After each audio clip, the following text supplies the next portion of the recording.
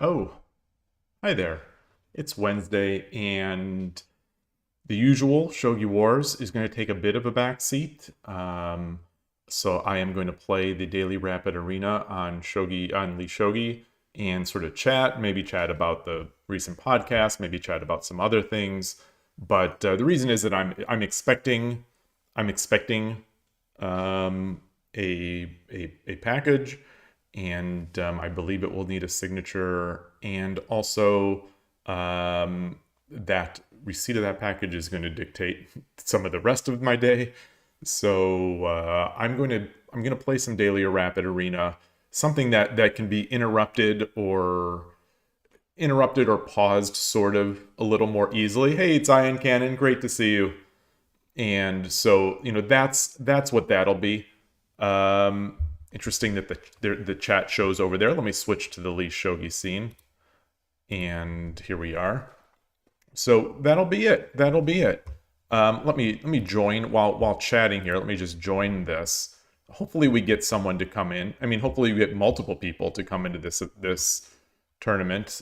If not, I'll maybe play a bot or something on Lee Shogi. But as I said, I need to be able to step away.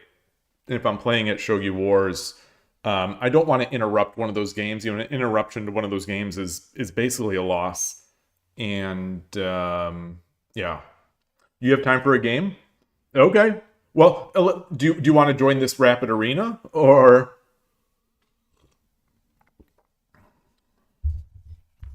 Hey, Vexel Cafe, nice to see you.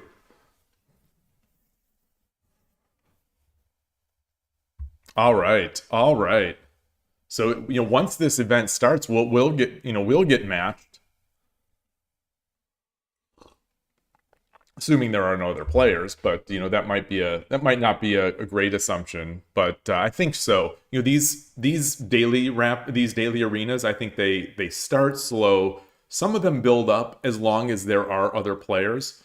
So where most arenas seem to end with like two or three people and maybe one game played.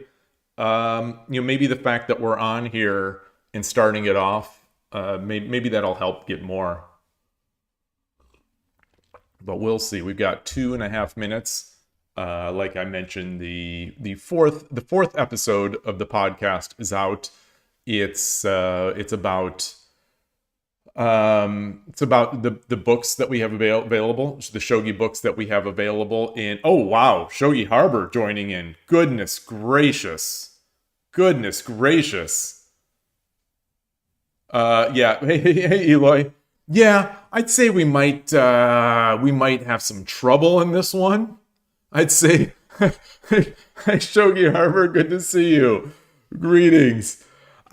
I'd say we might have some trouble in this one. Hmm. Oh boy. Oh boy. Oh boy. You don't have three. You don't have three out. So yeah. Yeah. The Cyan Cannon. Yeah. Be nice. Be nice is be unmerciless. No, unmerciless? No. Unmerciless would be full of mercy. So be merciless. Hey, poor dude, nice to see you. This will be good. This should be good, brother. But yeah, that that episode. That episode is about shogi books in English, and it was the second take because I recorded the entire hour of it, the first pass, with my microphone muted. So it was a complete waste of time. My voice was already starting to get a little sore. So hopefully, like I said on the Discord, I think the first take was better than the second take.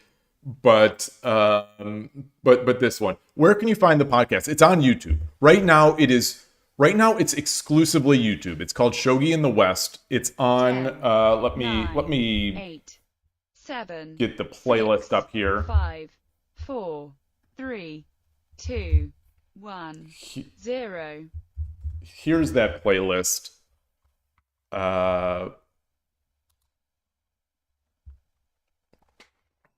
So did I get? Oh boy. Okay, so let's watch this one. Let's watch this one. While I wait to get matched myself.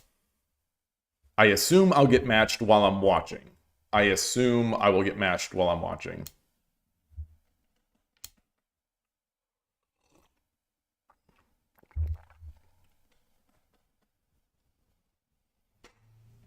I think it's 15-second Byoyomi. I don't think it's Fisher time control.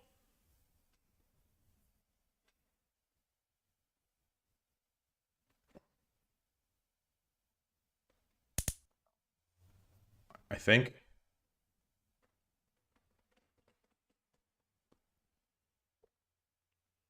I'm watching. I think the 10 pipe 15, think means Byoyomi.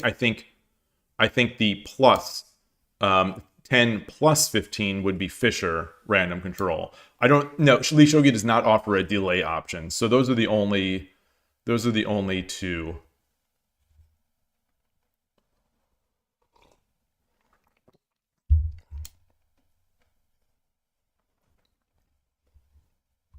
Someone more familiar with these openings, please help me out. Is this a Yagura going into UFO? Are we looking at UFO, or is this going to be a Bogeen from Shogi Harbor here?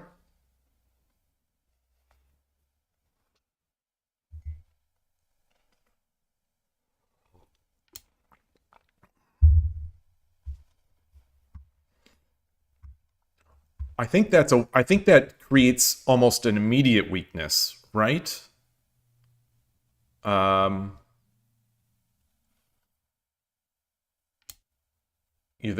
drop, the pawn drop on 2-2, I think is going to be a weakness. Maybe not. I don't know, because the bishop is defending already. Quote defending.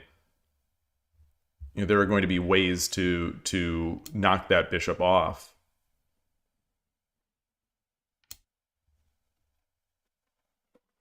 So this, I think, is not UFO.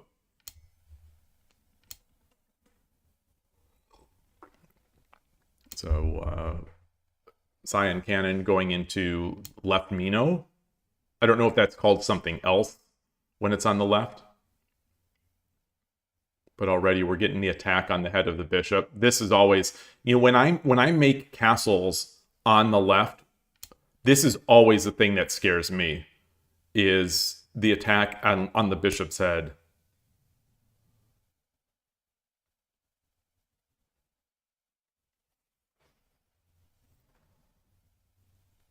And it feels like we're already in major trouble.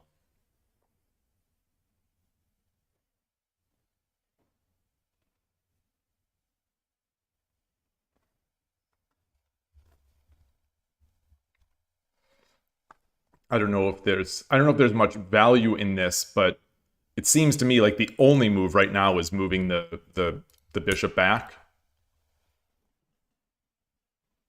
It is left Mino. The bishop redrop is not Joseki. You don't have a pawn yet, I guess. I was thinking maybe, this comes up.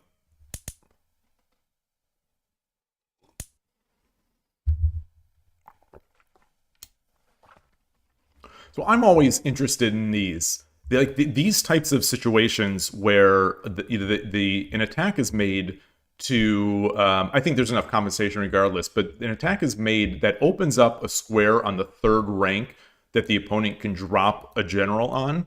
It's always an interesting spot for me, because it seems dangerous. It often feels dangerous. I think in this case it's probably not, because this gold is going to prevent, you can't even force a rook exchange for the two generals. Hi, Atari. Hi. You want to come watch? I wish sometimes I wish that the arrows on Lee Shogi would change. When I'm spectating, I sort of wish sometimes that the arrows would go away after a move is made. Like I noticed way too late that after, after they had made a bunch of moves, I had this circle here on 2-2, and it was there for forever until I took it away.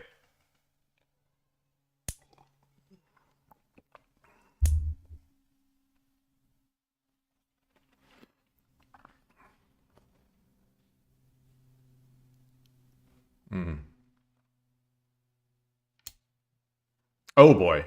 Oh boy. Okay. Good games. Good games. Greater Pangolin. That's a username that I oh, the silver attack is called Hayakurigin. That's Hayakurigin.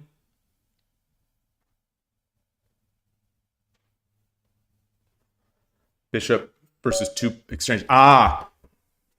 Yoroshiku onegaishimasu.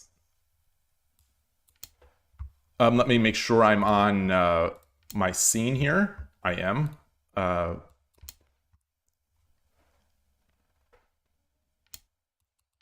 Oops. I struggle with this. I absolutely struggle with this. So let's do this. Let's come up. I'm usually a bit. I think this is still good for me. Okay, so this is, I believe this is Joseki. I saw Urshina Ryu channel on YouTube yesterday. I believe they played this exact variation.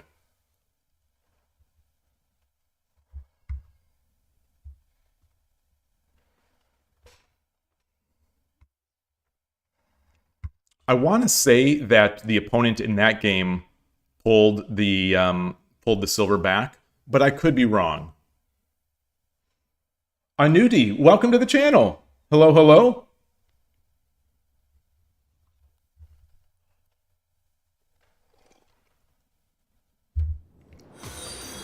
And that's a follow. Thank you so much. Thank you so much. Also, I see that 2 hours ago, Shiro no Koge followed on Twitch. Thank you. Thank you. Thank you. I really appreciate that.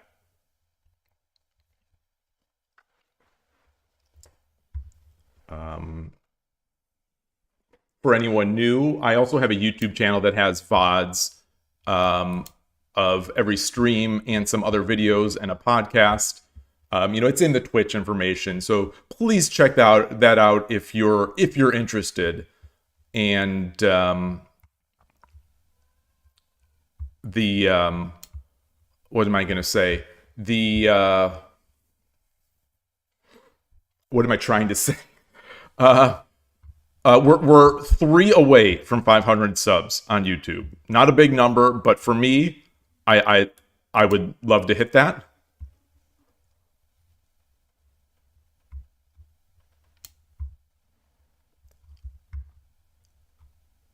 Let's bring the king over.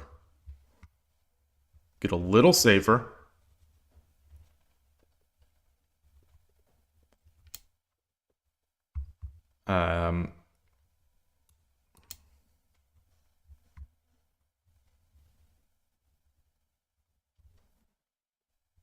So this is the this like umbilical cord between these two, or this tether cord between these two. It cannot be broken, otherwise I'm going to lose this piece.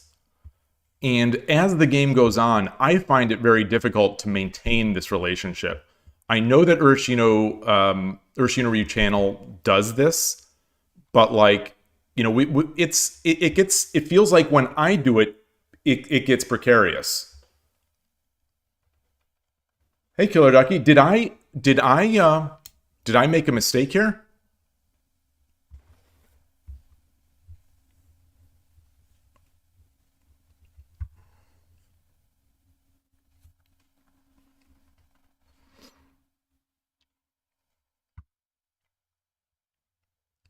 It gets precarious, except, I do always have this.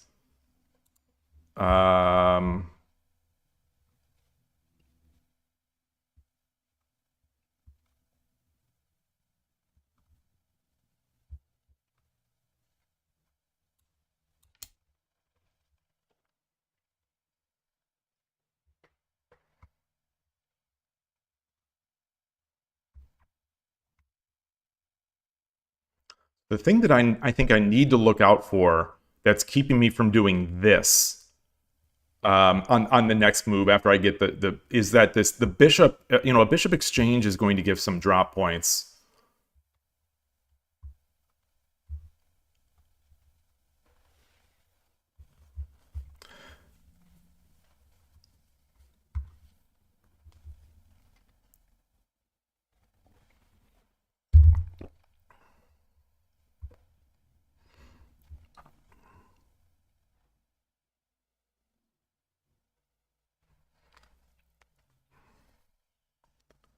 Wait, 500? No, I don't have 500 yet. I don't have 500 yet. I'm 3 away. I'm 3 away. Oh, I was. Oh, thank you. Thank you. Gosh, I should have asked. I should have asked. I should have asked months ago. I should have. I should have been having some sort of sub drive months ago. Thank you.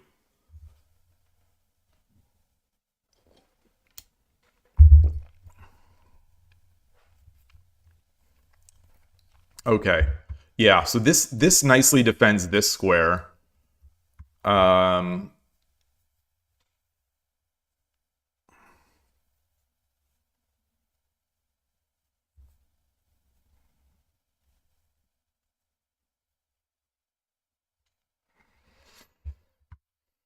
I don't like this so much because it leaves that immediate opportunity there. So I'm gonna castle. I'm gonna move my king over a little bit. I'm not seeing any. Let's do this.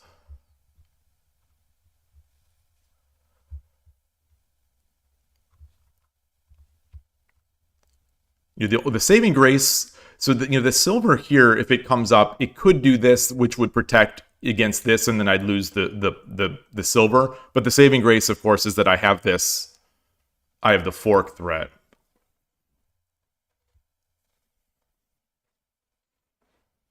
Yeah, this piece set is really nice, Vexel Cafe. Yeah, it's got that.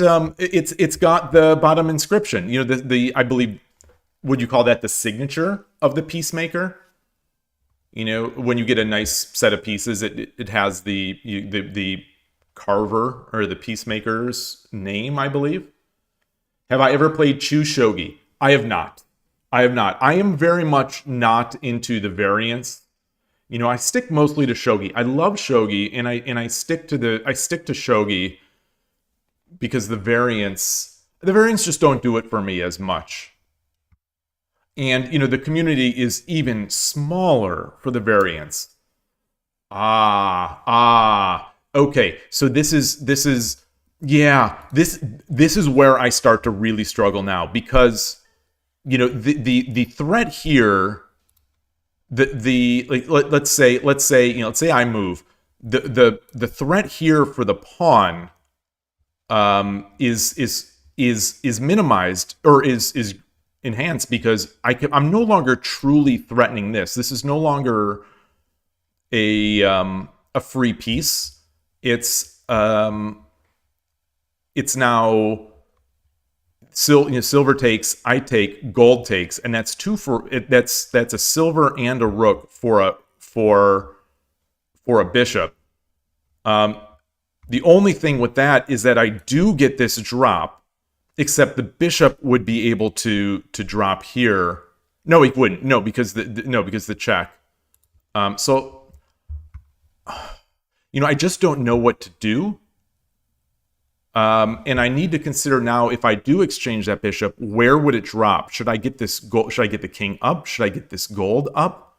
I don't like giving this, because then I can't castle, because then I've got the Waryuchi no Gin.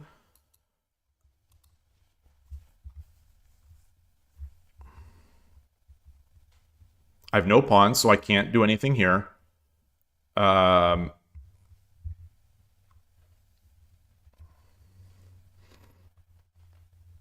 Also, pawn comes up. If I do this,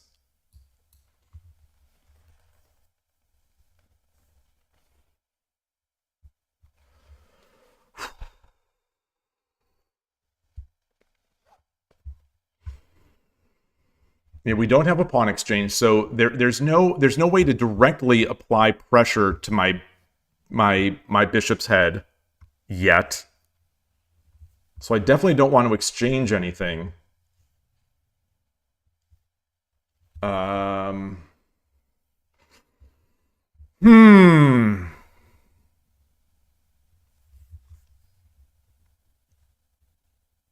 I can't do this. I can't try to open up for my bishop, my knight, because the bishop is going to hit it.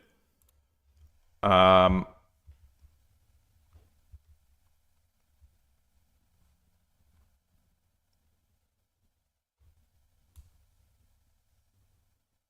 get our king. Let's get our gold over.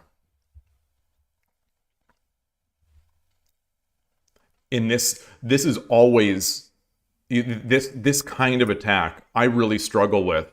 I think it seems to require a bunch of finesse and patience, neither of which I have much of. And a lot of times when Urshino Ryu Channel plays these, he manages to make attacks faster than I find.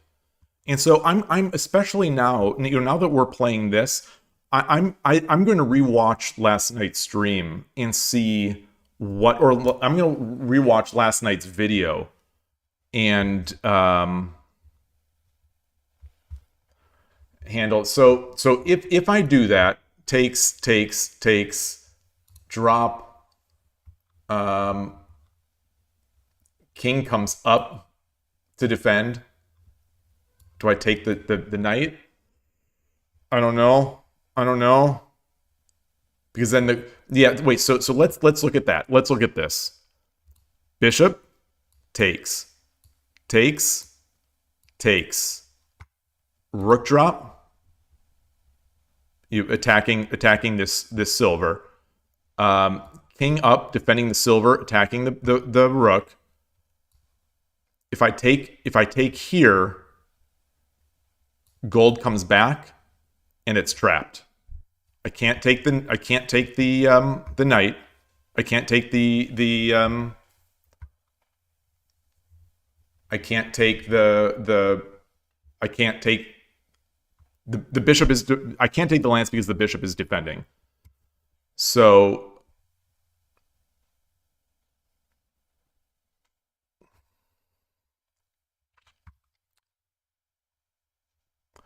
I can come up.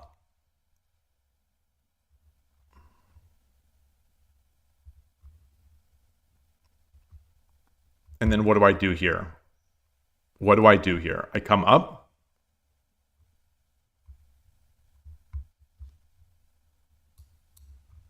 Pawn push.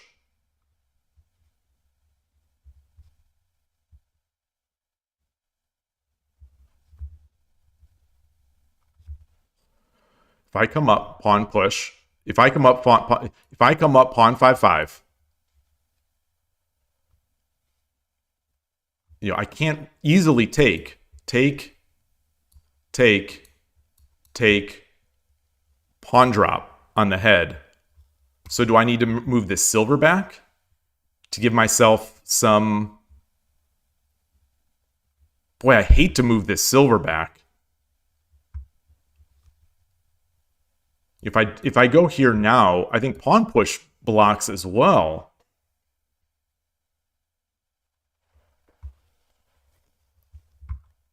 So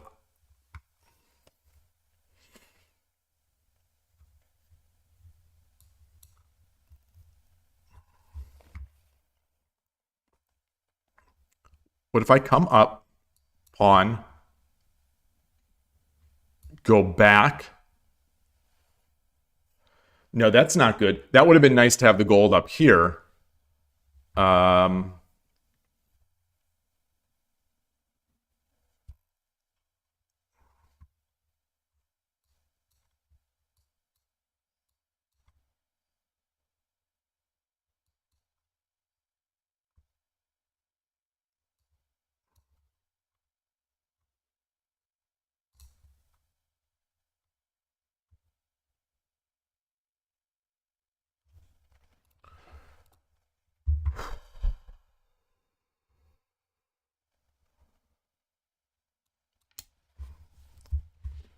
I don't know.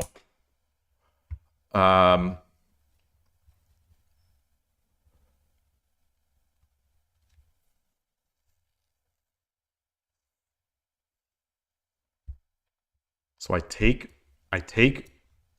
come up here, take, pawn, take,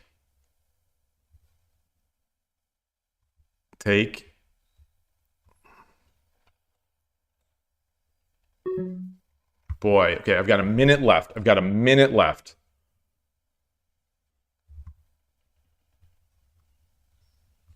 What if I take, I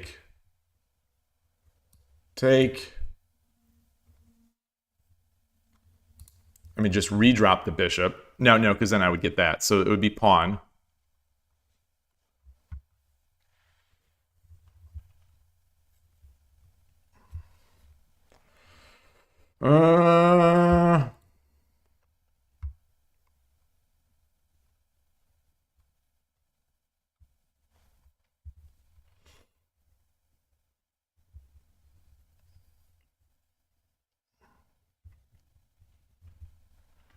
Boy, oh boy. All right. Yeah. And I've got this extra nasty bit here. What was that sound? Oh, that's the...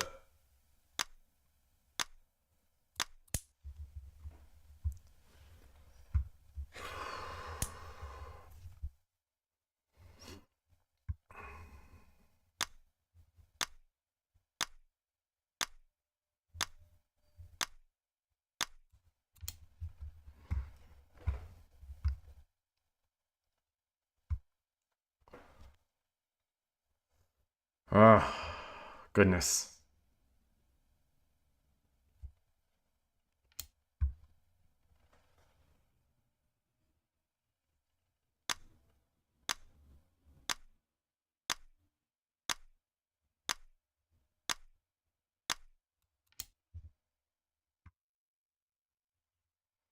I'm in bad shape. I'm in bad shape,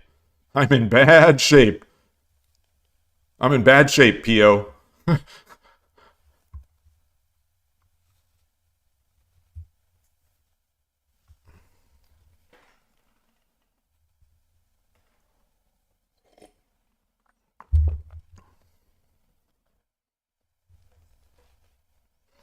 Weird, because I thought I had a good chance against the only shogi pro that has ever lived in the West. The only Western shogi pro to ever have lived. Weird how that works.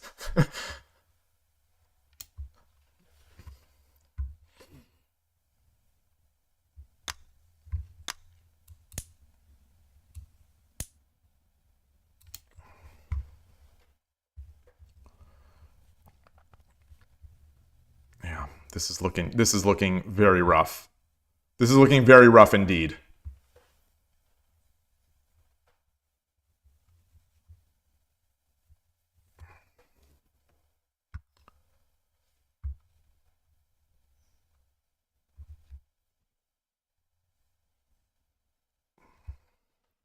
So if there is a take, I don't think there's going to be. Do I...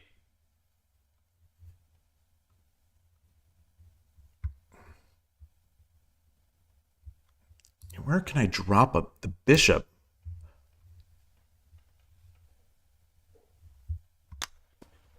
Oh my gosh.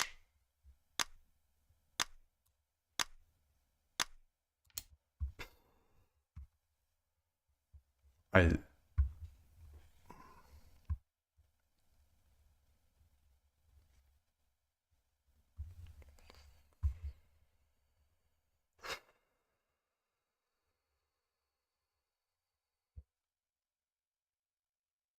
Ugh.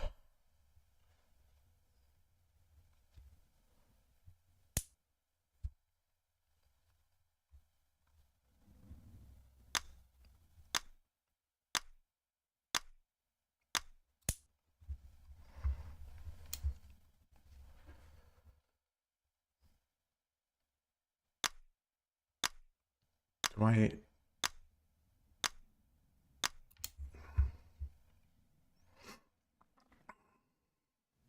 What can I do? What can I possibly do?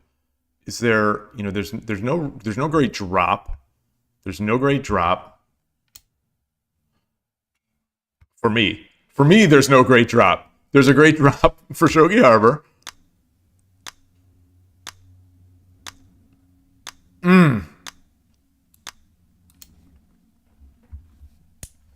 Yeah. It's just gonna keep crumbling now.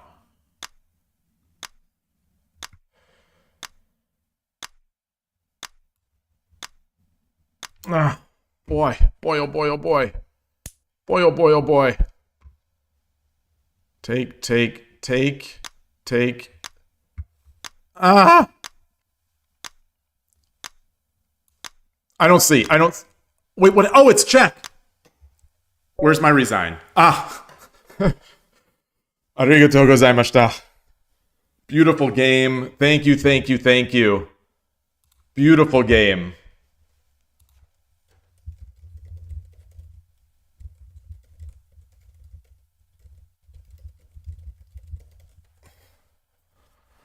Thank you. Oh, boy.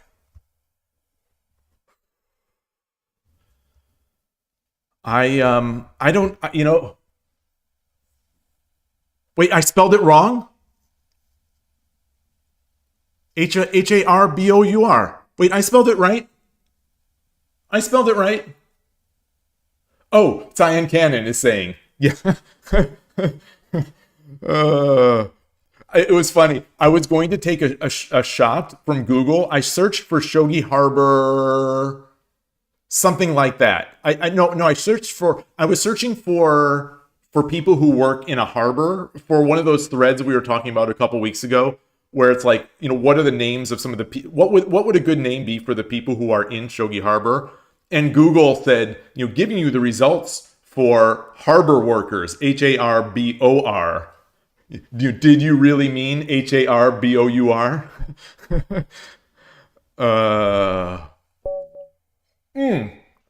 Oh gosh, I just I thought I had paused. Yoroshiku onegaishimasu. Classic player Shogi. All right, meeting time. All right, I'll play you again in the future, Cyan Cannon. Good to see you. Thank you. Playing Shogi Harbor is a much greater prize for you than playing me. So thank you, Shogi Harbor. Thank you so much. An honor to play you. Such a good game. I'm going to have to review that one later, big time. You know, because it's like I was talking about during the game. It seems like that's the approach that Urashino Ryu Channel plays. He's a 5-dan 3-minute player on Shogi Wars. He releases videos every night, and I watch them every night. And just last night, I believe he was in that exact position where, you know, the pawn came up, the silver, the pawn, and he played it as I did. And but you know, every time I do that, I sort of eventually get into trouble, and he never seems to get into trouble because he seems to make an attack a little faster. You're afraid of the bishop attacking the rook after pawn 3-6 push. I was going to do that, but then I didn't know what was going to happen if you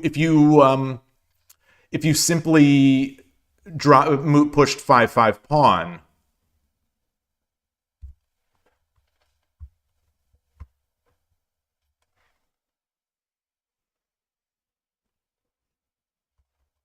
That was such a fun game.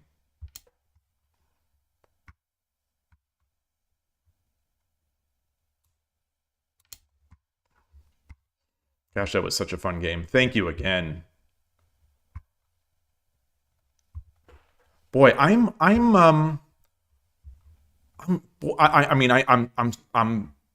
maybe I should play arenas more often.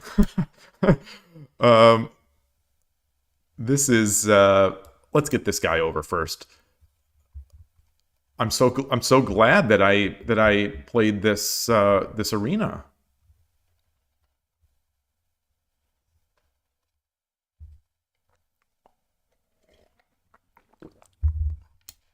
I'm sweating, by the way. The game made me sweat. 15-second Byoyomi is really tough. For me, making that transition, the transition from, I've got 10 minutes to, now I have no minutes.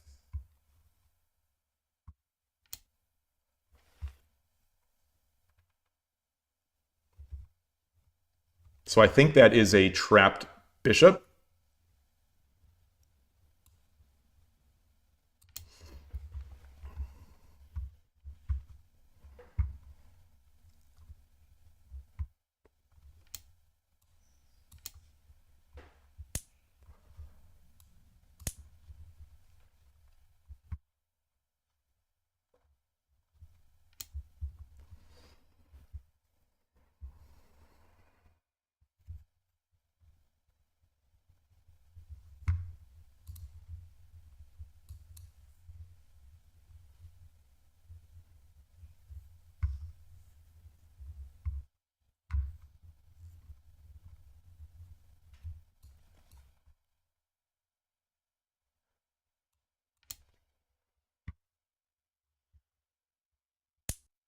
So the thing I'm mildly scared about is the Waryuchi. Not really, but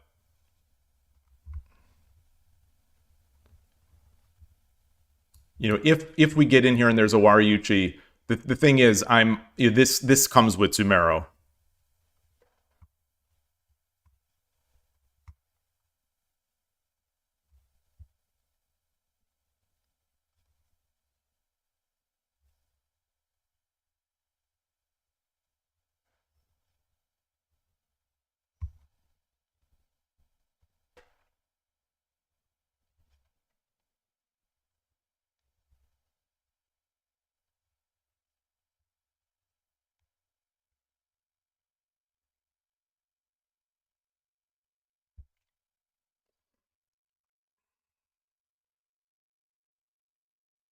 Maybe I need to play it earlier, but yeah, thank you.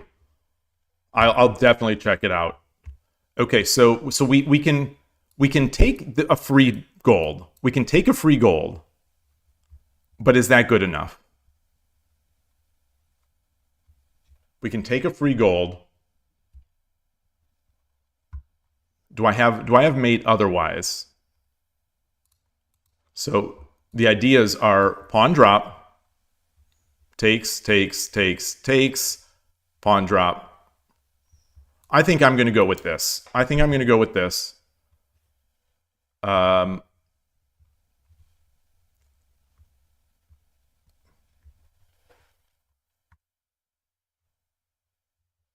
If the gold comes backwards, is there value in...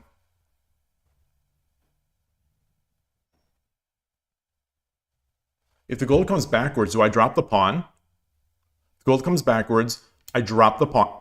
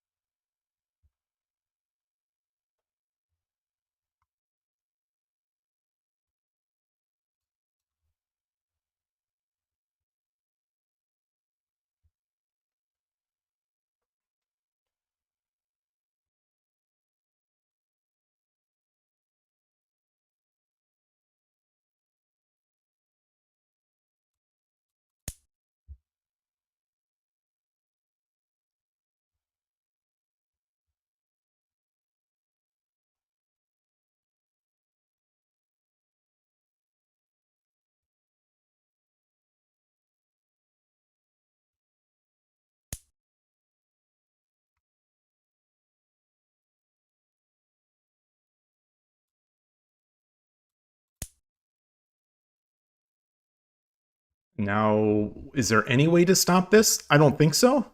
I don't think there's any way to stop it. I think now it's just gold drop.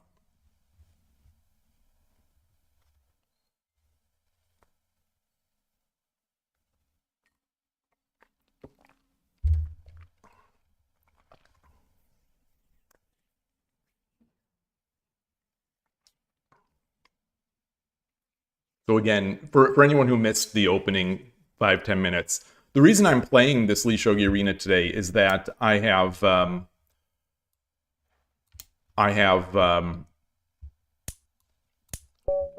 gozaimashita. There is an important package or something I'm going to have to sign for at the front door, and then as soon as I get that, I'm going to depending on the receipt of that, it's going to cause Spiral off for me to have to do something else, and I don't know when that's going to be delivered. Oh, Anudi, was that you? Good game. Good game. Thank you for the game.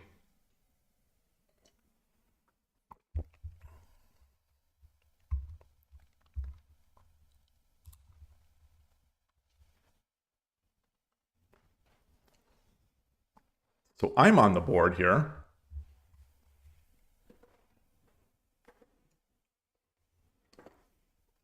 Yeah, it's tough to defend that, especially Anaguma on the left side is not so good against, as far as I know, against Static Rook. I'm not sure, but certainly against Urshin or Ryu. The attack almost feels built in. I'm sure there was a way to hold that off.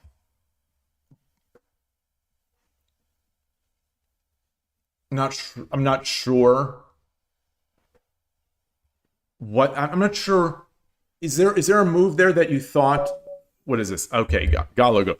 Yoroshiku onegaishimasu. I am Sente. Let's do this.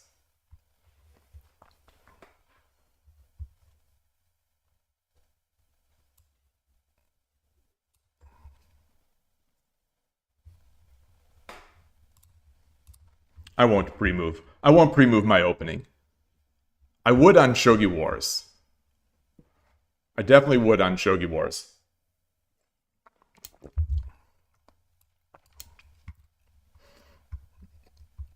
All right. So we got a bit of a troll there with the 20 or 30 second move to the end.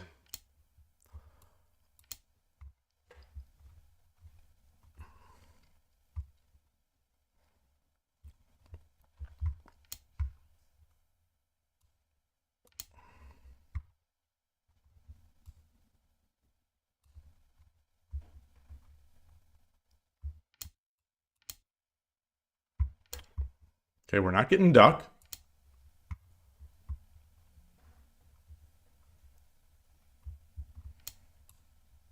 I would absolutely consider playing duck in this tournament.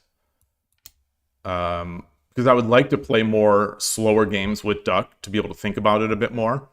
But not without Ornolf in the chat. I think that's the thing, is that I need to have Ornolf there.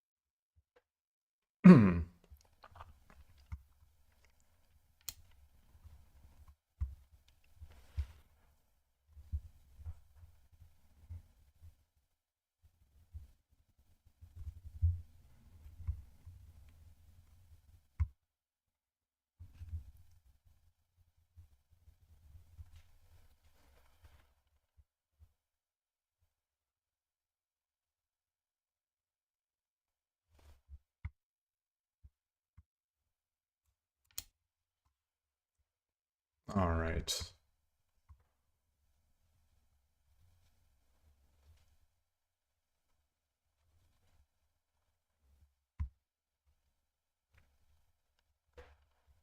This is interesting to have 2 silvers back here on defense. I don't usually see it.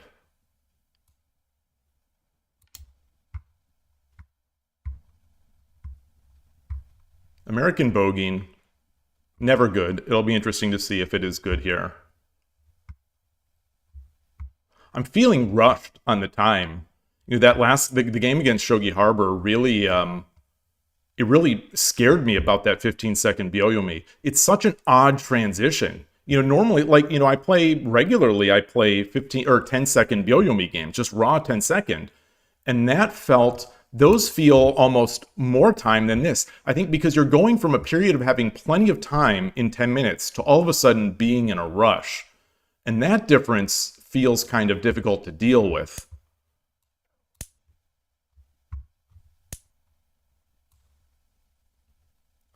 Let's see here.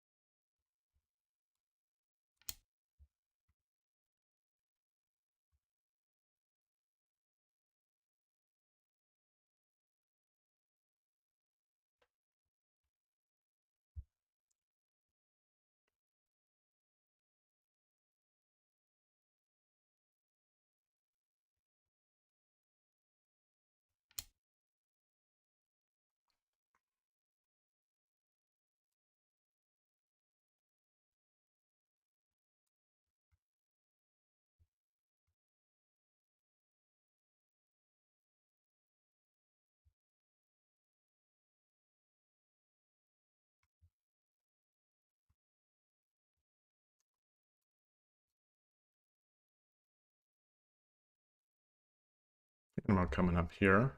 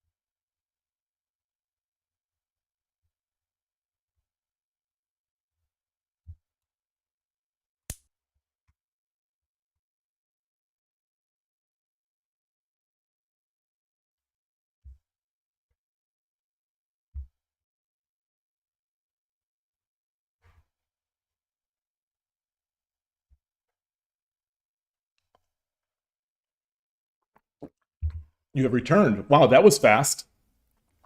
Emperor Rex, greetings, good day.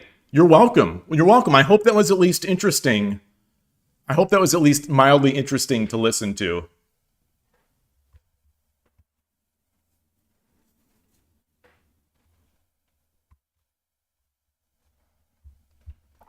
And as always, take, you know, everything I say with a grain of salt, especially on that Aono book. One of the last ones I mentioned, Better Moves for Better Shogi. Rico DLC, whose opinion I really value, and Foradun, although I'm not sure if Foradun was trolling me a bit, but you know, both of their opinions I value so highly, And I believe they both really like it.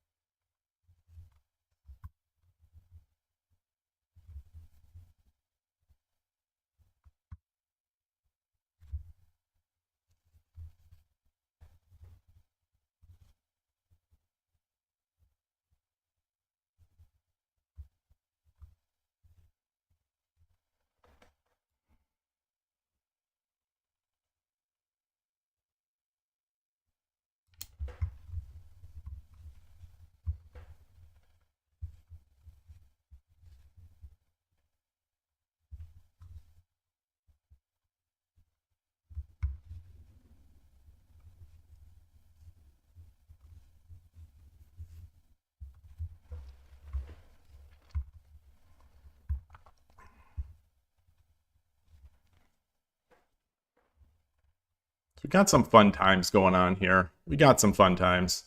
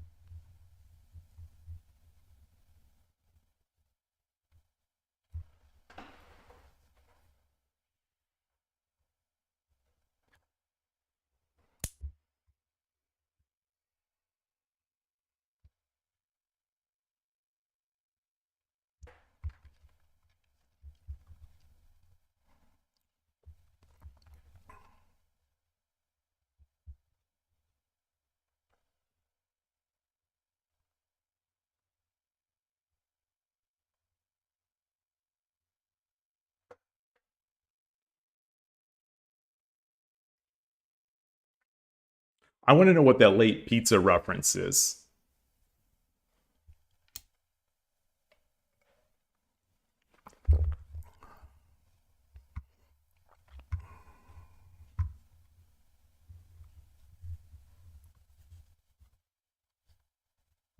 So the thing is, I really want to make this edge attack work.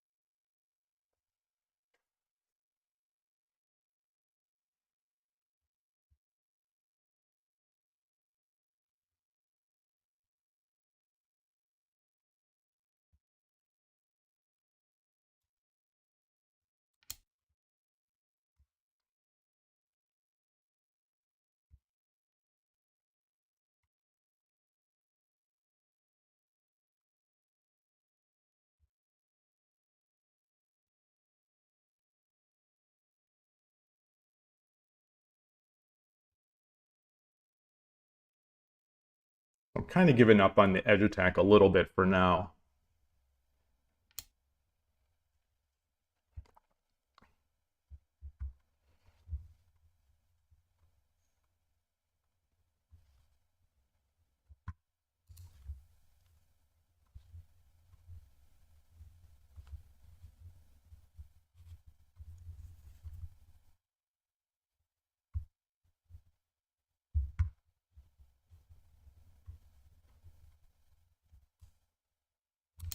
do this.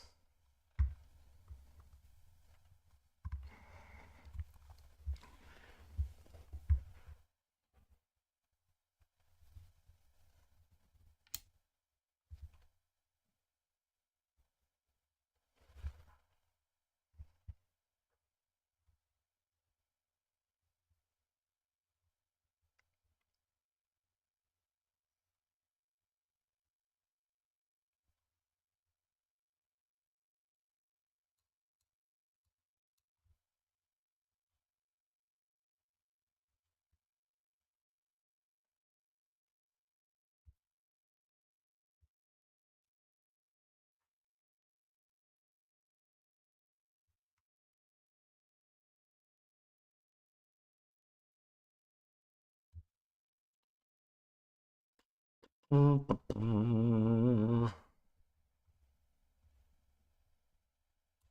right, let's do this. Let's do this for now.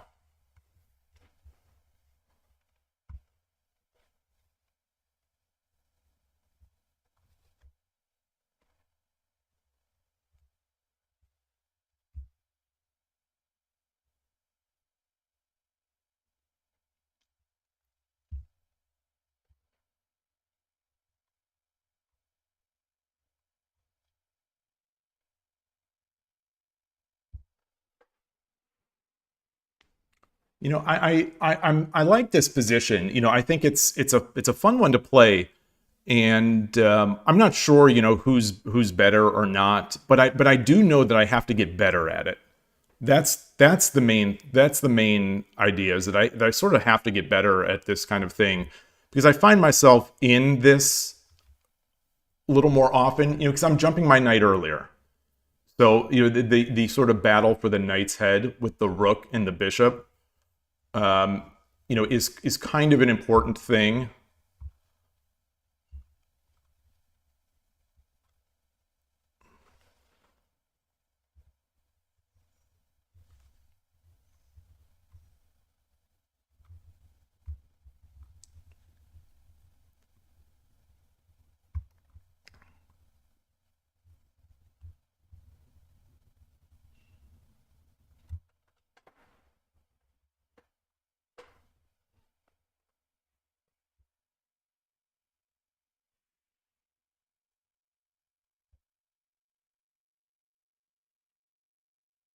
Hmm.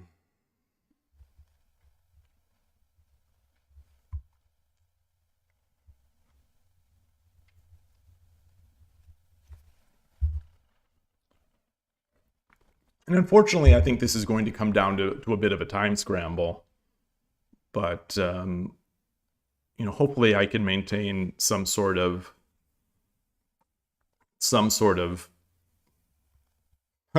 normalcy or something.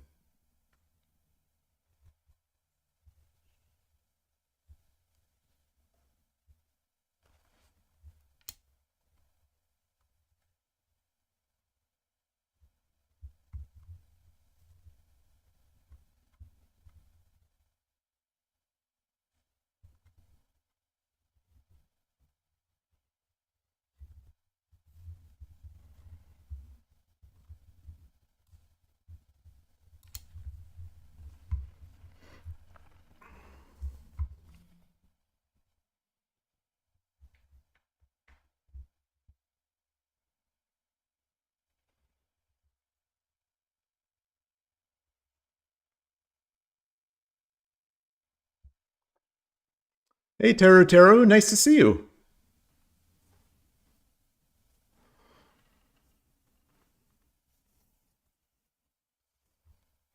And my opponent is in Byoyomi, so it's tough. It's going to be tough. It's going to be tough.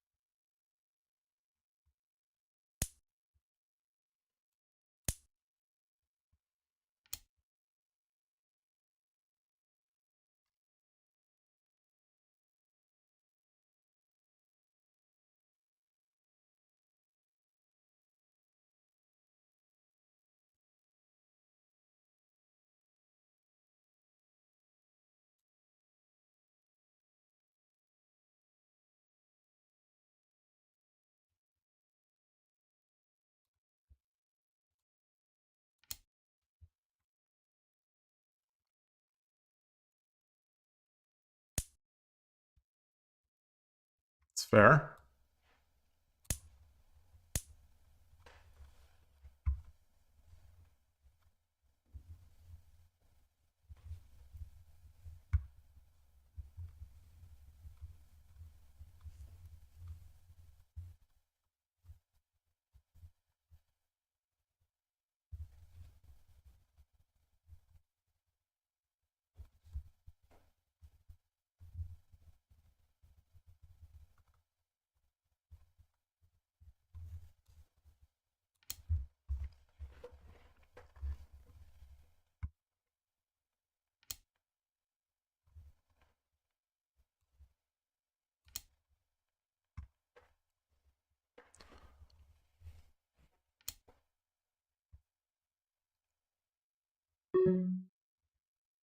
Huh.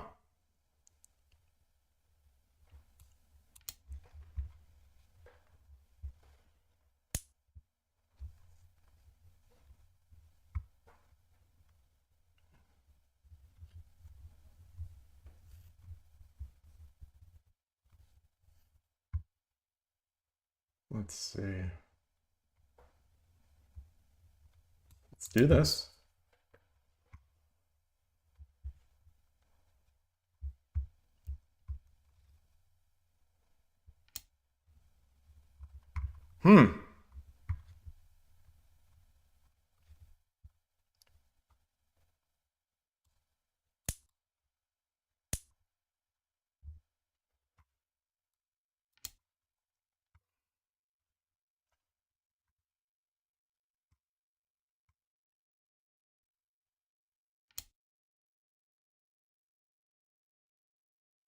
Certainly not what I expected.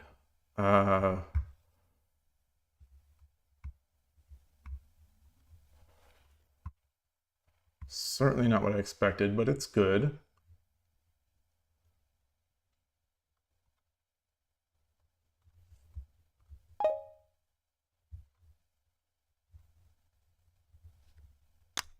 So I am now, okay.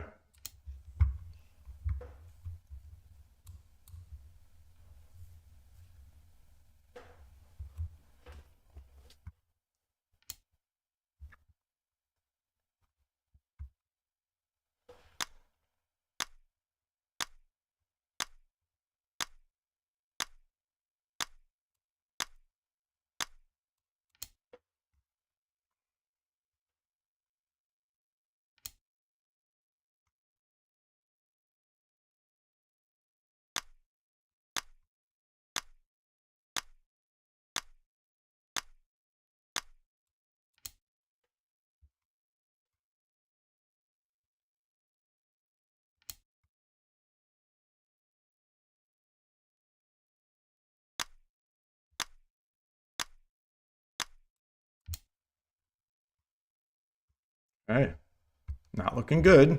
Not looking good.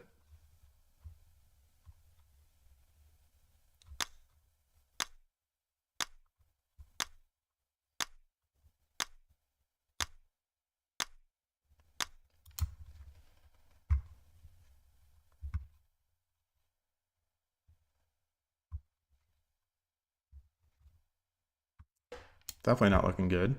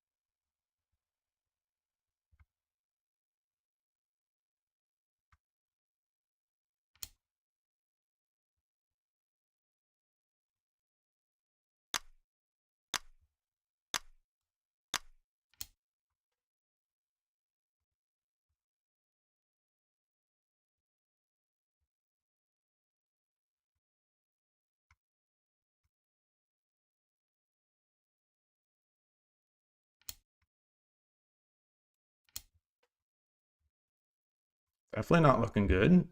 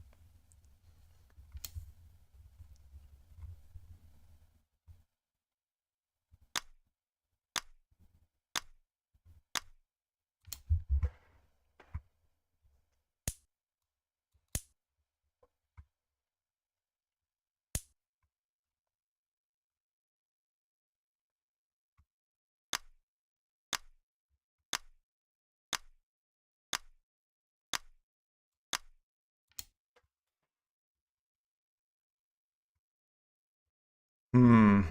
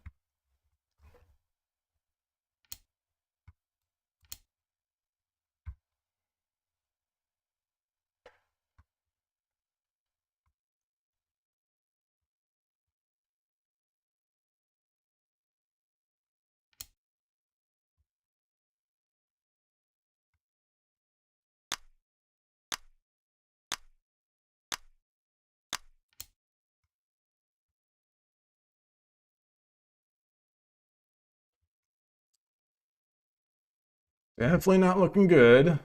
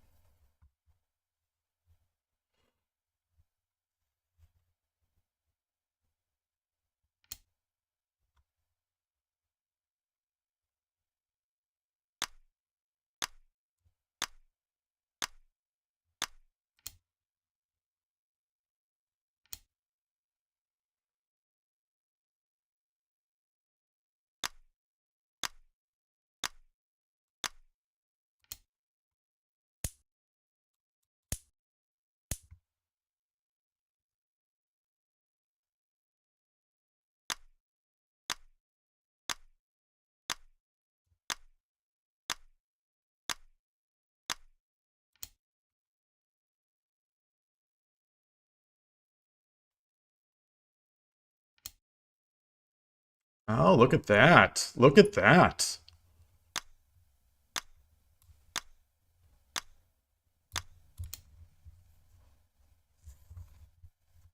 Is that? I don't think so.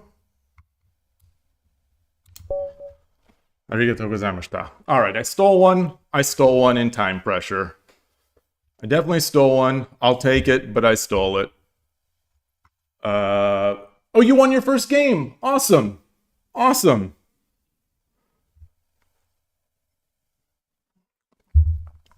Awesome. You threw a few times but came back. Let's review that one. So I'm gonna just go into the analysis board, pause my thing, and just I'm curious. I'm just gonna run the eval on here and see if I had where my blips were. So while that's doing its thing, let's go back to the Daily Rapid Arena. And I paused. You all saw me. I paused. Yoroshiku onegaishimasu. You all saw me. I paused. At least Shogi, sometimes it's just so annoying. Sometimes these arenas are so freaking annoying with that pause. You saw me click. You saw me click, right? Origa Moniwa, nice to see you. you know, if Lee Shogi isn't starting games late or early or whatever, it's so annoying.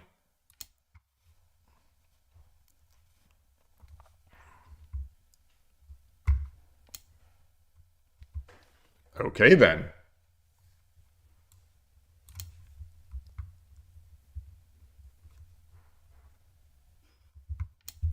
This is definitely an interesting this is definitely an interesting bit here. I've never played this, so I'm just gonna throw caution to the wind.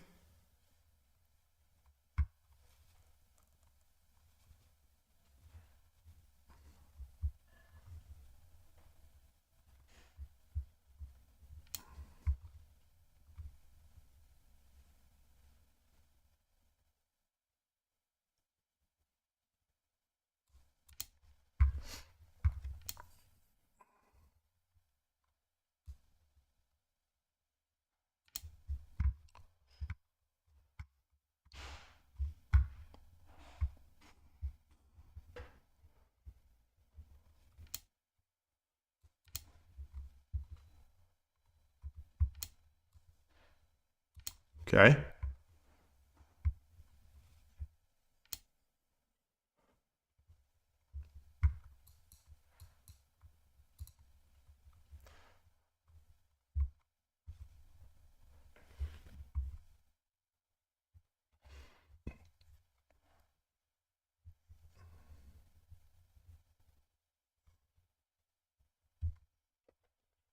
All right. Since we're playing attacking shogi, let's do this. Since we're playing attacking shogi.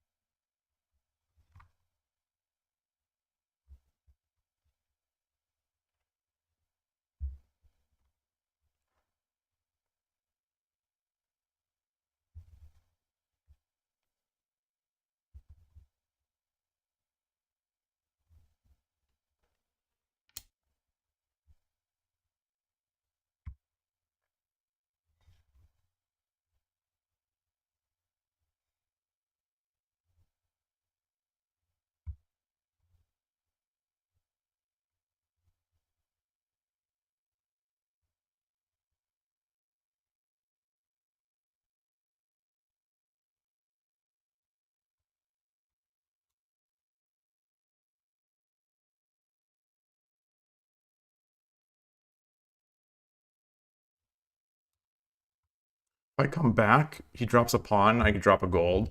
Comes back, drops a pawn, I just take. Let's come back. Let's come back.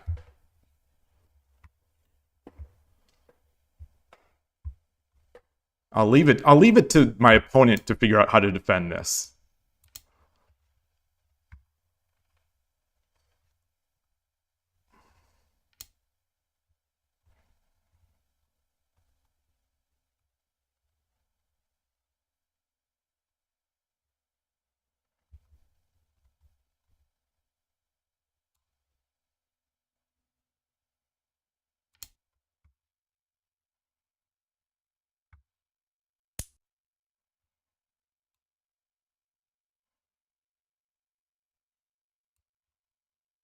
Yeah. Yeah. That was not so smart. That was not so smart.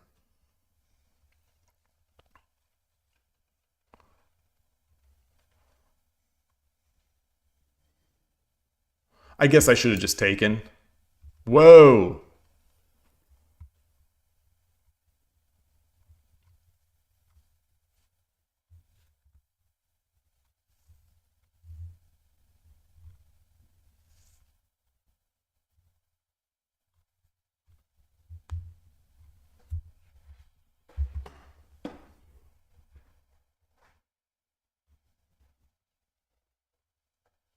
So I drop the pawn. What is he going to do? Comes up, I take.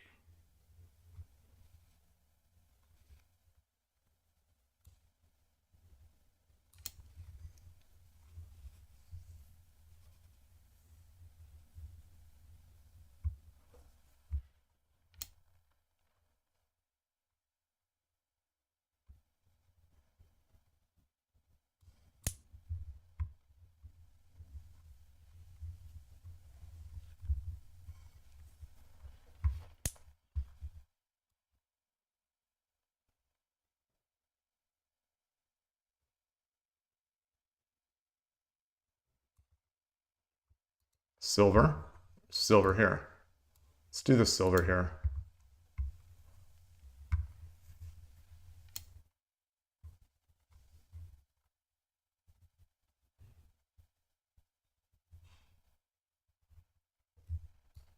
Come up, no promote. If I come up and no promote, he can't take because it's mate. Yeah, come up, no promote. Then I make the token.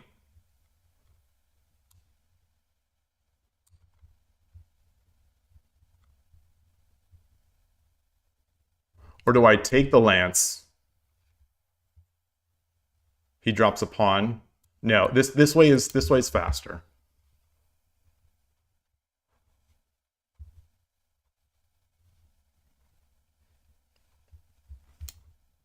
Whoa!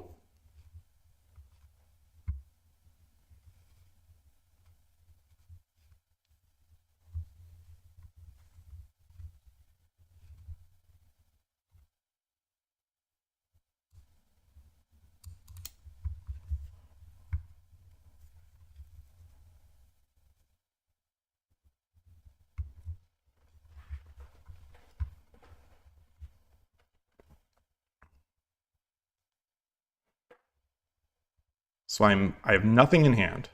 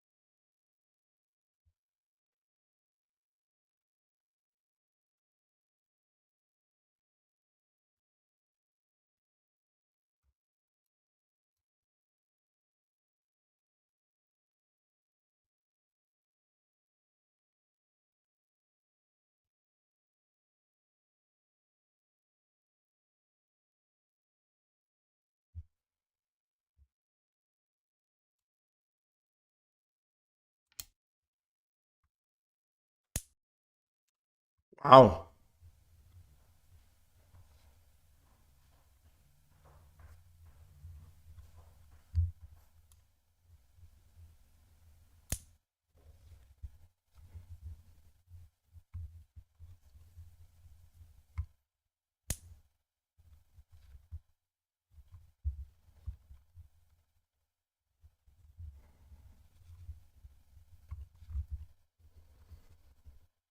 Drop the knight. Where's he going to go? Just comes up. Drops the knight. If he comes here, then what? Then what?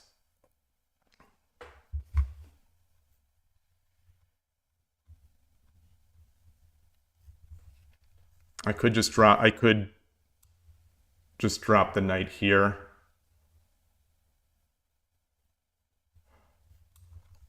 So what if I check?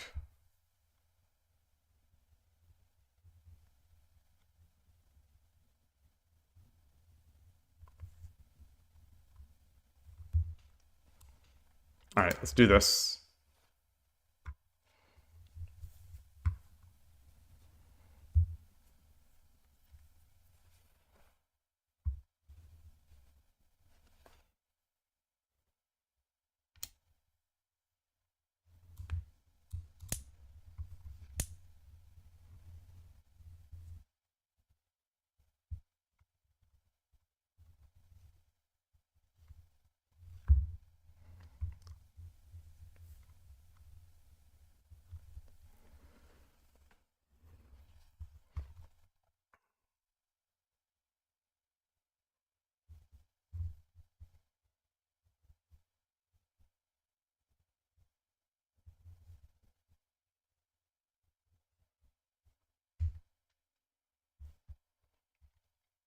Bishop.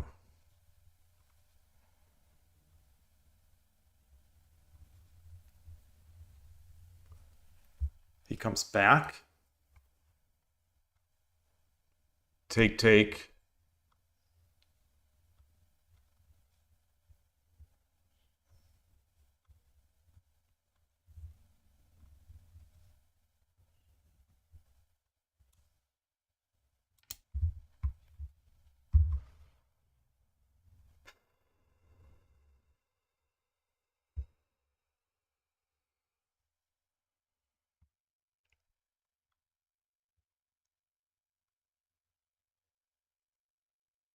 You know, this defensive rook is awfully nice.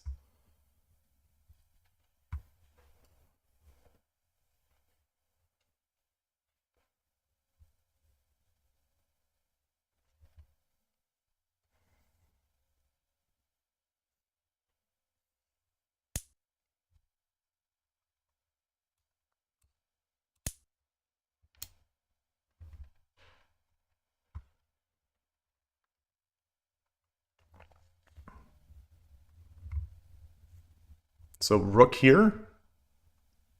Takes, takes. He goes back. Take, no, he defends. I could just do the rook here.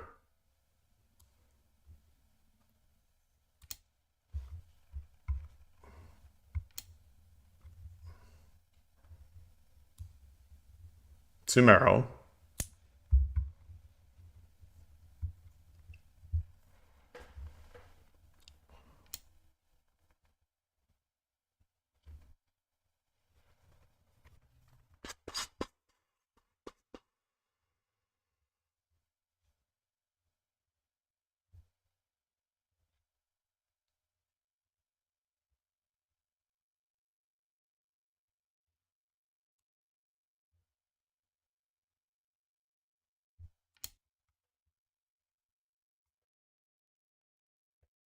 Okay, we got our double. Oh, interesting. Okay, well, there's that. And the bishop wouldn't have really done anything. I don't have mate yet, so I'm just going to keep taking pieces.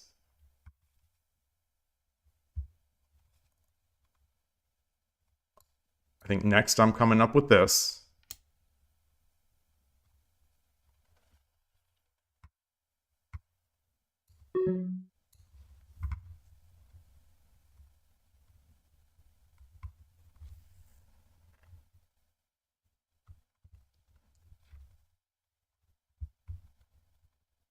Still Sumero.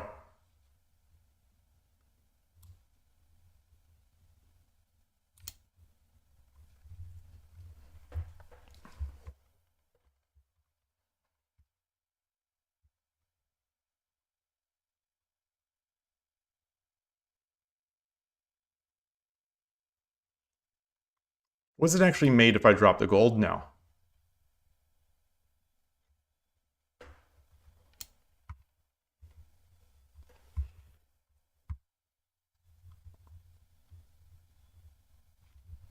Drop the gold.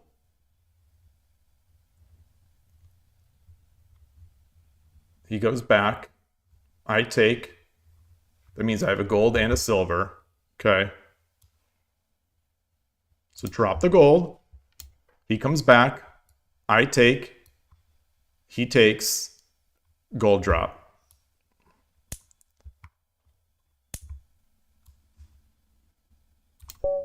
Arigatou gozaimashita.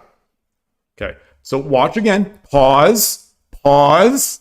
I paused it.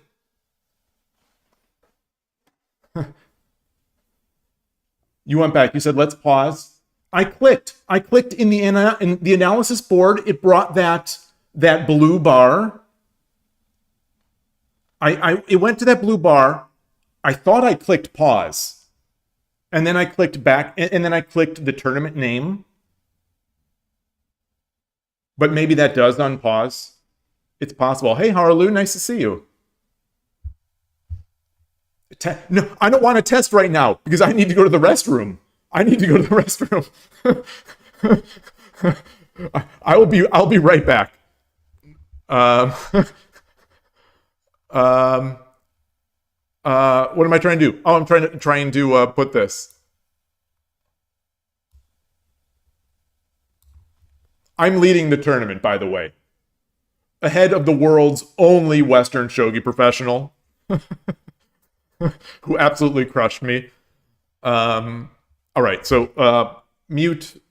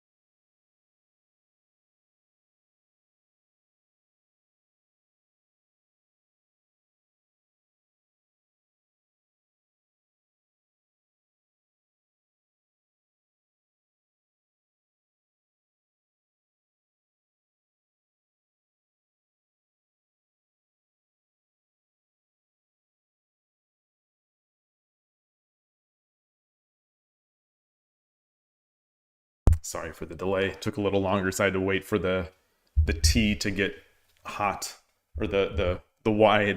I didn't leave the tea on boil or whatever it would be called at 206. So okay, so we're gonna go into what were we gonna do? We were gonna go into a review.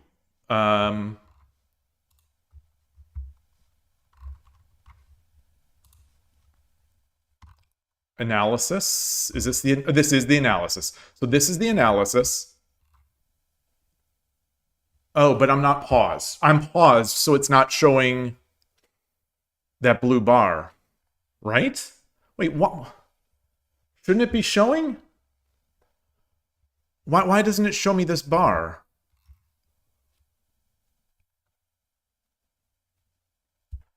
Shouldn't it be showing the blue bar? Oh, but I'm also here. I'm also here. It opens new tabs. Don't love that. Don't love that. Okay, so here I am. Is it going to show the blue bar? It's not going to show the blue bar.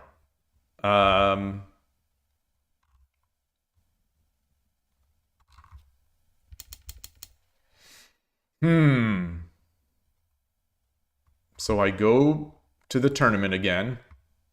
I'm still paused. I'll join.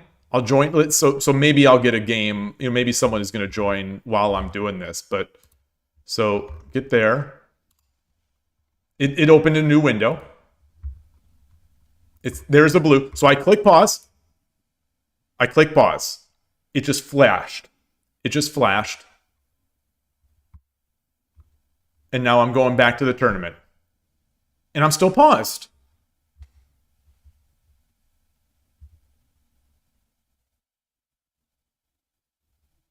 Maybe it didn't take my click last time. Maybe I actually didn't click. Maybe I didn't click. Either way, the join button's all weird now. This join button is like broken. Waiting to be able to rejoin? Wait, what is this? So that blue bar at the bottom didn't seem to indicate that I was paused because it still had the pause option.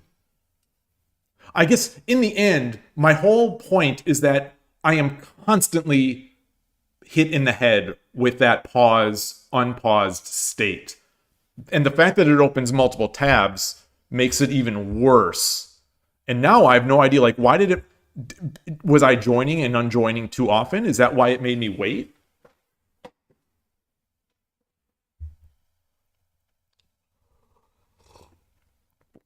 Very strange.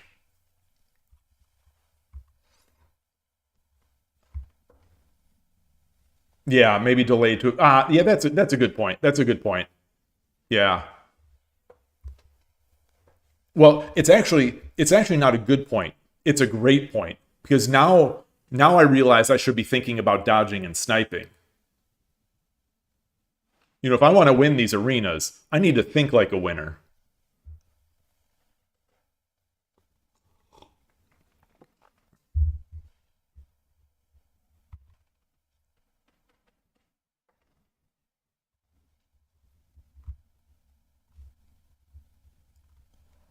The Shogi Harbor has an LP badge here. I think I should have an LLP. You know, lost to ladies professional.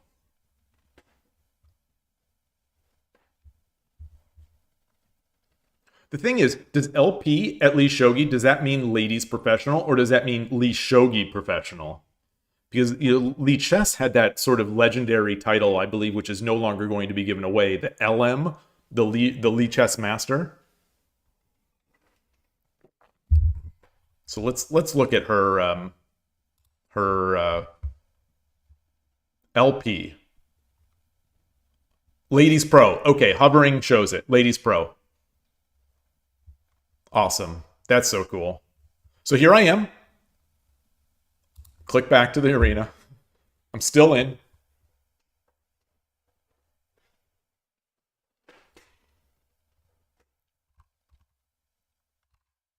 TM Wyatt, Shogi. So we haven't played yet. You're in the list. TM Wyatt, I see you're in the group. You are not paused. And we're just not playing. It's not pairing us. It's just not pairing us.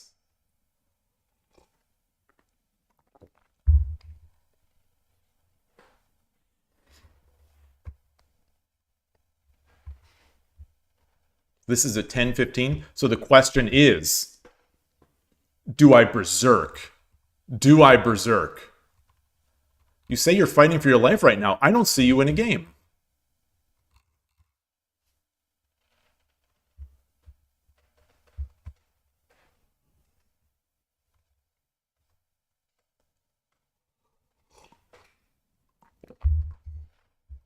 I stole that one game.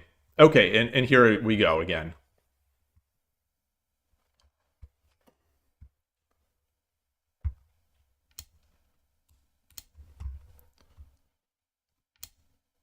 We'll play the Urashino Ryu way. Urashino Ryu channel way.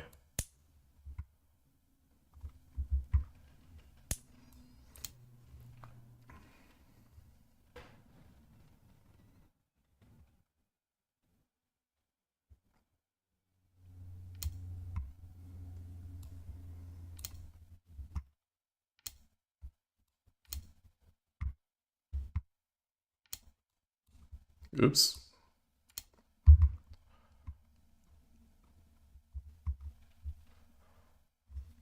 So that last game I did American Bogeying, and it backfired.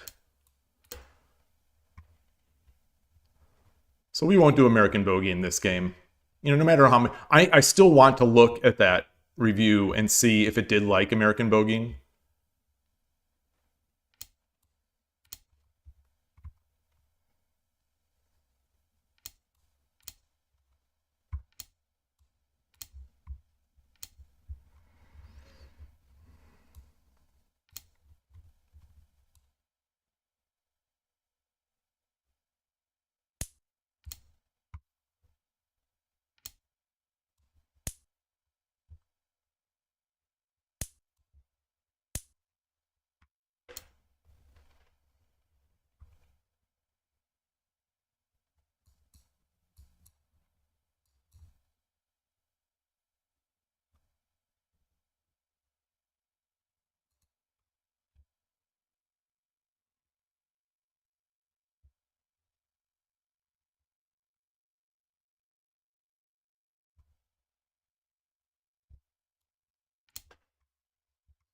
I want to look at this because no one does this. No one really does this.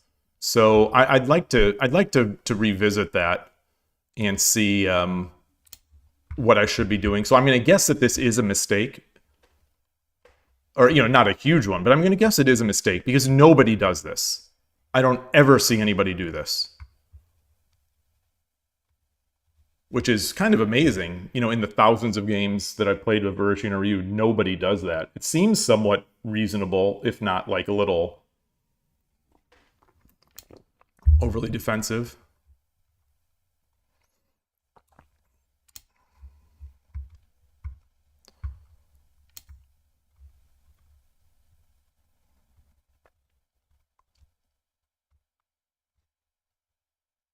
Hmm.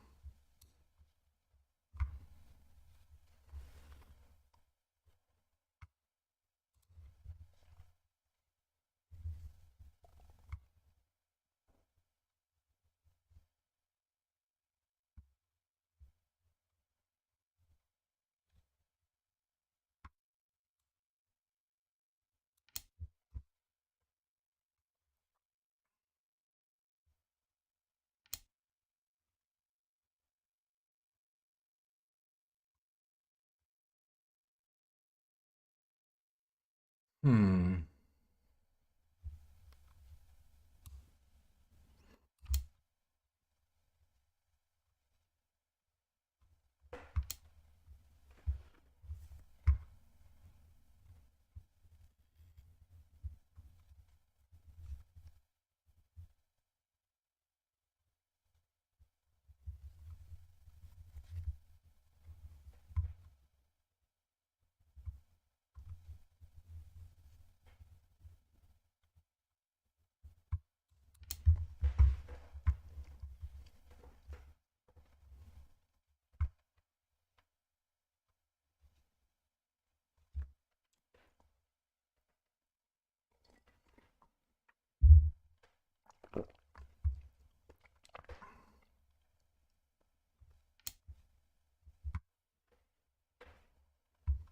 All right.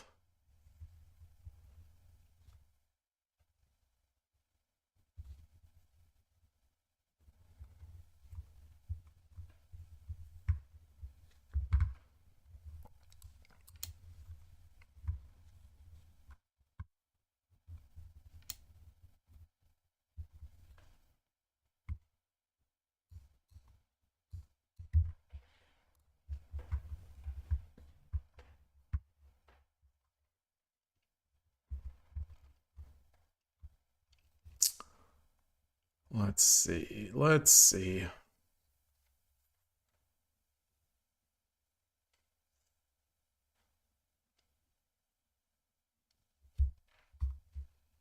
I don't know about this. I don't know about this at all.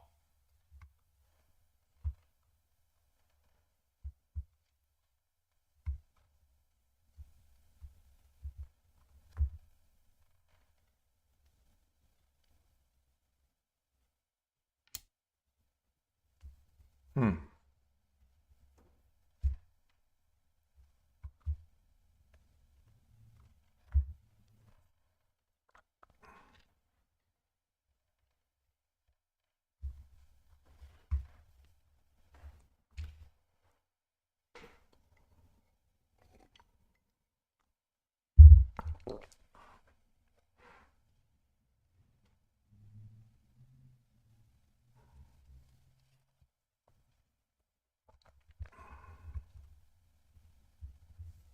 Hmm.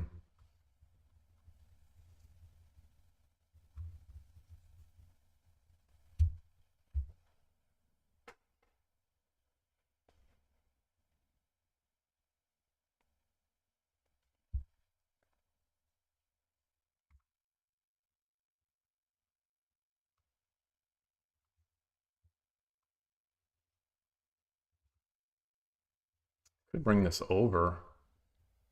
I don't know if that makes sense. You know, if we exchange. Been trying to match for like 10 minutes now. Yeah. Yeah, it's a shame we didn't get matched up. I don't know why you weren't in a game. It didn't show you in a game. Maybe you were playing someone out of the tournament. It's a shame that I was matched against someone I've already played instead of you.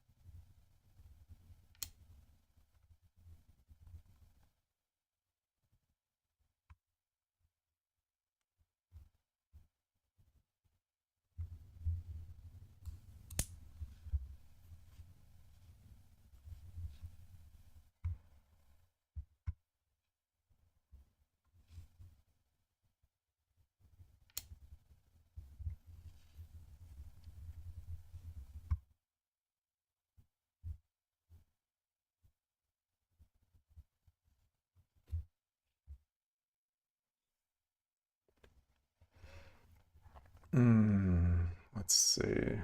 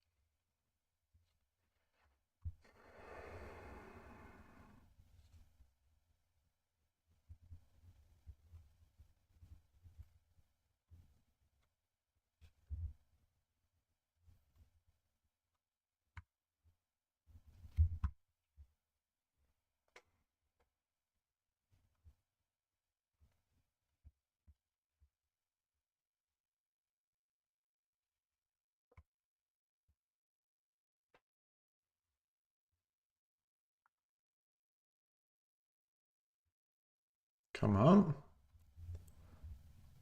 No. Should I come up here? Sure, let's come up. Let's come up this way. Let's come up this way.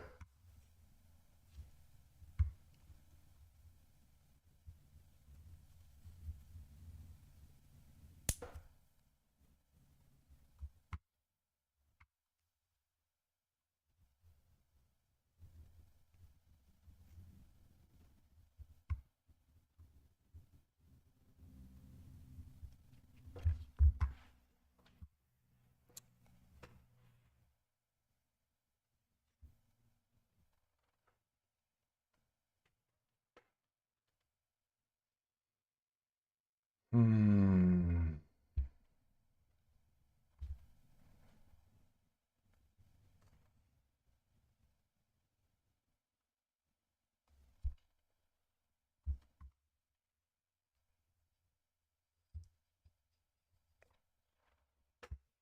What do we have? What do we have? What do we have? Come up with the gold?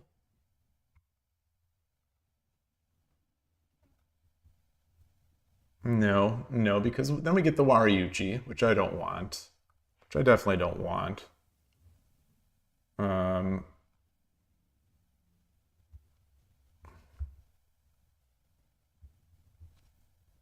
I'd like to be able to get this.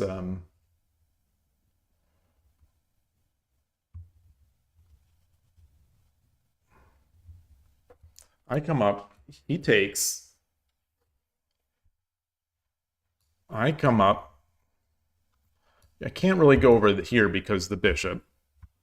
So let's come back. Yeah, let's come back. Let's come back.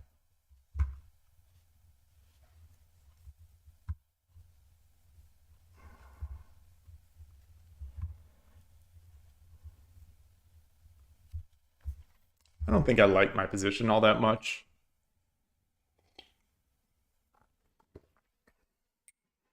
You were playing Kiryu. It's definitely ahead, but ran out of time. In the tournament? Maybe Lee Shogi was just bugged and it wasn't showing any other matches. Like it wasn't showing you in a match.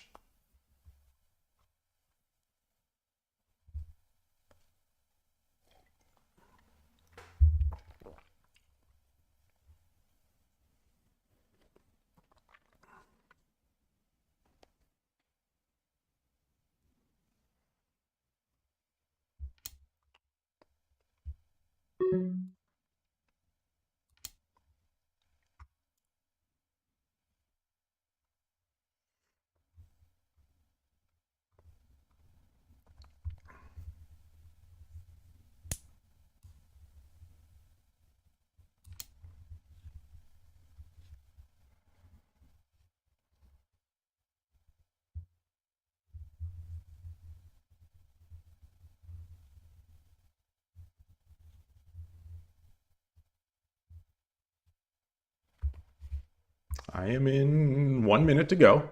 1 minute to go.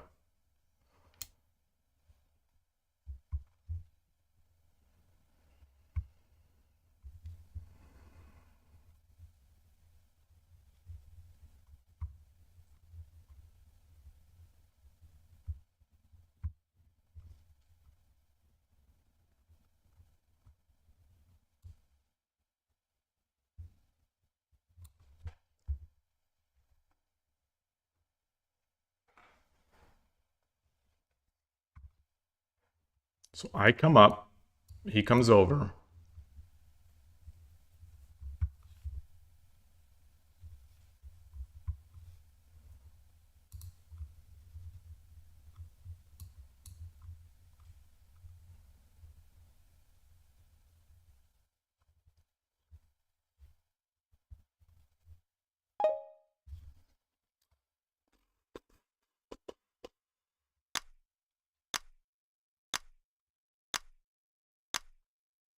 All right, let's do this. Let's do it this way. Let's do it this way.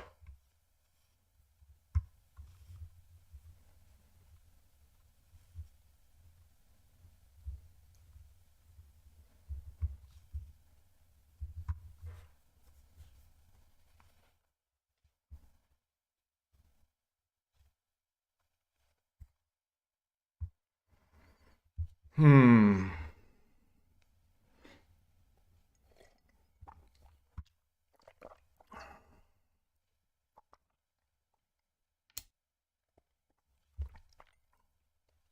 Drop the pawn. He takes. I take.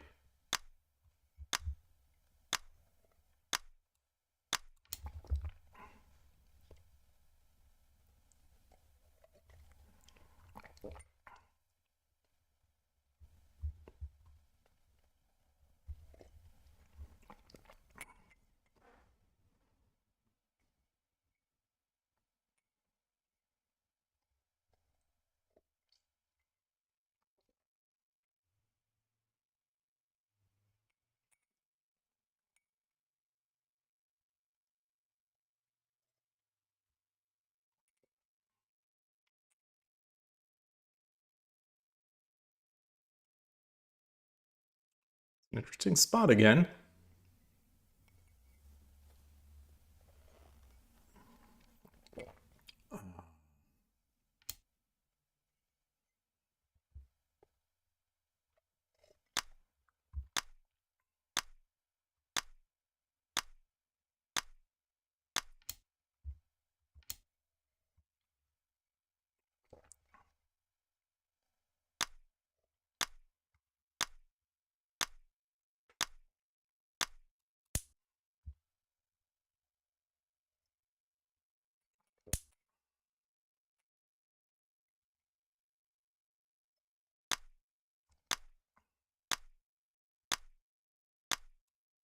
All right, let's do this.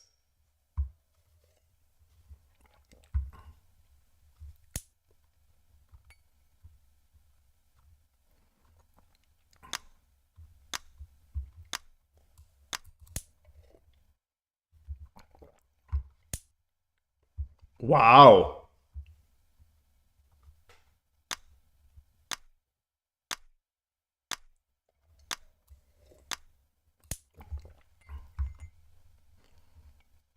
It's not expecting that.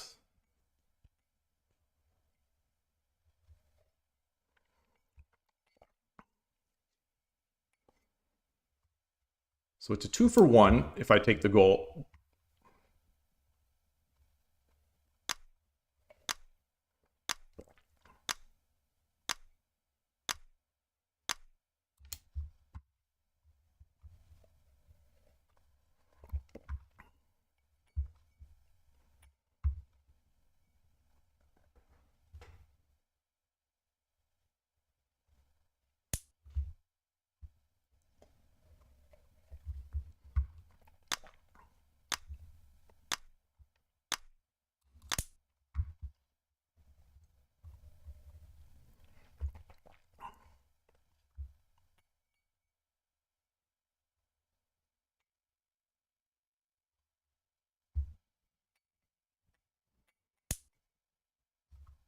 So I think I drop the pawn and then you run the fork.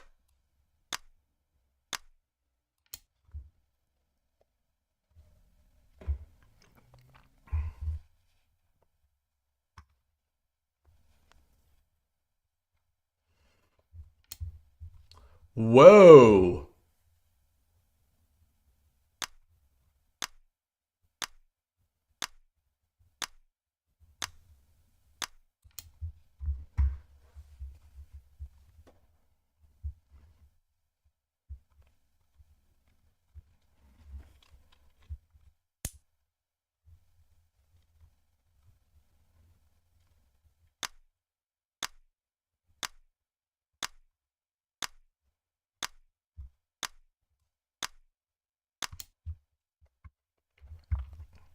Oh, that's not good. That's not good.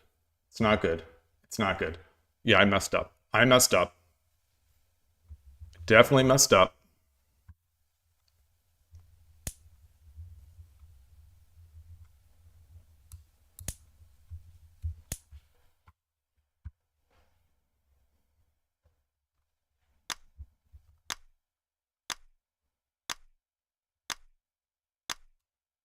Definitely messed up.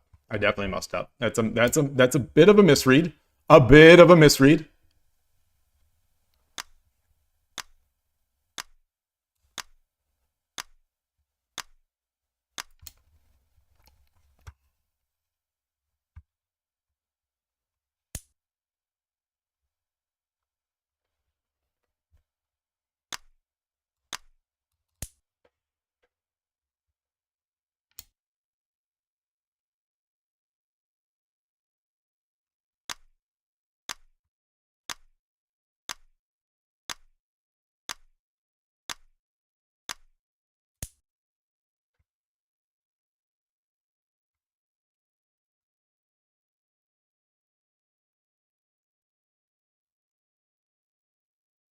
Hmm.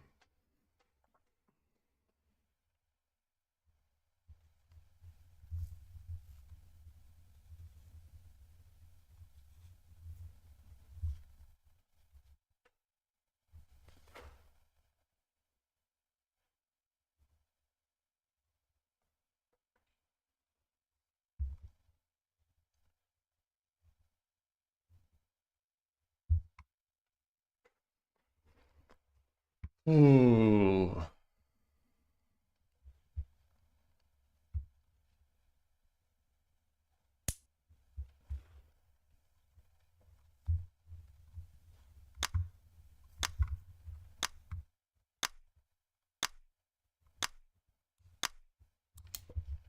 Try to shift the king.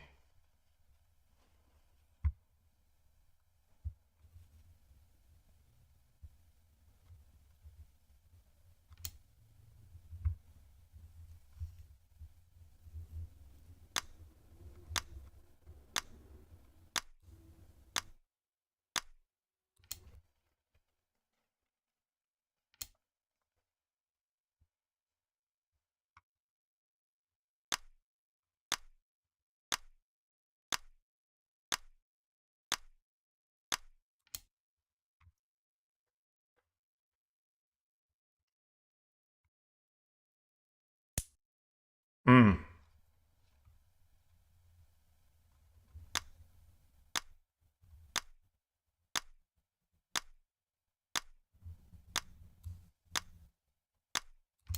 I don't like that. That's bad. That's real bad.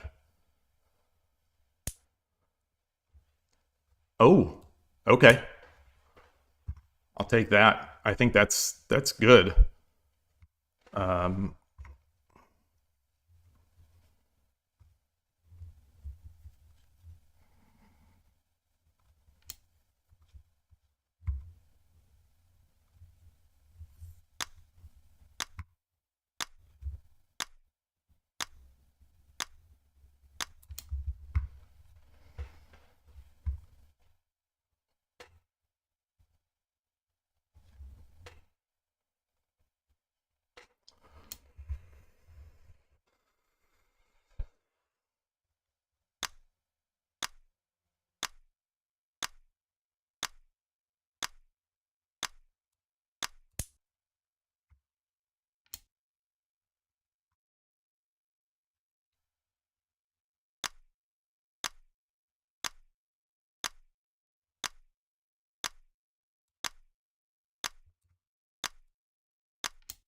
ah, yeah. That hurts. That really hurts. That hurts. That hurts. That was the clock, but the clock lost. The clock won me last game.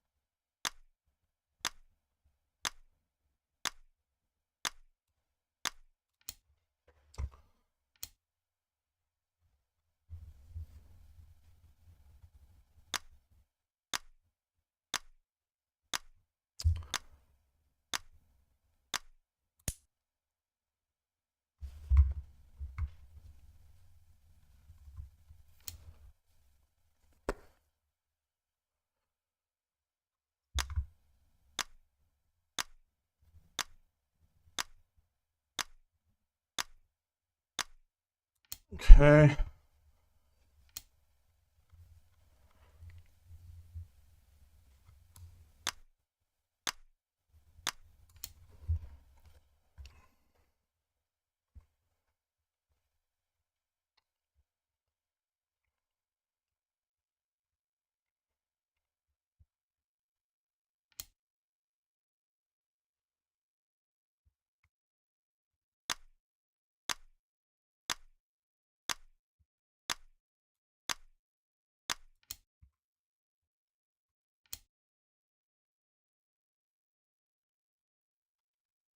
Oh, yeah.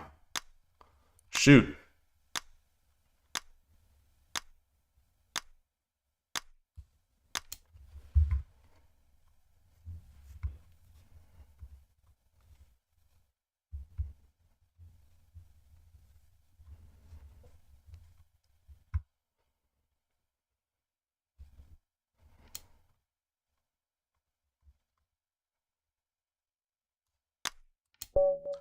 Arigatou gozaimashita. Okay. Uh, two very strange moves. Two very strange games. Two very strange games. If you're watching or if you are in the chat or anything like that, good games. I don't know what happened in both of those. Craziness. Craziness in both games. So who's playing? How do we see the players list? How do we see the players? Okay, TM Wyatt Shogi is here. You have 30 minutes until you got to go to the gym. Okay, let's do it. Let's do it. Let's do it. Are you ready? As soon as I see you in, I'm going to do it. 3, 2.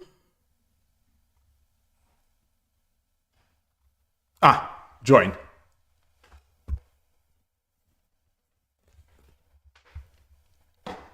So you have 30 minutes. I can berserk, although that would be 5 minutes. That would be a 5-minute berserk. That would be a 5-minute berserk. I don't know if I could do 5 minutes.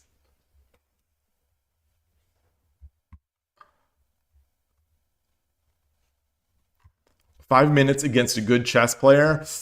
I don't know. I don't know.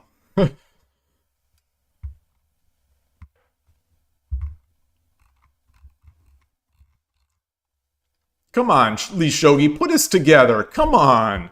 Come on, Lee Shogi. Come on. Enough of this.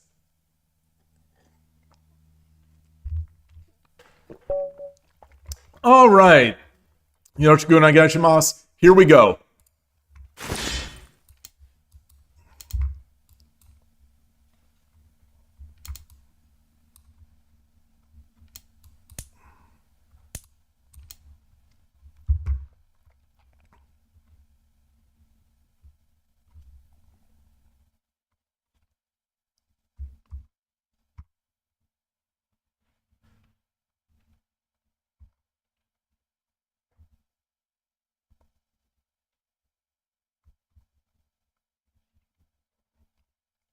Hey, virtual medical Dr. Ayaka. Good to see you. I'm just going to throw this here. No, I'm not. No, I'm not. No, I'm not. No, I'm not. No, I'm not. Never pre-move in Shogi. Almost never pre-move in Shogi. Especially if someone is watching. If I drop pre-move this, it's just take this pawn.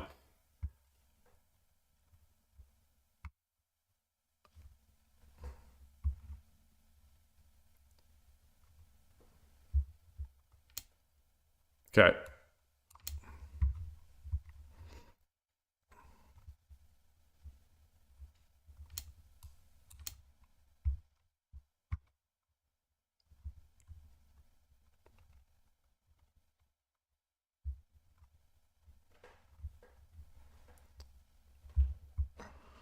We're streaking.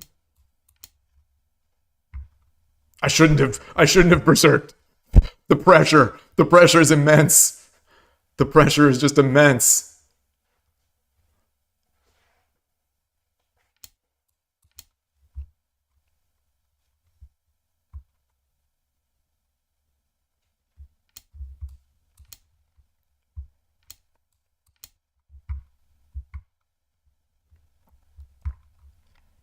The I can't believe I dropped that dragon in the last game.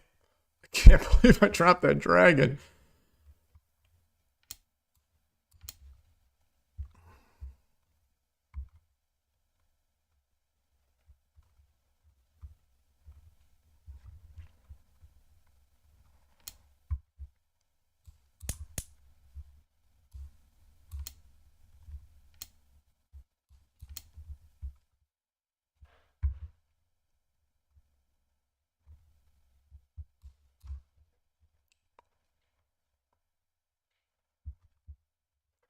I need multiple pre-moves. Hey, Dim, good to see you. Oh, boy. What is this?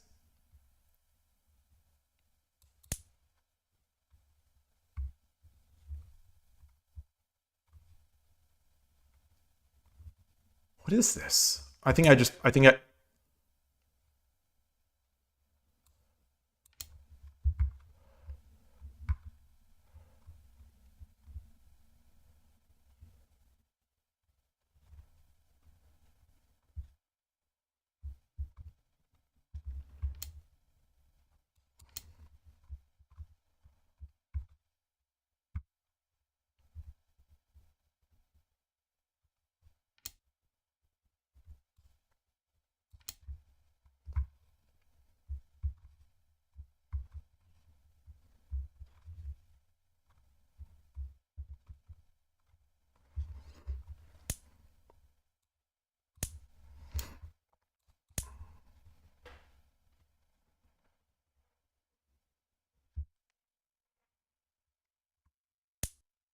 Oh, gosh, I didn't see it. I didn't see it. I didn't see it. I did not see it.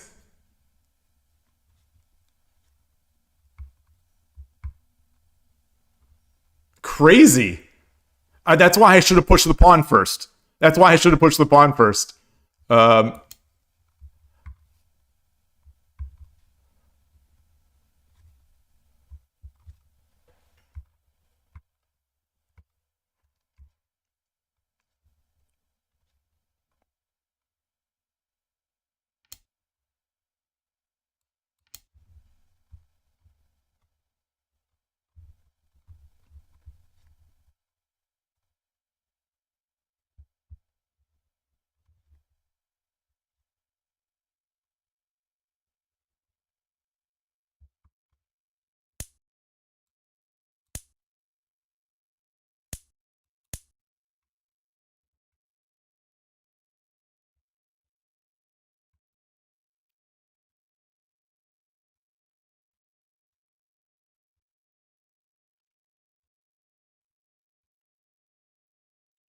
Bishop drop, potentially.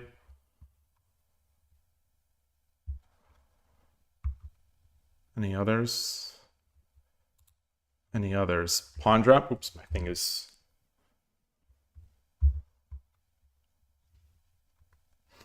Never am I berserking again. Never again. Never again.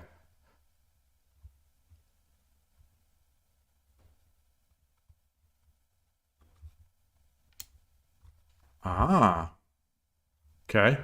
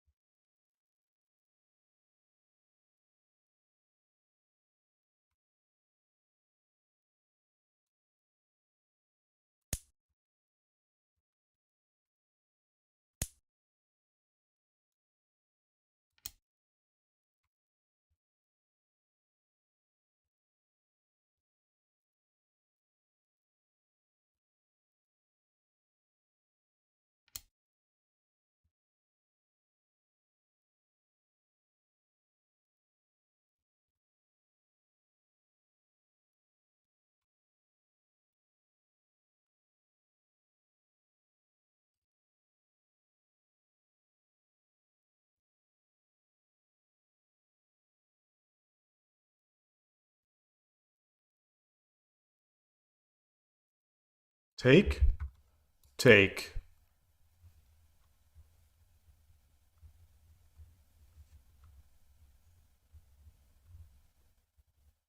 Silver, run.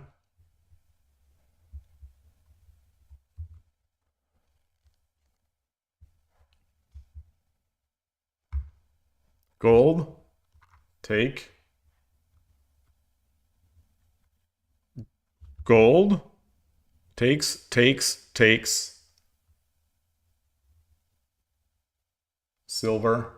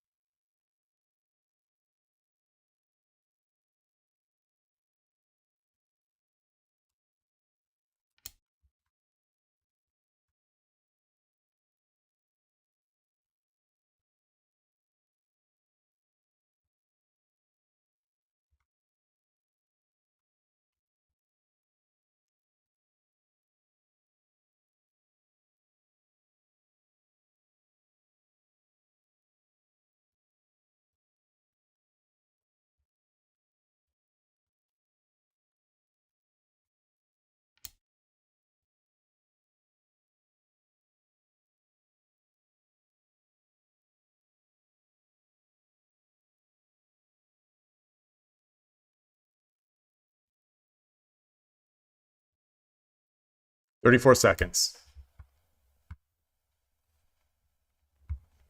34 seconds.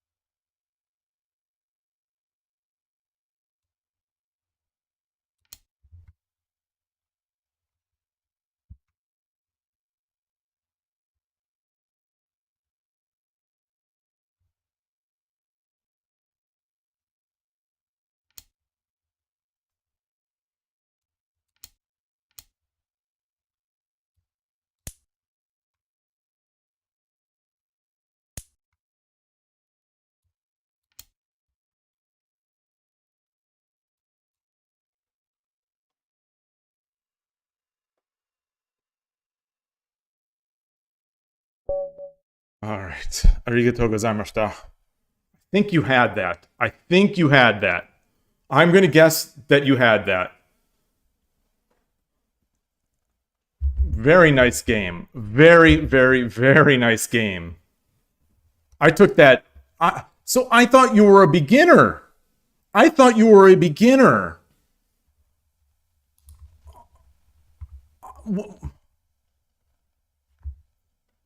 I thought you've barely played, right? It's that chess. Like I said before the game, I should never berserk, but I should definitely never berserk against a chess player. Dim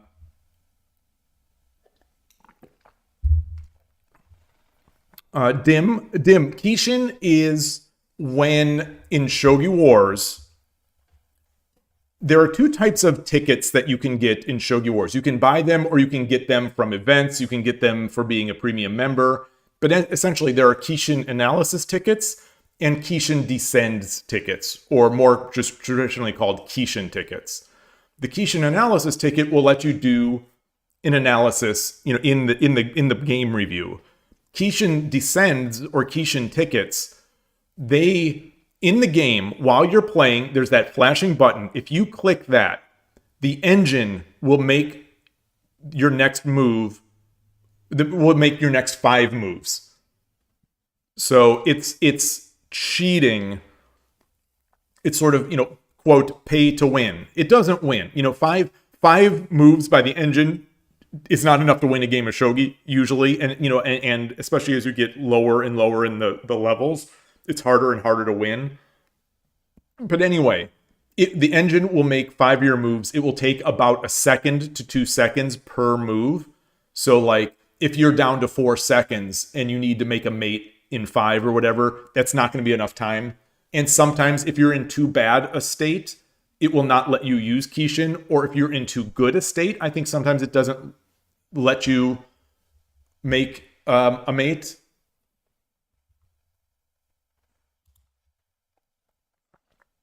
So there's that. So anyway, yeah, that's it. It's a way. It's a pay to cheat feature, and it's kind of unfortunate that it exists on Shogi Wars. That's how they've chosen to monetize. Yeah, can we analyze that? Definitely. Where is that? Where are we here? Let's. So we go in here. And I'm just going to click the request that computer analysis. So I think once I had that edge attack, I think it was real good for me. We did normal stuff. You gave me a bit of a tempo, but I don't think it really matters.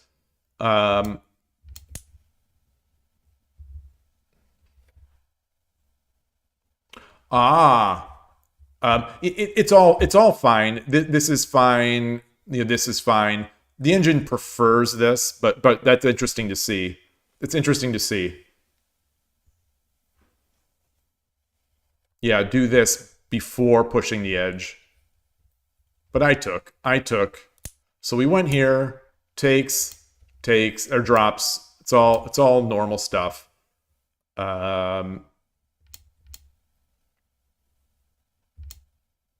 Oh, it didn't like that. The engine always likes 5-2 gold, so I'm going to ignore that. But 6-9 king also. I guess there's no rush here. There's no rush.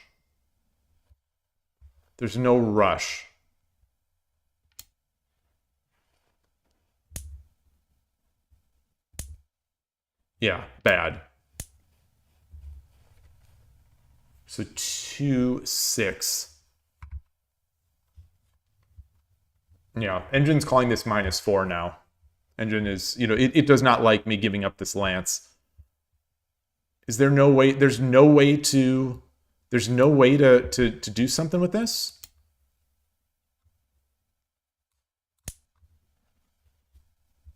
Yeah. I guess not. Yeah, there's no. Yeah, that makes sense.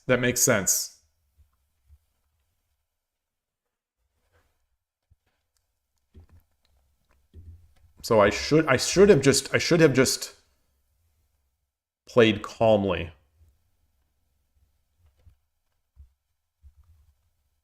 And this is an option. This is always an option. This is an option. Moving the king. I think of these, the king move is really what I should be doing, you know, for my tastes. And that's the kind of thing that I see Urushi no Ryu players do more often.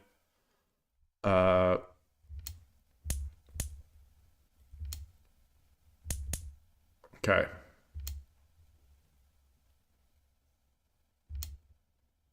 Yeah. Oh, I like this.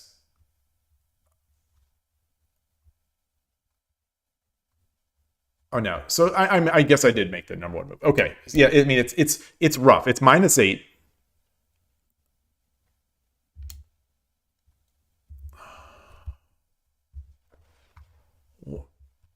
You know, how is the computer going to flail here? So in my bad position, how's the computer going to flail? Just come back?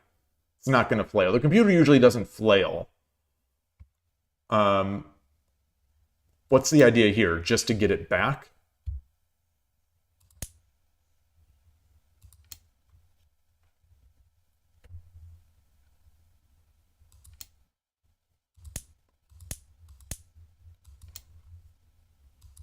Okay. Yeah. I mean, it's still real bad. So I think, well, I believe you had mate at the end there, but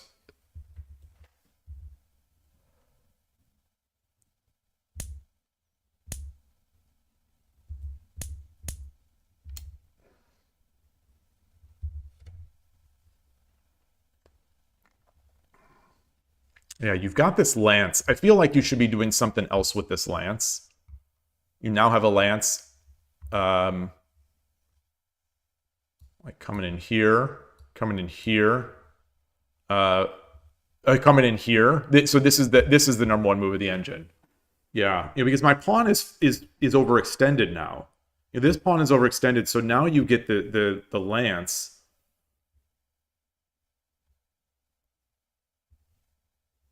That's rough. Oh, okay. So move 63. So was there a mate that I had? This again, I think, like you have a fork here.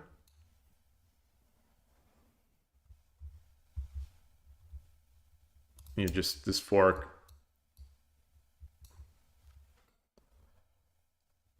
I did a real bad job with this rook. But if we keep going. Huh.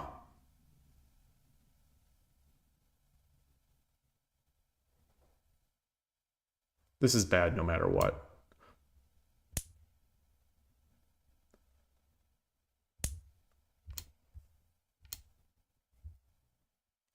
Oh, run, run, run. Okay, so I couldn't read the mate. I thought I had mate, but I could not read it. And obviously I didn't do it.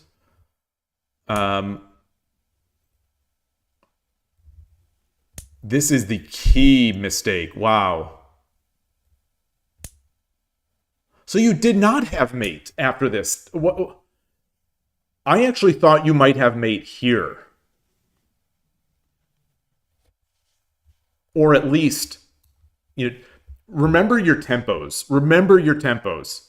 This comes with tempo. So king, this, and I can run or whatever, and then you get the rook. So remember your tempos. Oh, you pre-moved this. Ah. Okay, so now it's mate. Now it's mate. Mate. Okay, I missed it. So 4-3.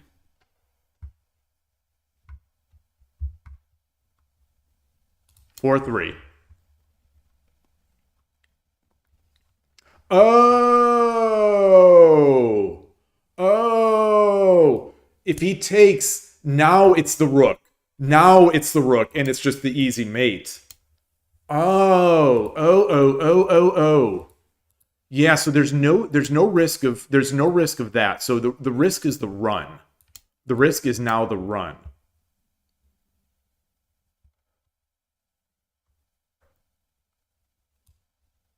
So now I take, king takes.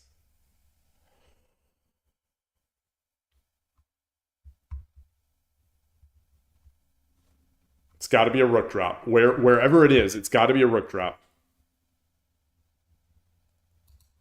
If this lets him run. Oh, I see it. I see it.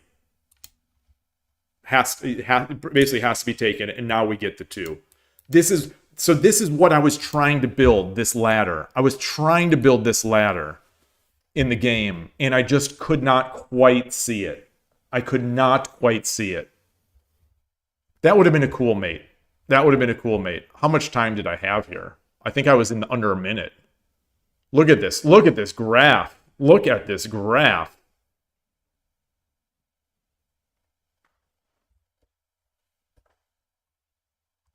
I am wishing now that I wouldn't have played Berserk, because this would have been a really fun game, without that rush. Although it felt like you started getting into the time pressure rush as well. Yeah. Okay, so it is mate here. It is mate here. So my feeling was take, I can't take because then I think bishop drop. So take. Like, clearly I can't run. Clearly I can't run.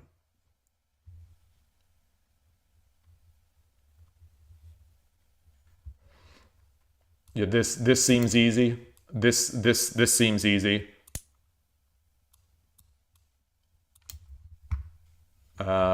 And then you just walk the dog. This kind of, oops. Yeah, this kind of mate.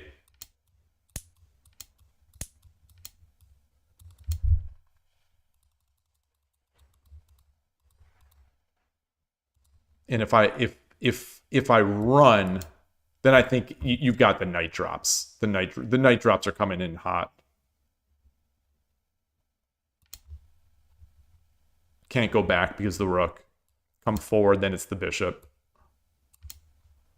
No matter where I go, you've got enough pieces. Yeah. Yeah, the knights are the heroes in these.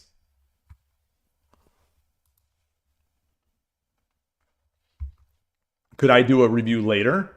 A review of one of your Shogi Wars games?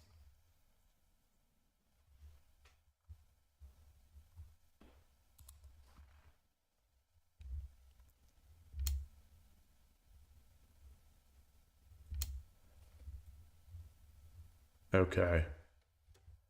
Fascinating. So this is a losing move. It doesn't give me mate. Well, it's weird because it's calling it plus 20, but I have Sumero here. Bizarre.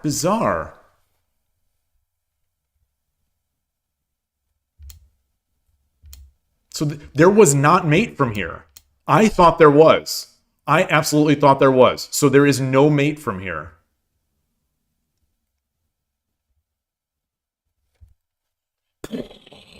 The lack of a gold, I think, was key.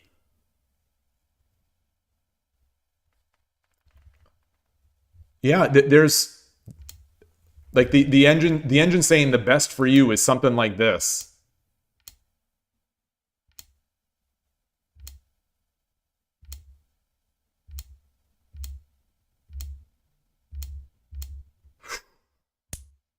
Amazing.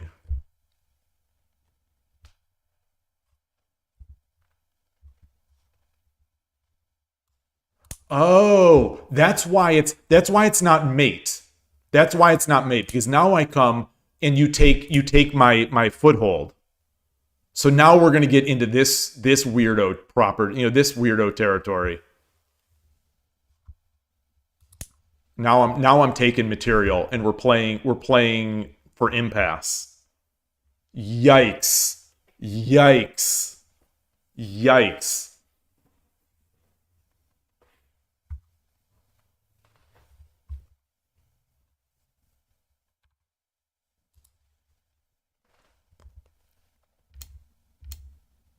Yeah, so I guess from this point, From this point, all you could have tried to do is go for impasse and hope. That's incredible. That's incredible. I thought you still had plenty of pieces to make this work.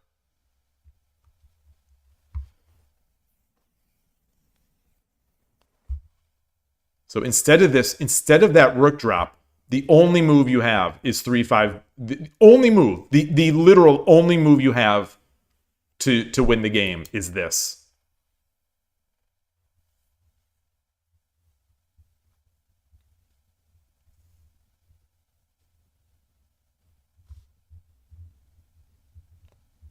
Why is that?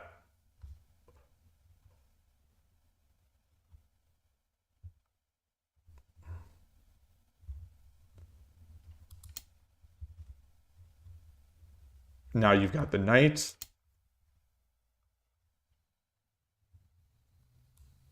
Come forward.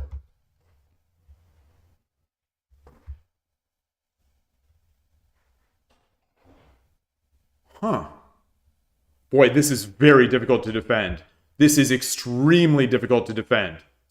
Look at this. So it's not mate. You know, it's not Sume. It's not Sumero. You have mate in 12, but this is not like, it's crazy town. It's crazy town.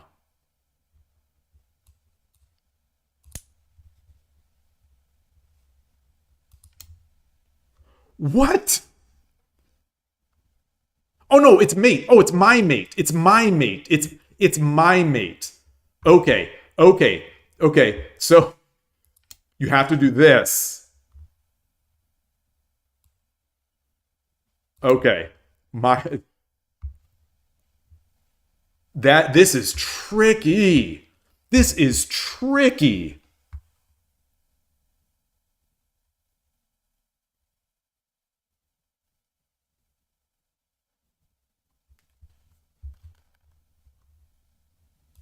You're living on only moves here. You're living on only moves.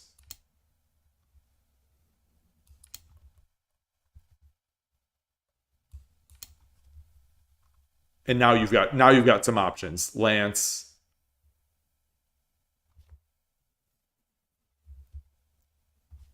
Yeah. Wow. Now, I'm amazed. I'm amazed. I think I'm going to guess that all of these mates that we both thought were there are all headed off by this.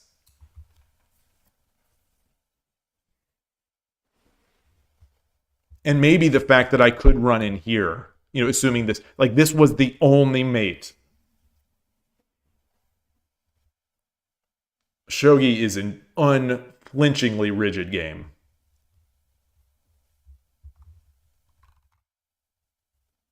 Look at these error rates. Look at these error rates.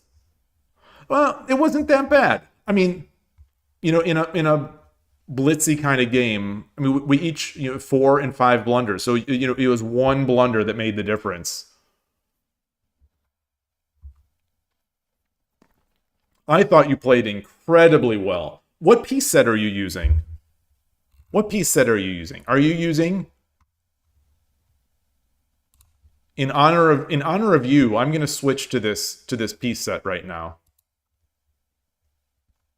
Oh, I can't because I'm actually using a CSS hack or whatever. I'm using a Java. What is it called? CSS, like a CSS and JavaScript override. What is it called? Not style sheet. What is it called? Yeah, and thank you to Jazz Brothers for creating it. Jazz Brothers created the properly aligned pieces with the red promotion pieces. So I love this. I love this. The only downside is that it's not built into Lee Shogi. So I can't change piece sets. Not that I would often change piece sets because I think this is near on perfect. Yeah, stylish. So what is the plugin is called Stylish, but what is it? What is what does stylish operate on?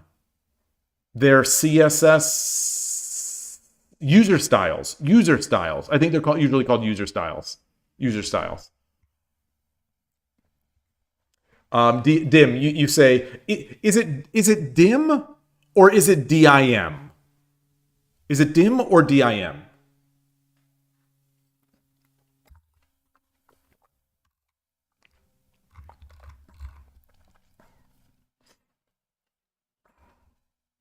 Dim altogether. Okay, okay. Oh man, Cyan Cannon, fun game. Go. Wait, I gave up another mate.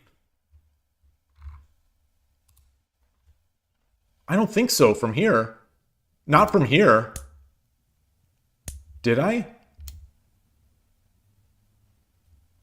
Oh, I did. Oh, I gave up mate. I gave up mate.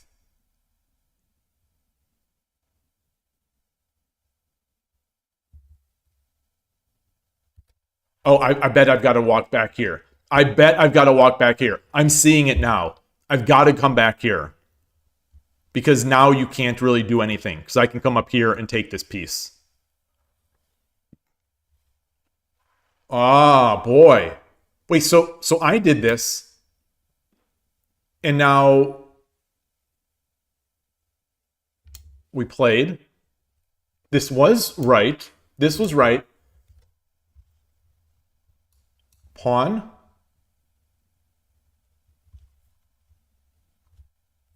No, you got the knight. Takes.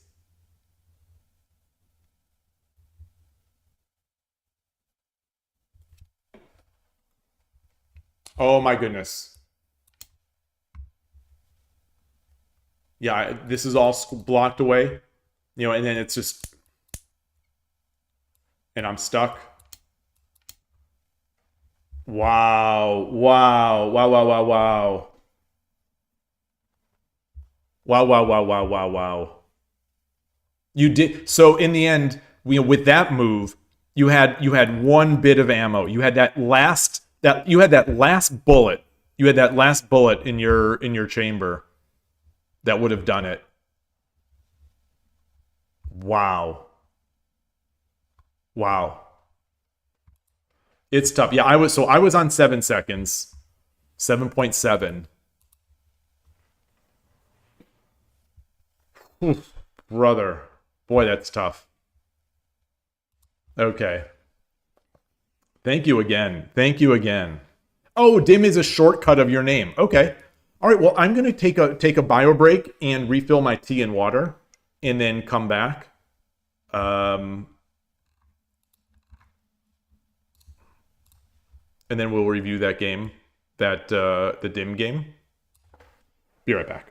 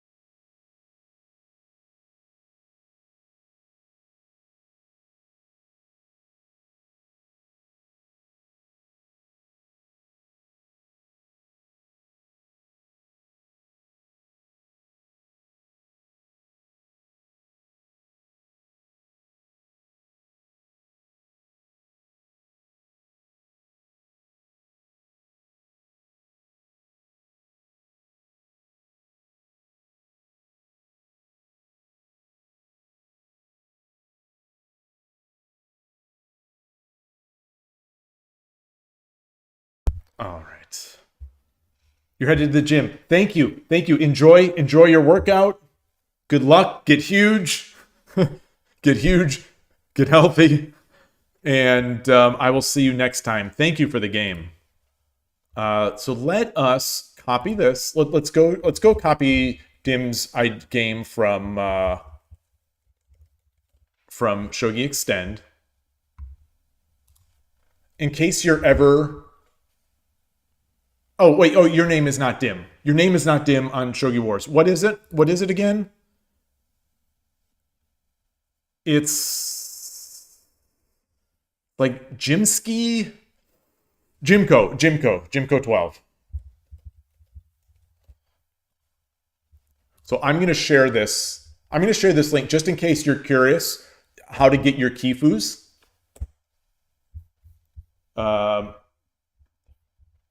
So this is the format of a basic search there. Why is it not finding you? Why is it not finding you? ShogiExplained search query equals Jimco 12. JIMKO 12. もしかしてジムコ12ですか？大文字と小文字を区別して入力してください。大文字と小文字を区別して入力してください。 Maybe it has to take a second to search. What does this say? Let's see. Something ですか? Nothing found. Are you Jimco? Please enter case sensitive. Okay, I'm gonna get my Shogi Wars up here. I'm gonna check my friends list.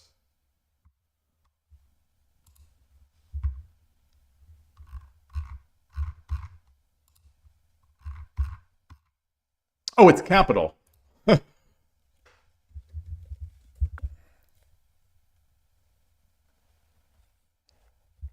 Okay. So here it is.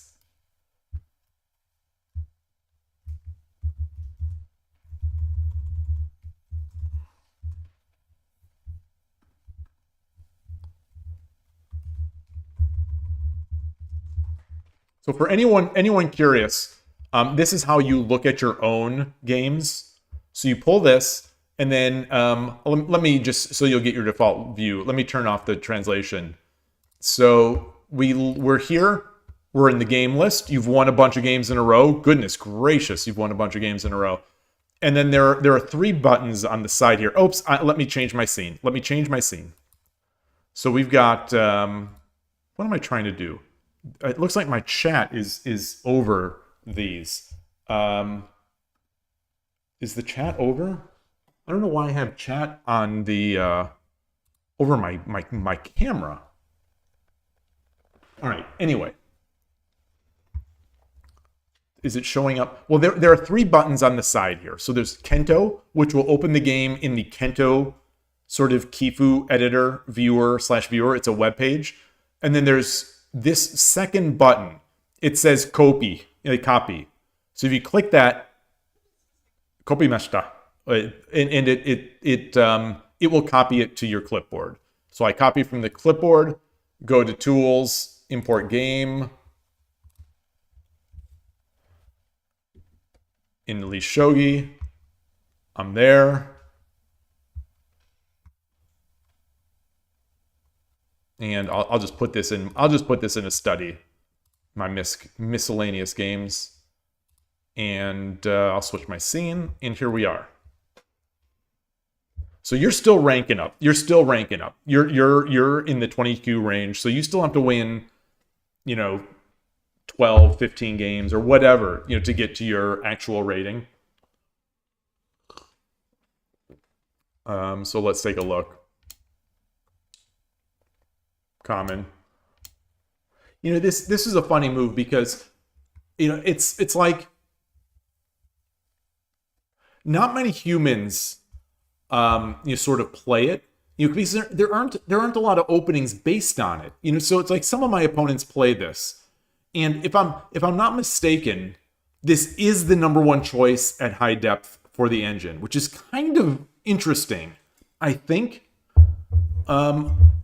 If memory serves, the engine like the engine, as if there is one engine. Yanara O at pretty high depth, I think it slightly prefers this to like deciding whether, you know, to pushing your pawn, which is always interesting to me.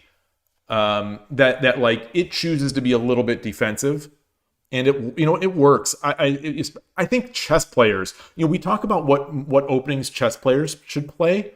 Sometimes I wonder if it's this, if it is this, and then, you know, do your thing, because it's so solid. It's so solid. Anyway.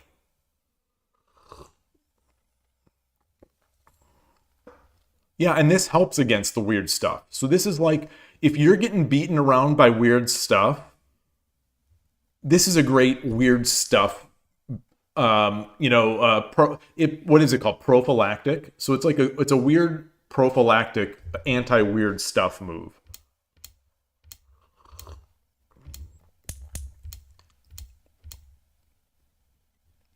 Okay, yeah, I'm just gonna fast forward through the opening because you know, I don't know this. I like, are we okay? So this is not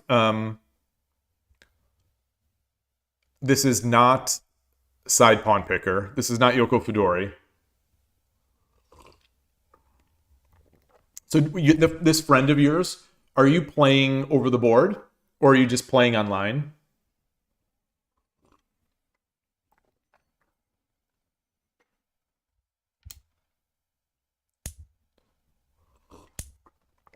Bishop exchange.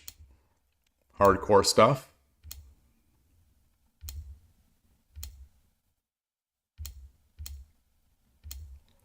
You know, I'm trying to remember. So I'm looking at the way the opponent is playing, and I'm trying to remember, as a 4Q, how much Joseki did I know?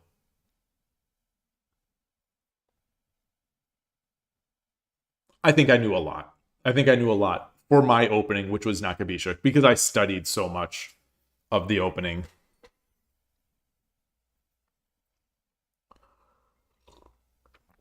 And that's the thing. I think I sometimes underestimate when I'm playing people that are either relatively inexperienced or lower levels.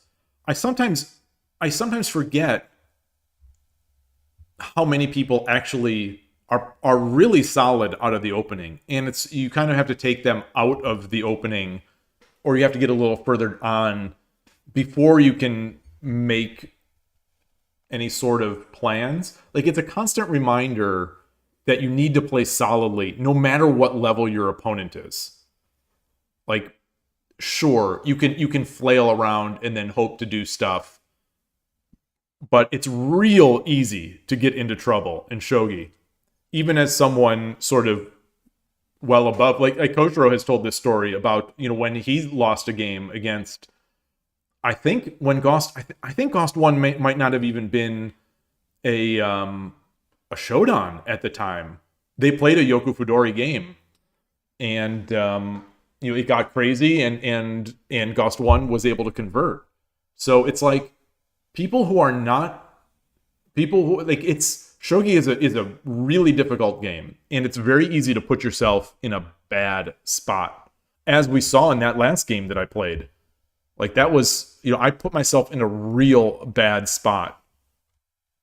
It's just sort of assuming that what I was doing was right, and was going to be, you know, it was going to be attacking. Anyway, yeah, we're getting in here. Wow. Wow. Wow. You know, when I do this stuff, I get this guy trapped so often. So, like, he comes back here, and now what? And now what? Like, what's the plan here? How are we going to prevent this?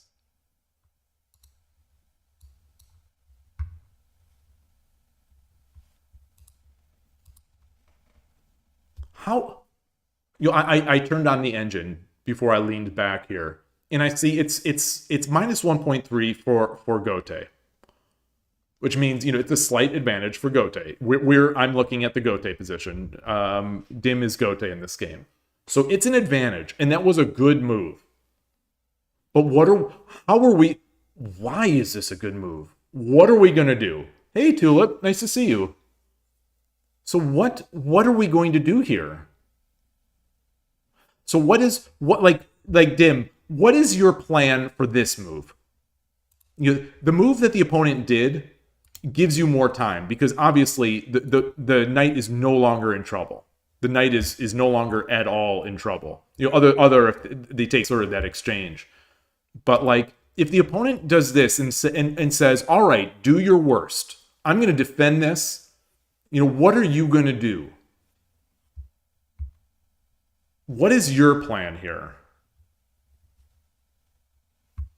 I'm curious because ostensibly this is a review, but I'm learning from these. Anytime I see an opening that I don't know, I'm trying to understand some of these ideas, and especially as I am jumping my knight earlier and earlier, more and more. Today it kind of bit me in a couple of those games.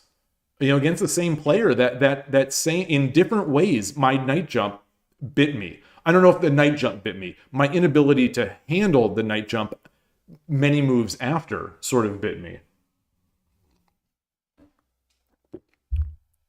Okay, you don't understand. He just does it and helps you a bit in the game. Okay. So, I'm just going to play through an engine move because I'm curious. We do this. Takes.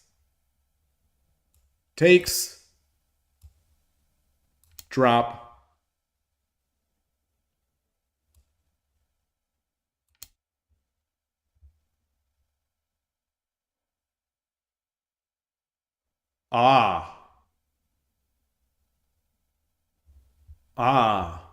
So we're not going to lose this. We're not going to lose this knight. Okay, so I see that defense. What about this? What about this now? What about this now?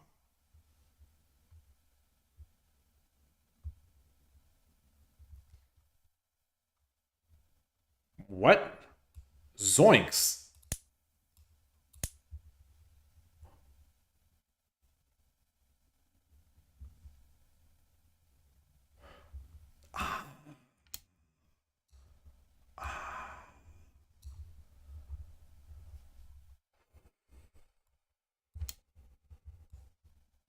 Wow. Okay. And it's not an overwhelming advantage, but it's now minus 6.5.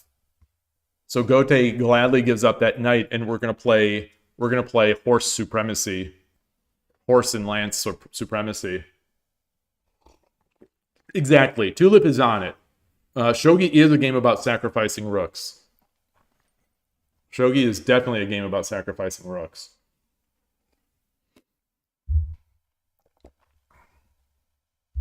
All right, so let's go back. Anyway, that isn't what happened in the game. So they came up there. Takes.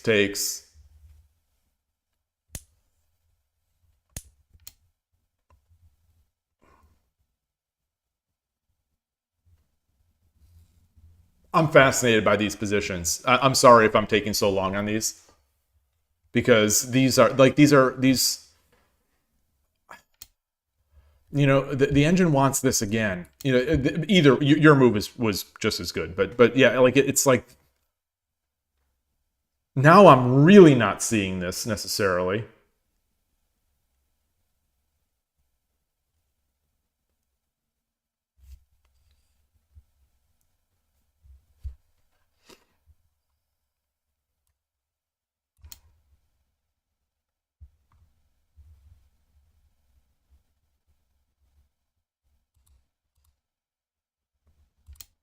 Wait. Oh. Wait. Am I doing the right move? Oh, takes! And then we get that same idea. We get that same idea. Except it's much less. Except it's much less. It's much less valuable. Well, maybe not. Yikes. Yikes. Yikes. Yikes.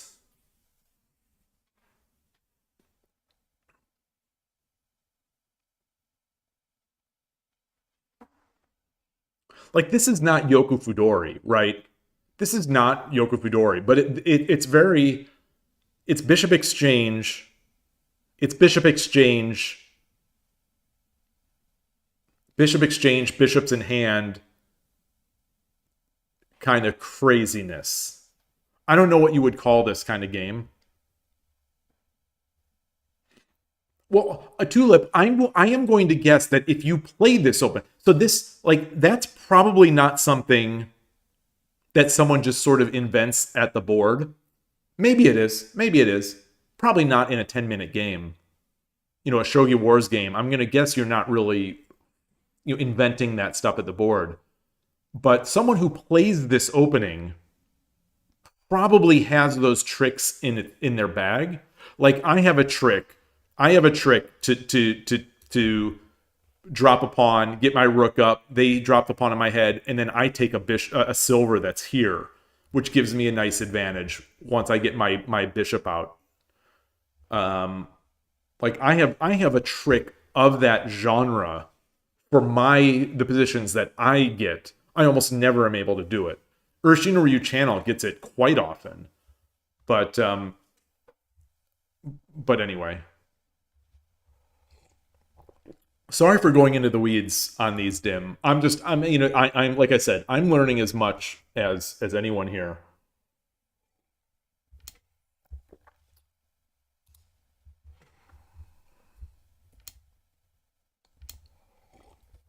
These are also the very difficult moves for me. You know, this is partly why I don't often play Bishop Exchange, or this is why I don't play Bishop Exchange, because it's a constant battle to figure out where I'm going to drop.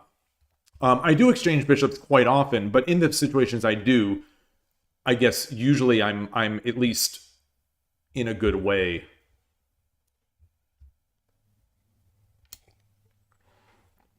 Okay.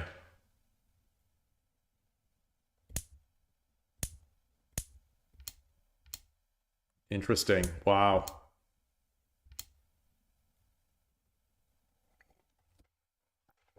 Wow. Yeah, we've got this coming. You know, big time. That's a huge threat. Oh, and that is what happened. Very nice to see. Very nice. How long have you been playing, Dim? Edge attack is an advanced topic. Man, I wasn't able to do this kind of stuff until I was like 2Q.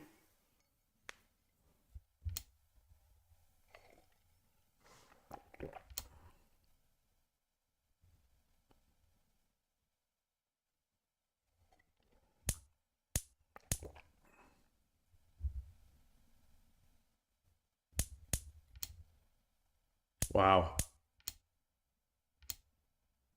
Yeah. And now it's looking awfully difficult. Looking awfully difficult. I'm amazed this isn't a bigger advantage.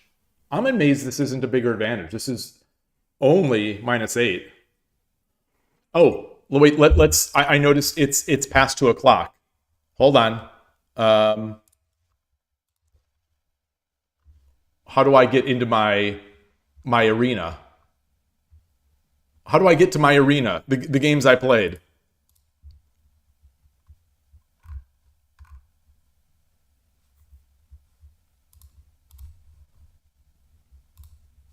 How do I get into my games? Come on. Shogi, Lee Shogi, how do I get into my tournaments? Daily Rapid Arena.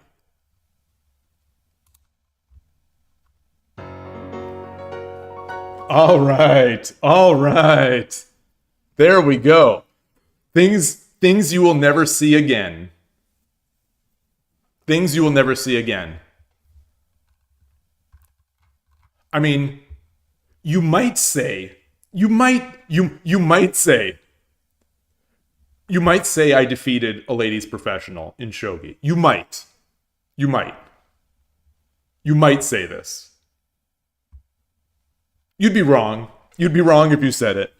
But you might say it. Sure. Sure. Sure. In the actual game we played, she did win. She did win. True. These are facts. These are facts. But sometimes there are facts and then there's the truth. And somewhere I think the story of this tournament lies somewhere in the middle there.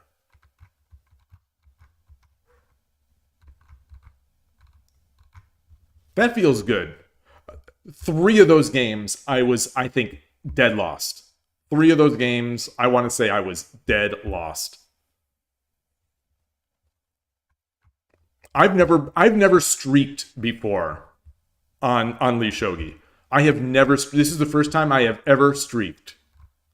Not all truths can be proven. This is true. Foradun is onto something here. Not all truths can be proven, but that doesn't mean that they're not truth.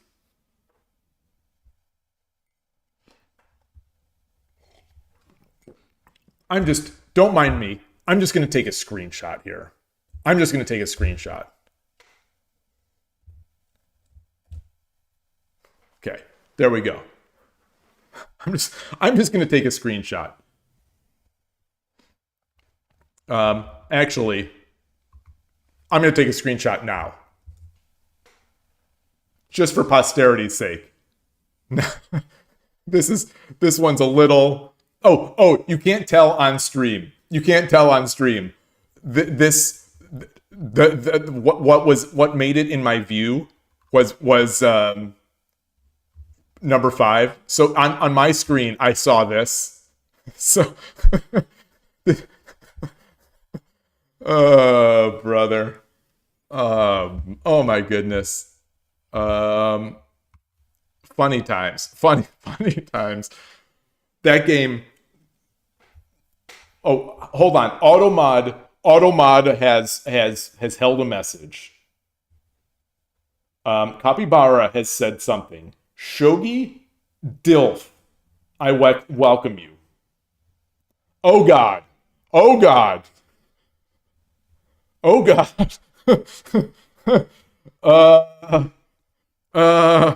It took me a while to realize what I thought it was a typo, and then I realized, no, that's not a typo. I'm just gonna leave it there. I'm just gonna leave it there. This is a family friendly stream.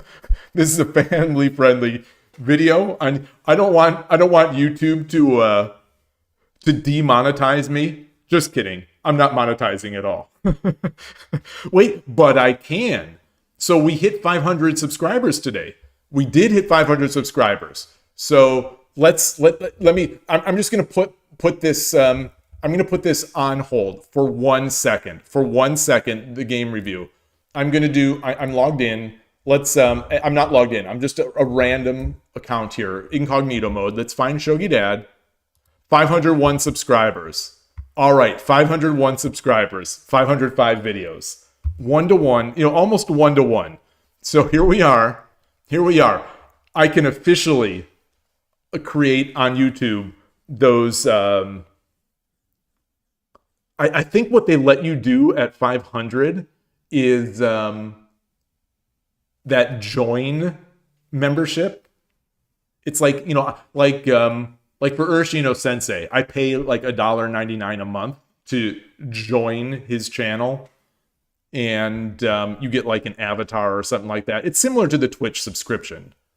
But I think that is like the only thing I can unlock at 500 subscribers. I don't know if it changes the algorithm at all. I don't know if it lets me do like super chats. But anyway, it doesn't matter. It doesn't matter. I was looking at like is there any point to be in 500, 1,000? Because one of the podcasts that I follow, the Kit and Krista podcast, which is a Nintendo-focused podcast from 2 former Nintendo employees who worked out of... they live very close to me, and they worked out of the Bay Area. the San Francisco Bay Area before Nintendo closed down that office. And hey, Kiryu, thank you. Nice to see you. It was a lucky performance. I wouldn't call it great. I would call it lucky. Although sometimes being lucky is better than being great. So I follow that podcast. And where am I going with that? Oh, they just recently hit 100,000, which I believe is the first milestone for getting one of those YouTube Play awards, like the play button. So they're incredibly excited about hitting 100,000. I don't know money-wise, like what that means to be hitting 100,000.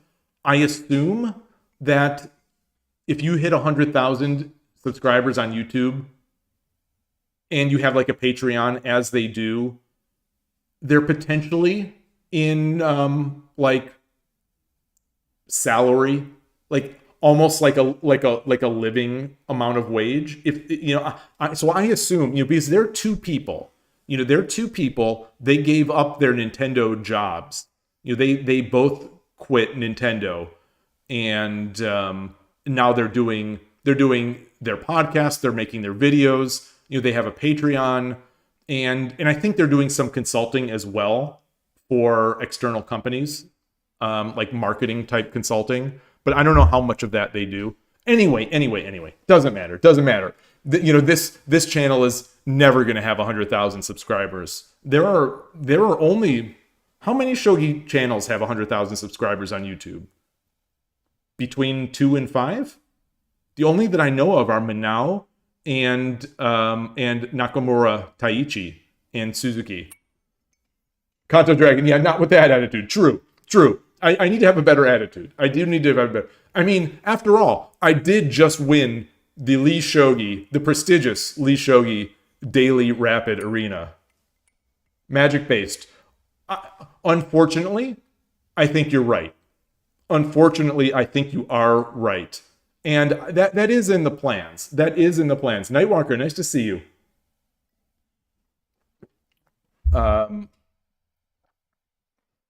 You have trouble understanding how Nintendo's so successful. You just don't get the appeal. Well, I don't want to turn this into a Nintendo a Nintendo stream, but maybe I could use some Nintendo viewers. There's something there. I think for many of their games, there is something special about them, and there is the nostalgia. Like, I don't think the nostalgia is the only reason why Nintendo does well. I think it is a portion still of why they do so well. But I think for their premium games, I think they are high quality, low bugs, very fun without sort of taking themselves too seriously. They appeal to both beginners and advanced players. And so without going into too depth on why I think Nintendo does well, I'm sure there are hours and hours and hours and hours of podcasts discussing that kind of topic. But I think they just do a lot right. I think they do a lot wrong with their non-premium titles. Like, in my opinion, Nintendo, and maybe this is a hot take, in my opinion, more than ever, they are phoning it in on their non-top tier games. Like, I am still, even as someone who bought a Switch 2 and, bought Mario Kart Tour and all that kind of stuff, I have many of the systems, and I love Nintendo. As much as I love Nintendo, I am still kind of mad with the most recent Mario Golf. I am, because that's a franchise I care about and I have loved for a while, especially on the 3DS. And I think that Switch version is so lazy. I think some of those games, I won't go into the list of the games, but some of these Nintendo games that are not their top tier games, they have been so lazy. And in an era where we have indies making incredible games, it feels almost, I don't want to say offensive, but it feels almost verging on offensive how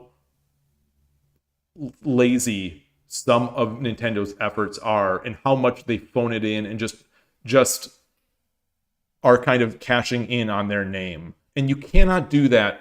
I'm a believer of it. I believe Reggie, the former president of Nintendo of America, I think he has spoken at length about this, but you cannot do that for too long.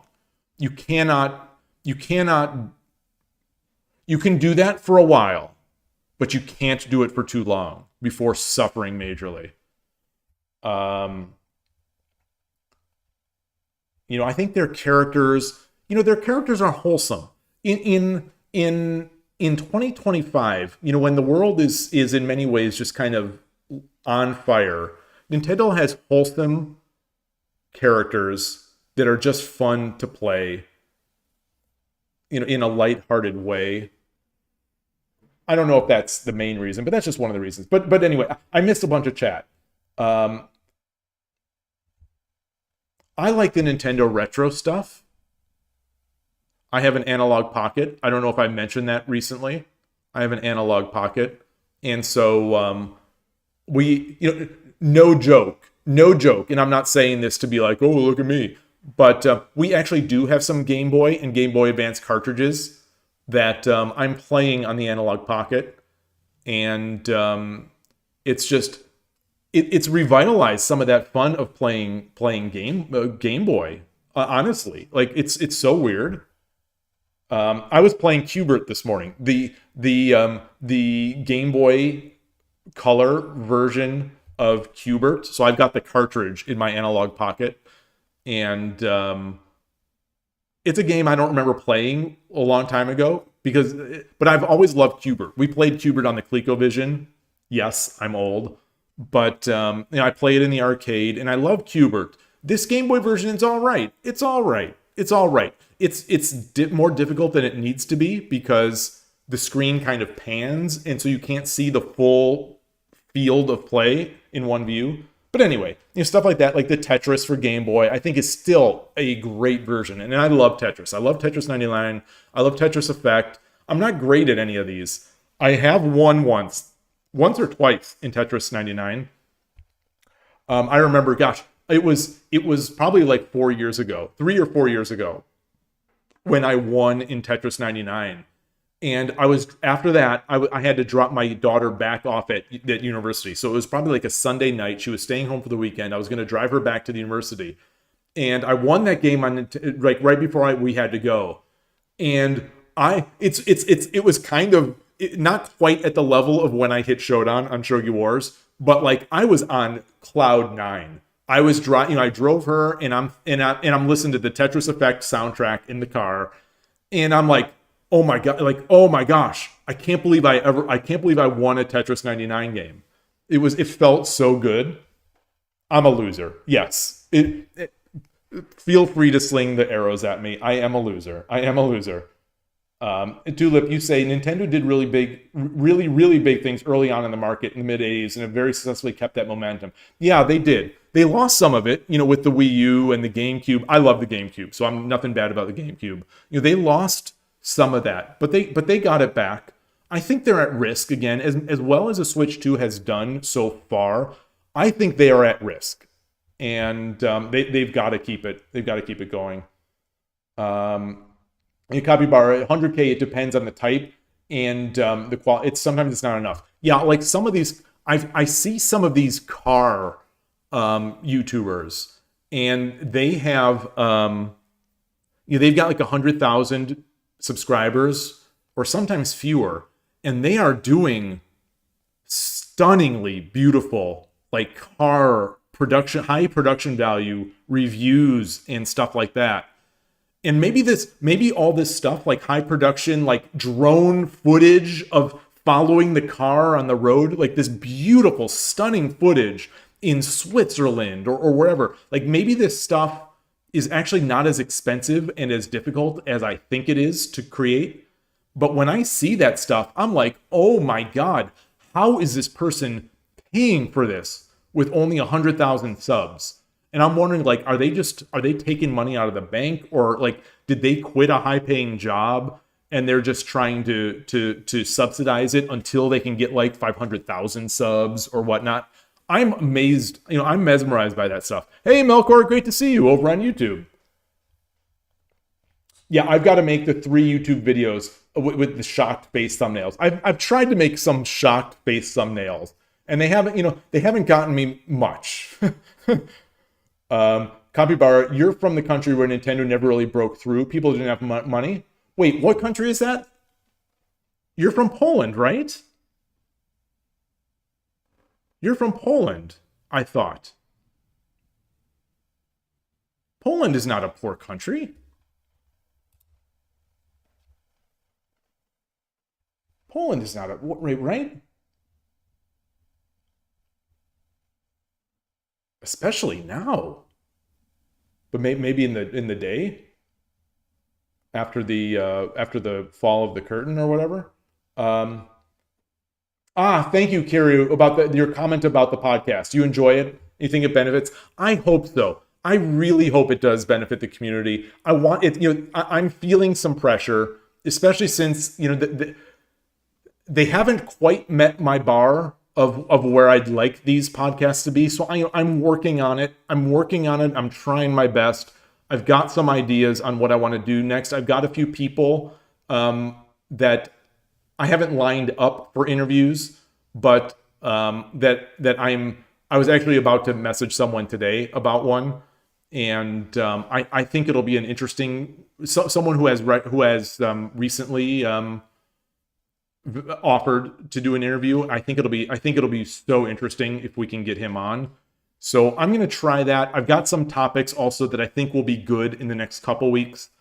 I've got a long list. Like I said before, I was not going to do the podcast until I had 25 subjects that I wanted to talk about, because I don't want this to be something that would be just sort of hit and just go away. I want to at least, even if nobody ever, even if viewership goes away and nobody ever cares about it, I would like to hit at least 6 months worth. That's my goal. 6 months of weekly. But anyway, I'm trying my best. I thank you for your nice comment. It really does help to get those comments about it. I'm going to leave this up. Hold on. I'm going to leave this up.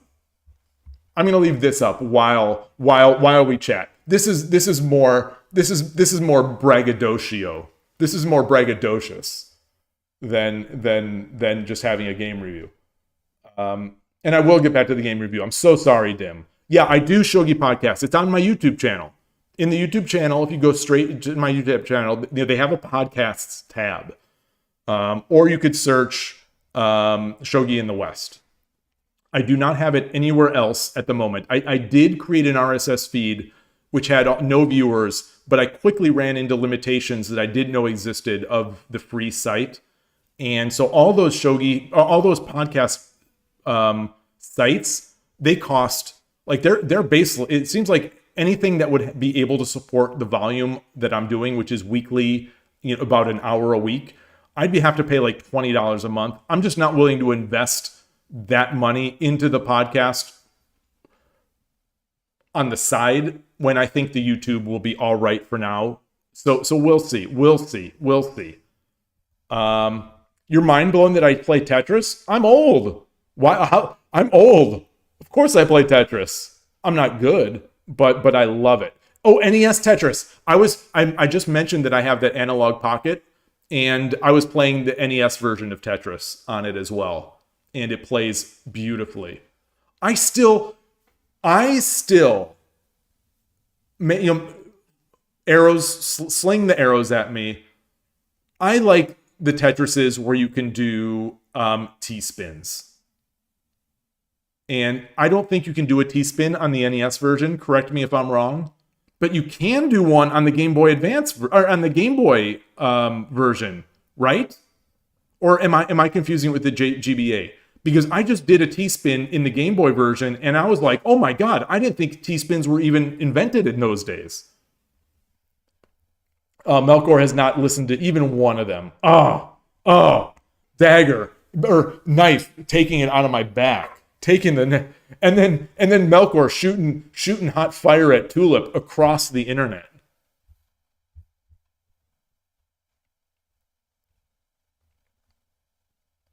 Capybara, so I don't think Nintendo games are just party games.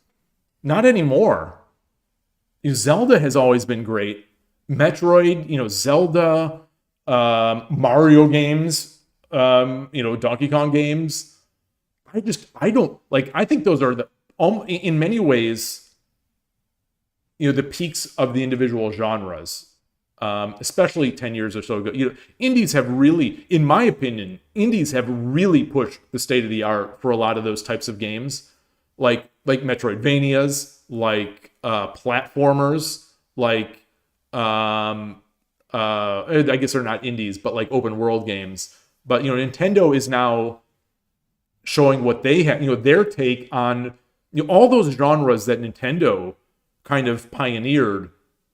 In my opinion anyway, they fell behind in big time. Platformers, huge. I thought Mario had really gotten surpassed. The Metroidvanias, obviously. Open world games, I never thought. So that's the thing. Open world Zelda. People love Zelda. The open world games. Red Dead Redemption 2 is just so good, and the other open world games were such at a high level that for me as an open world gamer, 30 frames per second Breath of the Wild felt like it was kind of empty and little meaningless to me. But anyway, I'm coming back to them on the Switch 2 in 60 frames per second. I'm hoping to like them. But anyway.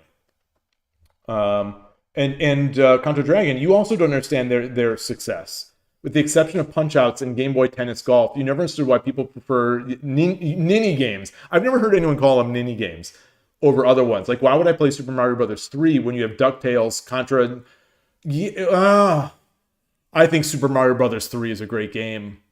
DuckTales, obviously... I'm going to be playing DuckTales again recently.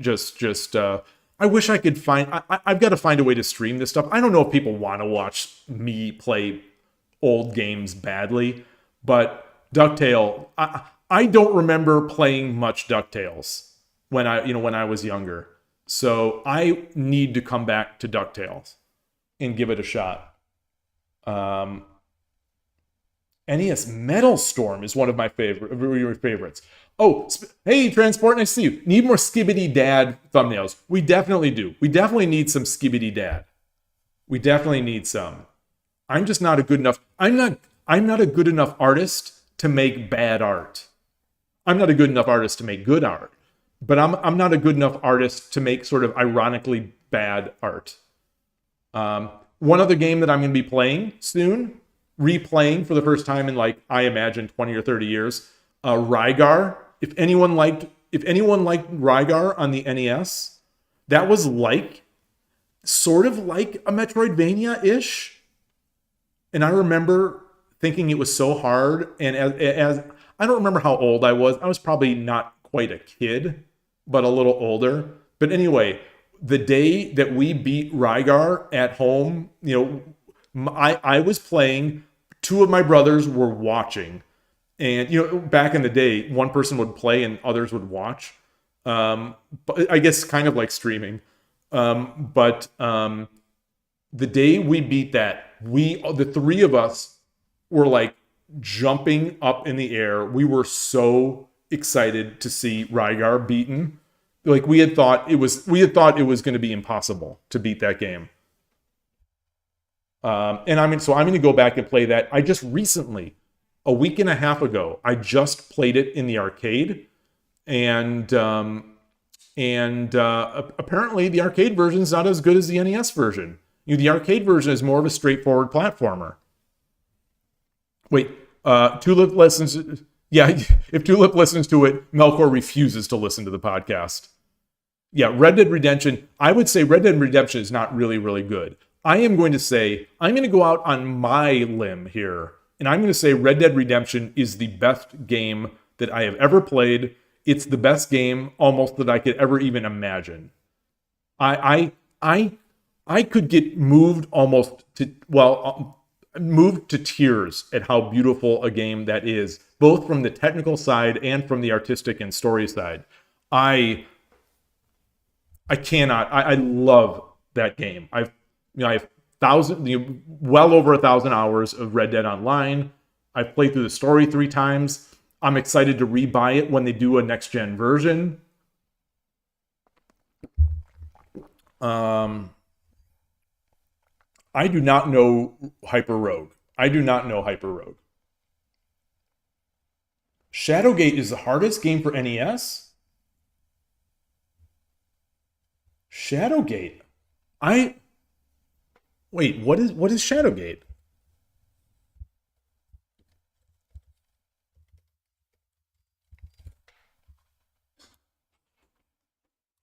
What is Kemco Seika's 1989 graphic adventure?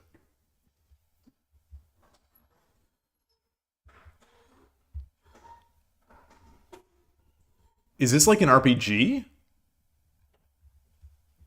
Oh, a point-and-click adventure game developed by ICOM Simulations.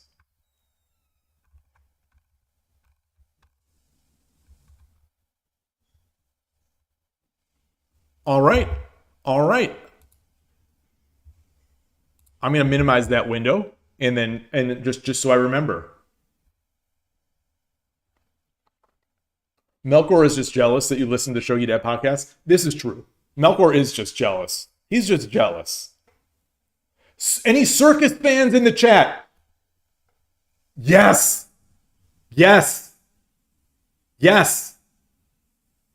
I played, my uncle had circus on, wait, am I thinking of the right game? Let me just make sure I'm thinking of the right game.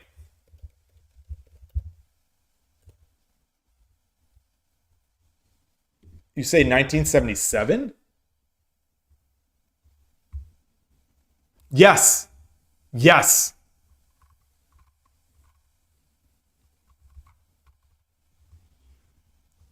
I'm almost positive this is it.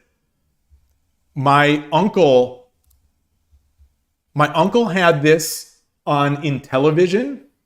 I think we had it on Atari, if I'm not mistaken. We actually never owned an Atari. We had a ColecoVision that had an Atari expansion module. But my uncle, I think, had it on Intellivision, and I seem to remember, or maybe he had it on Coleco, but I think the Intellivision version was better than the Atari version, if I'm not sure. Circus, wow. Yeah, Tulip. We could spend hours talking about this particular topic. They're interesting because the top indie games are, in your opinion, of higher quality than the top AAA games. I think so. I have been a huge indie video game fan now for a long time, and yeah, I really think that they have pushed the bar. These smaller companies have pushed the bar, much in the same way that sort of big companies get bloated and slower and are often sort of taken over or at least pushed by the smaller companies. I think that's definitely happened in the gaming space. And there are indie games, that will be a couple bucks or $5 or whatever, and I will spend more hours playing those games. Their mechanics will be so good compared to like AAA just slop these days. And it's incredible. Yeah, the subgenre, there's some that are hard to do with indie. Like if the genre involves / requires tons of artistic assets, no indie is going to be able to do that. Or, a traditional indie of a small, like 1 or 2 people or whatever. Yeah, Transport, nobody does remember when video games were niche. You used to be a nerd if you played a video game. I've been a nerd my whole life. So that Hyper Rogue is a very small indie game, absolute banger for math nerds, as it plays on a hyperbolic plane, and part of the game is stuff like finding the middle point of a circle. What is it? Calculating live.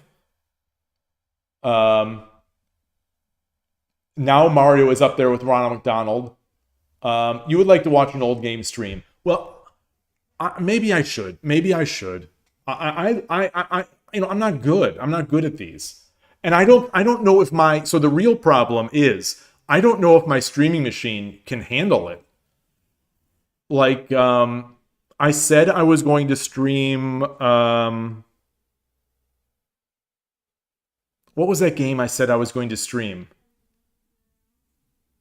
There was a relatively basic game that I said I was going to stream, and I tried doing it, and like it was chugging. I can't remember what it was. I think I was chugging when I did Balatro, but there was another game that was real rough. Like, I don't know how much MAME and stuff like that, or those emulators do. Counter Dragon, you say, Super Mario Bros. 3 is an excellent game technically, but it's boring, no story, no atmosphere, okay music. Okay music, wow. So it's hard for me to say. It's honestly, like, it's very hard for me to say. I cannot objectively look at those games. One, I haven't played them in a long time. Two, I was a kid when I was playing them. And three, Mario 3 is especially important to me because when we rented it, there used to be video game rental stores. And the video game rental store that we went to also rented travel videos. So you'd watch rent travel videos or video games. I think it was called Record Exchange. I don't, or no, it was called, no, the Record Exchange was another place that didn't have records. This place was called Video Synthesis. Anyway, we rented a Japanese Nintendo system. So this was before Mario Kart or Mario 3 was out, I believe, in the US. And we paid to rent a Japanese system and Mario 3, and we played it in Japanese. It didn't have localization, so we played it in Japanese. And as a kid in America in the 80s, 90s, whatever, like you can't be any cooler to a nerd, like to nerds like us, than that. And it was incredible. So it's going to be hard for me to objectively evaluate that game. Kabibara, as a Polish person, you're contractually obligated to claim that Witcher 3 is the best game ever made. I started it. I couldn't get into it. I just couldn't get into it.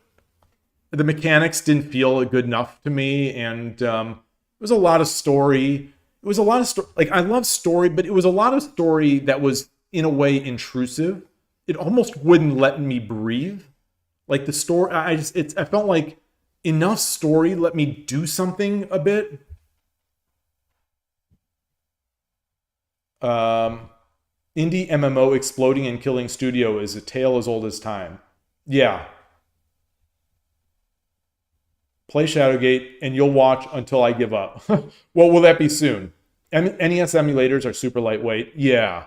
I mean, you get those real small handheld ones. I wonder if Analog Pocket would be a good thing to stream. Like, would that be easy to stream? Battletoads. I think one of my brothers really loved Battletoads. I seem to remember someone beating Battletoads in our family. I don't remember who it was, and I don't know if you had unlimited continues in there.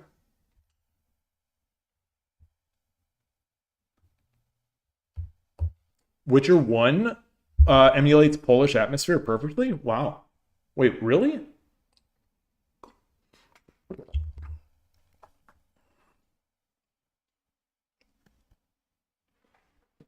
Are Witcher 1 and 2 sort of graphically intensive RPGs, or is Witcher 3 their first like AAA game? I remembered Arkanoid. I don't remember much about Arkanoid, but I do remember it. So Witcher 1 is sad and suffocating? Oh man. No, I need some lightheartedness. Like, my shogi streams are already sad and suffering. If I want sad and suffering, I'll just play shogi. I'll just stream shogi. Witcher 1 is on modified Neverwinter Nights engine. Oh, interesting. So that's how That's how CD Projekt Red got their start? Wow. Wow. Speaking of them, I'm still what do you all think about Cyberpunk? Hey Durton, nice to see you.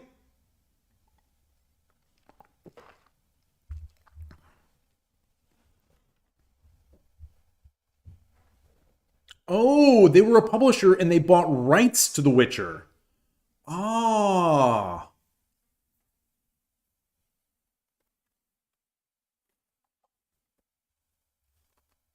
Fascinating.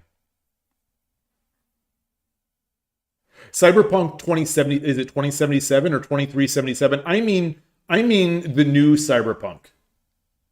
Cyberpunk is just Witcher 3 in the future, so you dislike it. Okay. Okay.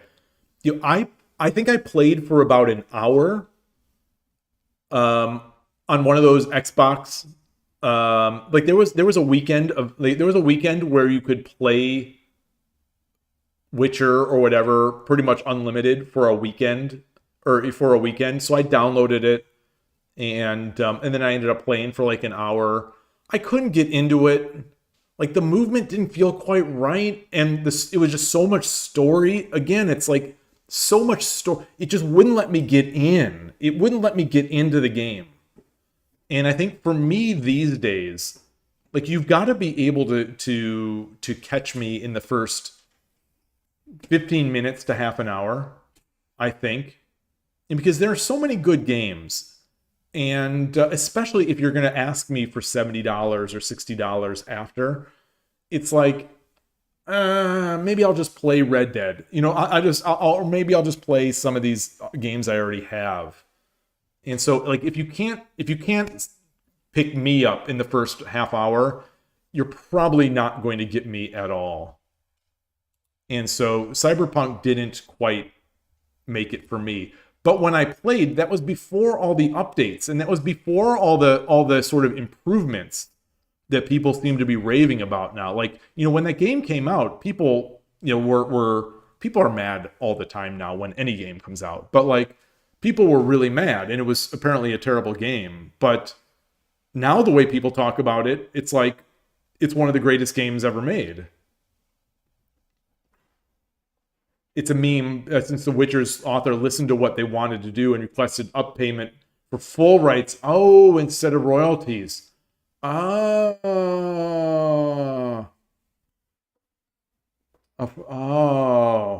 Oh, that's, yeah. Yeah, there are a lot of stories across technical industries of authors, you know, developers, authors, sort of getting bitten in that way. Like they jump at that upfront payment, and then all of a sudden it turns out like becomes $1 billion thing. I think there was an anime for Cyberpunk, I think, but I don't know because I don't follow. You know, because I would barely even glance at it just because I don't know anything about the story. Capybara, you still have a vendetta against CDPR for having character with PTSD, who in the books covers every inch of the body up to the neck. Oh, interesting. So they've tried to make they've modified some of these characters to try to make them maybe more mass market. Is that the problem? Dirt, you say the game is all right if you don't mind the good old glitchy game experience. I thought it's no longer a glitchy game. Is it? Yeah, you want to role play a game fully, so you loved Witcher. You want to emerge in a game and identify with a character, which is hard if you don't get any story out of it. Yeah, so that's a lot how I feel about Red Dead Redemption 2. Is that I am immersed in that. So it's a 1-2 punch because I think the story and the gameplay is so outstanding, the gameplay loop, that I feel immersed in that world. But there's also the other part, you know, as a programmer, I am so in awe of the technology behind Red Dead Redemption 2 that it's just like, it's this 1-2 punch of me just being mesmerized by the game and just loving it more than I could ever even imagine. Ah, the first Witcher is super thirsty. So that's how you get the eyeballs. That's how you get the clicks.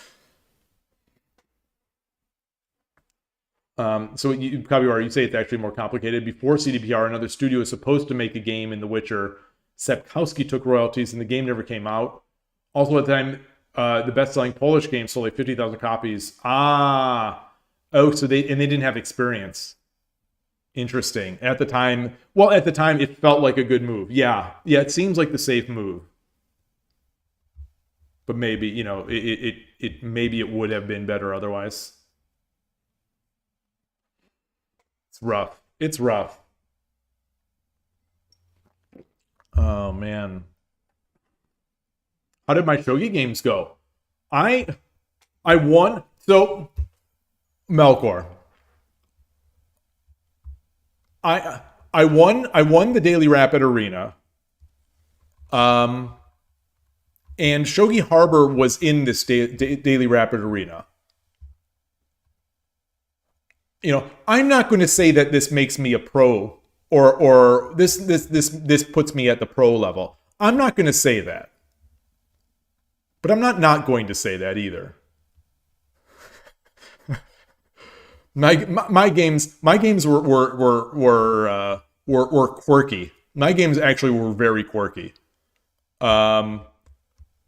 Carolina played just like it felt to me like perfect shogi. It was so difficult, and it was in a line that I literally just saw Urashino Ryu channel play yesterday on his video. So his most recent video has this. I believe, I'm going to go check it after. Has the exact same opening up to a pretty far point, and but I never quite feel so comfortable. He always manages to make some sort of chaos before I can, and she just played it so nicely, and it's just like I'm so giddy just to be able to play her in a game that it's tough. Obviously, no matter how well I play, I wouldn't have won, but I'm just, I'm starstruck and I'm just enjoying the game. I was so happy to be playing. So that was great. That was the only loss today. That was the only loss I had in the tournament. But 3 of the games, so 3 of these 5 wins, I believe I was dead lost in 3 of these. And managed to just really fluke out the title. Or to fluke out the wins. Dim, are there shogi titles? You mean on Lee Shogi? There are titles. The only 2 players that I know of that have a title are Shogi Harbor and Madoka Kitao, who is is a Japanese ladies professional. The person who sort of, it would be accurate to say that she's the person who identified Carolina, right? Is that accurate to say?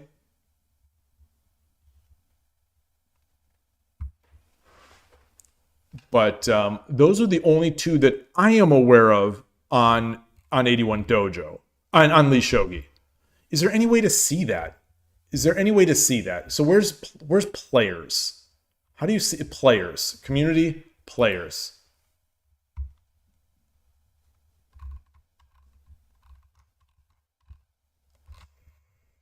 I don't see. I don't know how we'd even look at this.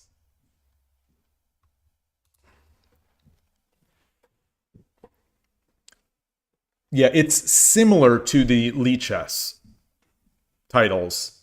It's similar, but we don't have on Lee Shogi. We don't have many professional shogi players.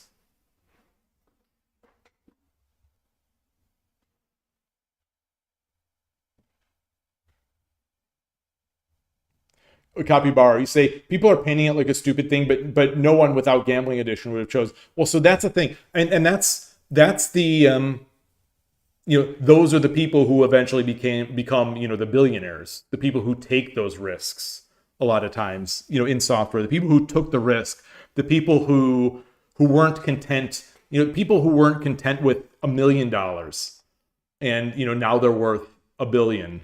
But there are plenty of people also who weren't content with $1 million, and now they're worth no dollars. So it is a gamble, but yeah, it's tough. RDD. Wait. What is RD? Oh, Red Dead. Wait. What is RDD?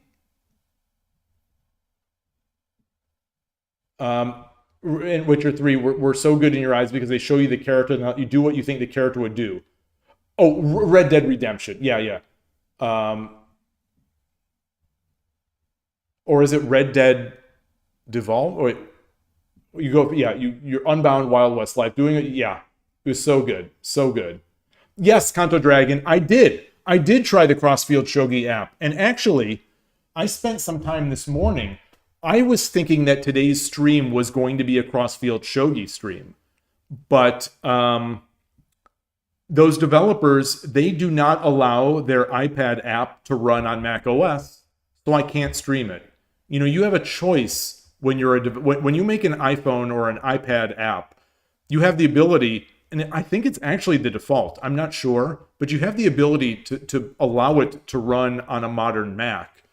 And so like Pio Shogi, for example, or Shogi Quest, like I can run the iPad apps on Mac OS, and that's how I stream them. But the Crossfield Shogi people don't allow it. So I'm really disappointed. I played 3 bot games yesterday to get one of those daily awards. I did some Tsume, and I played a single online game, and it was good. It was good. I won the game. The opponent played really well, and then basically got his rook. He tried to take a pawn with the rook, but I had a sniper rook watching the pawn on 5-6. So he tried to take the pawn on 5-6, but checking my king. But my rook had already been pushed to 8-6 and or 2-6, and so I was able to just capture it, and then he resigned. But it was interesting. I don't know what I think about that time control. The time control is 30 seconds, 30-second main time, 10-second Fisher. I was not expecting that. And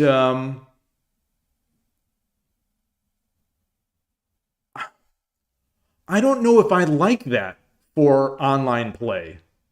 I don't know if I like that. That's a lot of time.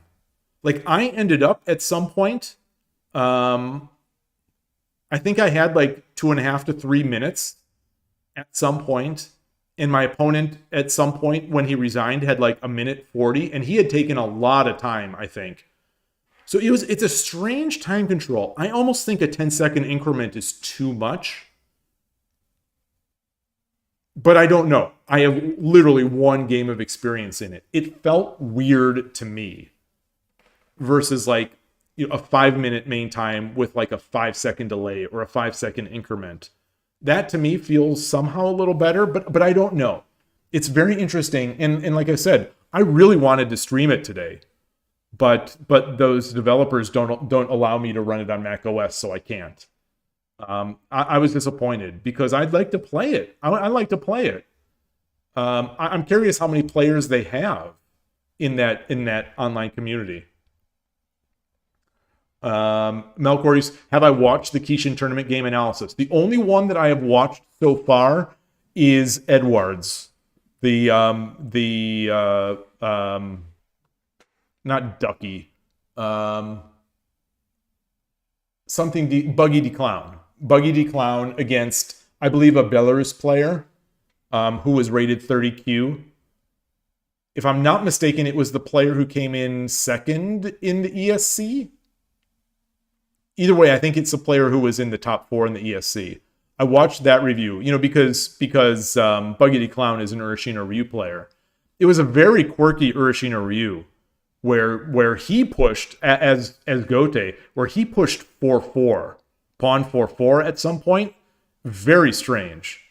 Or did he push pawn 3-4? I don't remember now. I think it was 4-4, but very, very strange. And it was a cool game. It was a very cool game. And getting professional review is a treat. It's definitely a treat. I don't know how much I learned from it. Because some of those tactical games are hard to learn stuff from.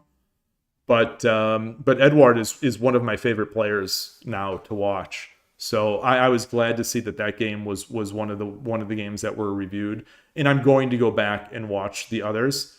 Shogi Dojo Leon is doing awesome work right now, and obviously Ishikawa Sensei, and so highly recommended for people to see that. Yeah, Kanto, yeah, he is. So I am hoping to get him as an interview for the Shogi in the West podcast. That's it. That would be huge if we can work out the timing and all this stuff. I'm so bad. I'm so bad with time organizing calendars for people that I hope that these interviews don't just become like few and far between. But I am going to do my best because I really want to talk to him. I'd love to have him on the podcast. And when I talked at the US Shogi Championship, when I talked to Led Zeppelin, it was just so fun that like I just want to talk to more people. I just want to talk to more people and hear what they have to say. And so it was yeah. So hopefully, fingers crossed, I'll be able to speak to him in the future. Red Dead Revolver is what was on my mind. Yes. Well, I was trying to think of what RDD meant because the acronym that Capybara had written was RDD, or Durton. Durton had written RDD. So I was trying to figure out what that was. Red Dead Redemption 2 is my favorite game ever. When will I play 0+20? Where would I play 0+20? Where would I play 0+20?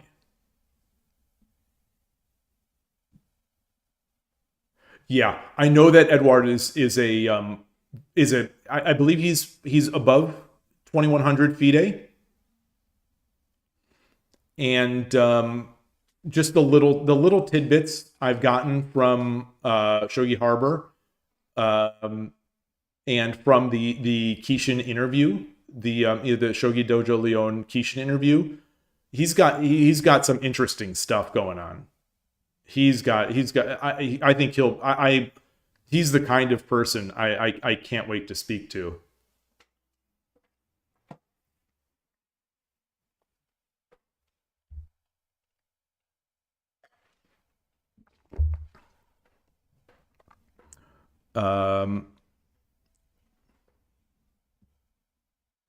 Okay. Would I pronounce this? Would I pronounce this Władysław, or would it be Władysław, or like I'm not sure what that is. Is it Vlad? Like, would I pronounce the first U as V and the last U as W? Just say Vlad or Vlad.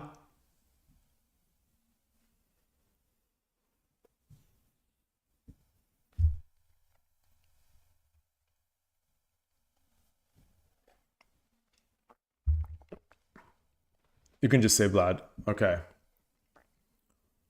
But he is from Belarus, right?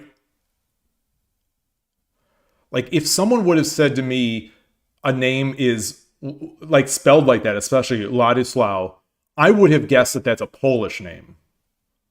I would not have guessed that that's a Belarusian name.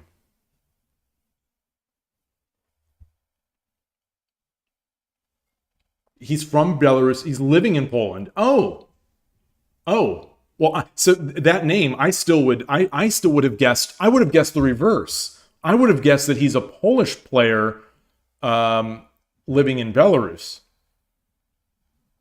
Ah, Władysław. Okay.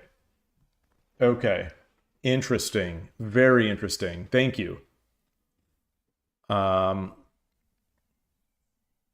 Melkor, you say that Ishikawa Sensei's analysis is actually more articulated and less Japanese than you thought. You have to give him lots of credit since you thought it wasn't so easy. Yeah, I think he's struggling. I do think he's struggling. Like, you know, the level of his analysis is, it feels to me like, as someone who watches a lot of chess analysis, it feels like chess analysis is usually a little more insightful. But you know, I think I'm guessing he's going to grow into this, and I was amazed he was as good as he is speaking in English. He did a lot of ums. Like if you listen to the video, I think I'm gonna guess. You know, I'm just watching and I'm sitting outside. He does a lot of ums. And I'm guessing in his mind, he's sort of thinking, he's sort of, almost every one of those ums, I'm almost expecting that he actually has words that he's thinking in his head that just aren't coming out. And so many of those ums, I really want some detail on. And also, you know, those are limited in time. So, you know, I think he's up against the clock. Obviously, he could spend more if he wanted to. But regardless, I was amazed at how good that review was. And I'm guessing he's going to find a real stride quickly, because it's way better than I thought it would be. You know, knowing that because I've heard him stream before. You know, I've heard him, like I heard him stream one of your games at that German tournament and that city tournament, and like it already seems like he has leveled up his game, where this review was English wise much better than that stream.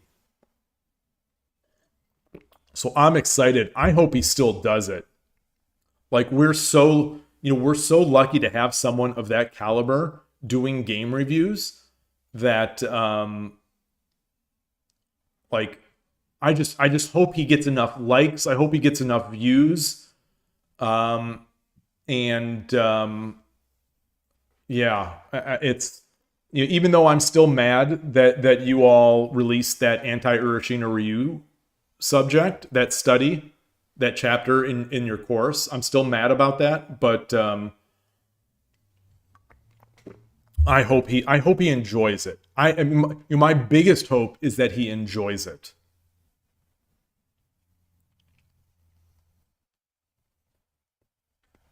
Don't get me wrong. So you say it wasn't great and that he was tired, exhausted. Don't get me wrong. I loved it. To me, you know, I ate up every single word.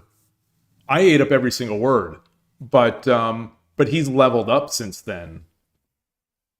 Or maybe he wasn't tired, you know, making this Edward video. Oh, lots of Belarus players are living in Poland right now? Interesting. Why? Is that some sort of for political reasons, or is that because they have that whole Belarusian scene, shogi scene? Like, why would they want to leave that scene? Yeah, the stream for the tournament was fantastic. The stream for the tournament was so good. It was so good. He was sick. Okay, that's funny that you say that. You say he was sick, because there was something, as I was watching it, I thought, I wonder if he's sick. There was some little, I don't know if it was a sniffle or if it was just the way something was said. You know, I'm incredibly perceptive. You know, and I remember thinking during the event, like, I wonder if he's got that event sickness already. Like, you know, when I go to a big event, I quickly after get like a little bit of post-event sickness.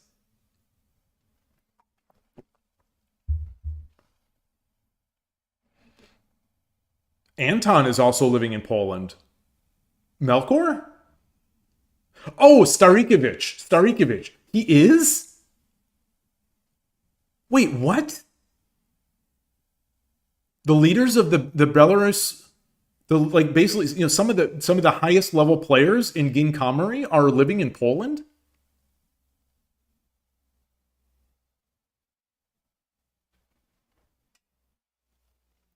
Shogi isn't everything for those players, you're sure. Well, it should be. It should be. If Shogi, well, just imagine if Shogi was everything for Starikevich.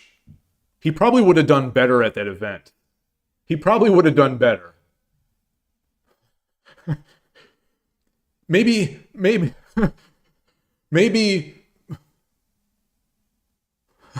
I'm trying to make a joke. I'm trying to make a joke about how you can do better than undefeated against, like, maybe the strongest amateur tournament in the West that's ever taken place. Is that a hot take? That was the strongest Western shogi amateur tournament ever? I'm gonna guess that one blows ISF out of the water in terms of the number of players. I certainly, in my life as a shogi player, I cannot think of a Western shogi tournament that had that level of players so deep into the event. So deep. Like, there were great players like into the 30s and 40s, as far as I'm concerned, going deep. And you had the extra, you know, you had that extra Japanese contingent as well of just very strong amateurs.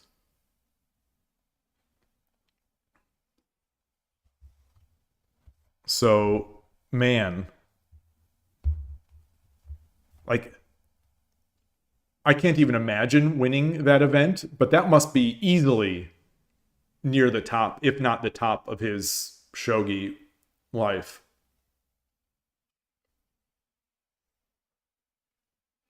Yeah, so ISF, exactly what you say. You say maybe even when the players are super strong, the time control and atmosphere isn't as serious. Yes. So those are the things that I would say, that it seems like, you know, the time control is kind of a joke. The format is an absolute joke.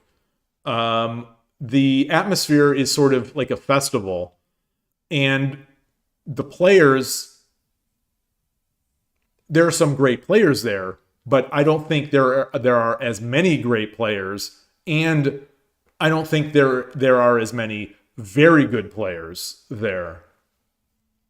Like, this was 100 players, and 40 to 50 of them were at least very strong, as far as I'm concerned.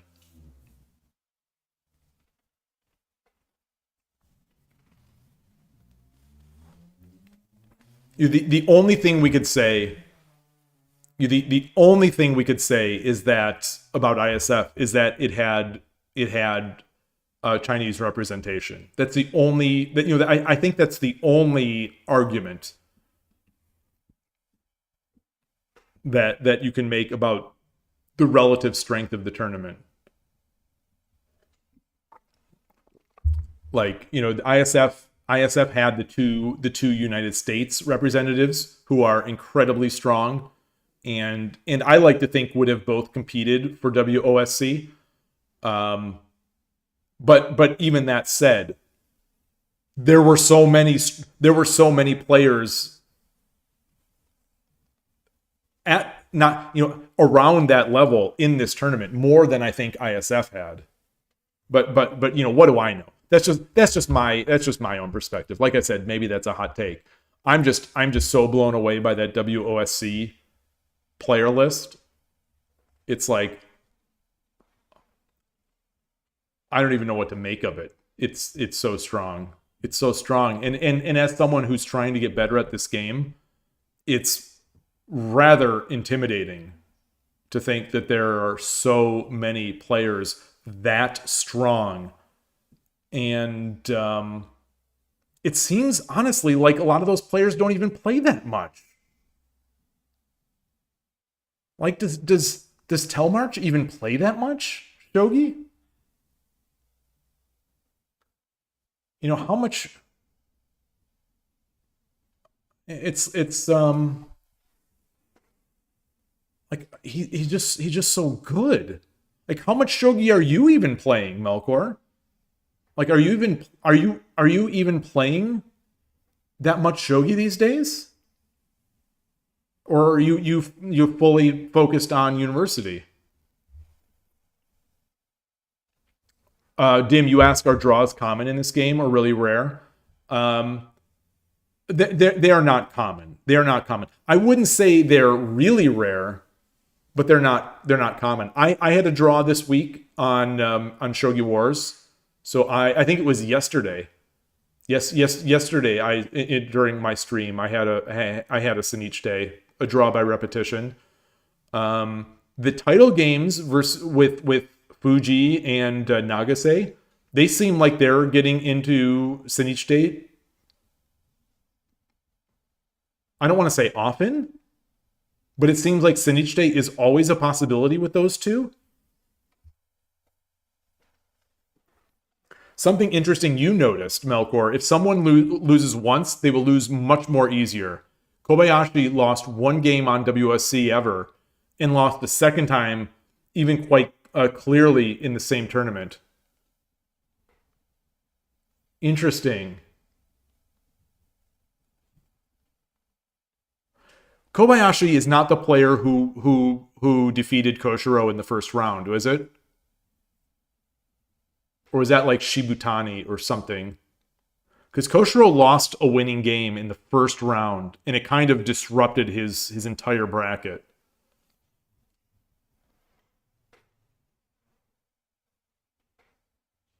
Oh, is that true, Kanto Dragon? Okay, so it's only been 2 times. Okay, I thought in the past year it's been like 4 or 5 times, but maybe it was so surprising that it just felt like 5 times. It was Shibutani. Okay.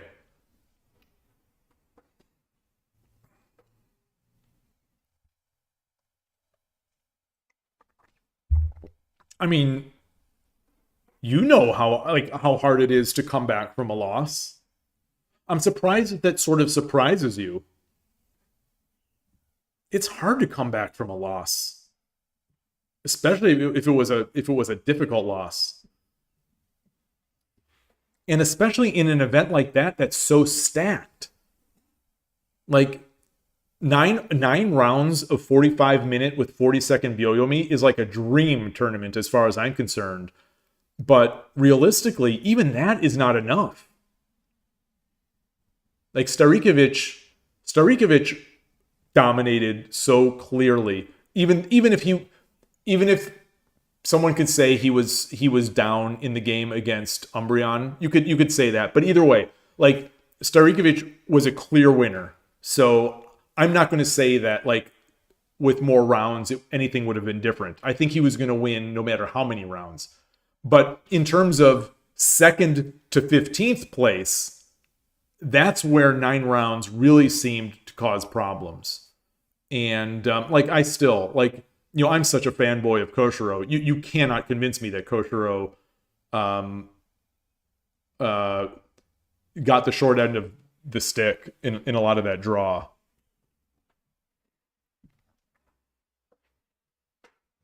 Shibutani-san is so much better than before. He's improving.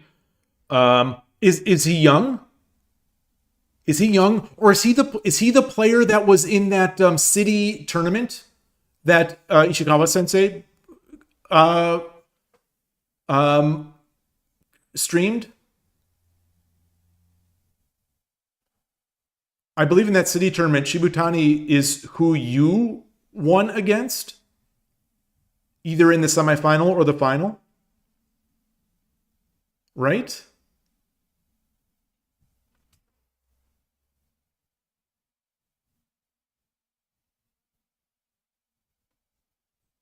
I think.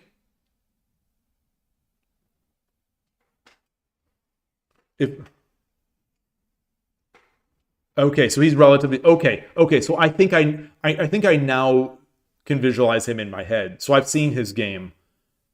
That's amazing. That's amazing. Also, what is the deal with so the rating system seems really weird at this point. Is it just bogged? Is it just too hard to like at that top level to rank up to 4 or 5 Dan in there? Or are there just not enough events, or like the Dan levels felt a little weird looking at the top level?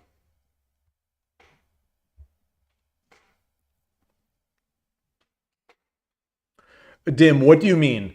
You mean 1 hour and 30 minutes with a 30-second Byoyomi? Or do you mean like 1 minute, 30 seconds with 30-second Fisher? That question about the time. Am I surprised I'm not getting this?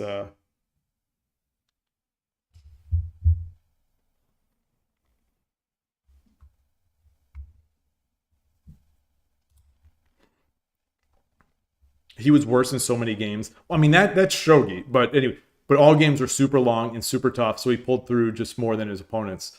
That's a real skill. That is honestly just like to be resilient in the face of a tough position, and then as a tournament goes on, to be able to grind out games. Like that is a super, as far as I'm concerned, like that's one of the things that I noticed when I observed at the 2025 US Shogi Championship. It's a superpower to have that continued focus throughout all the rounds, and to be able to make strong moves even when you're down a bit or down a lot. What do I mean by botch? The rating system seems fine because it's like you're 3 Dan. Like you're 3 Dan. Telmarch is like 3 Dan too, right? Like that's kind of a joke, right? There seem to be like a lot of players who are around the same level. Some of the 3 Dan players are low. Some of the 4 Dan players might be a little high. And maybe that's just the nature when there's a small sample size. But you ranked up. Congrats. Congrats. Congrats. 4 Dan in Fiza. 5 Dan in my heart. That's Melkor is 4 Dan in Fiza, 5 Dan in my heart, 5Q in Tulip's heart. Apparently in the ESC final, Ladislao had mate on 7. No! Is that true? Oh, wow.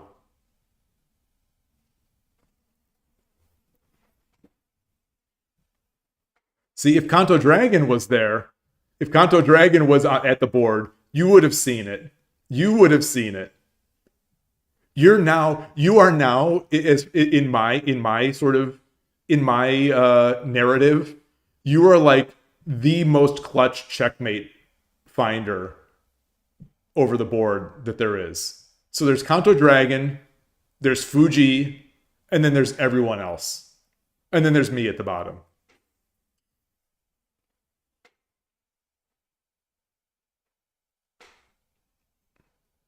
The rating system is just in a way where the time you spend in a certain rating range means you rank up or not. Oh, okay. Okay.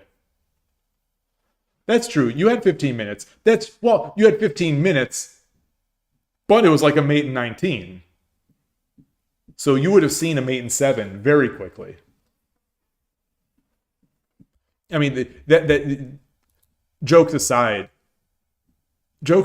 even with 40 seconds, I play 40-second Byoyomi a lot. Is over the board, I have played more 40-second than I have played any other Byoyomi. That is tough. There's a world of difference between 40-second Byoyomi and 60-second Byoyomi, as far as I'm concerned. And all mates are not created equal. So a mate in 7 could potentially be ridiculously difficult, especially with 40 seconds.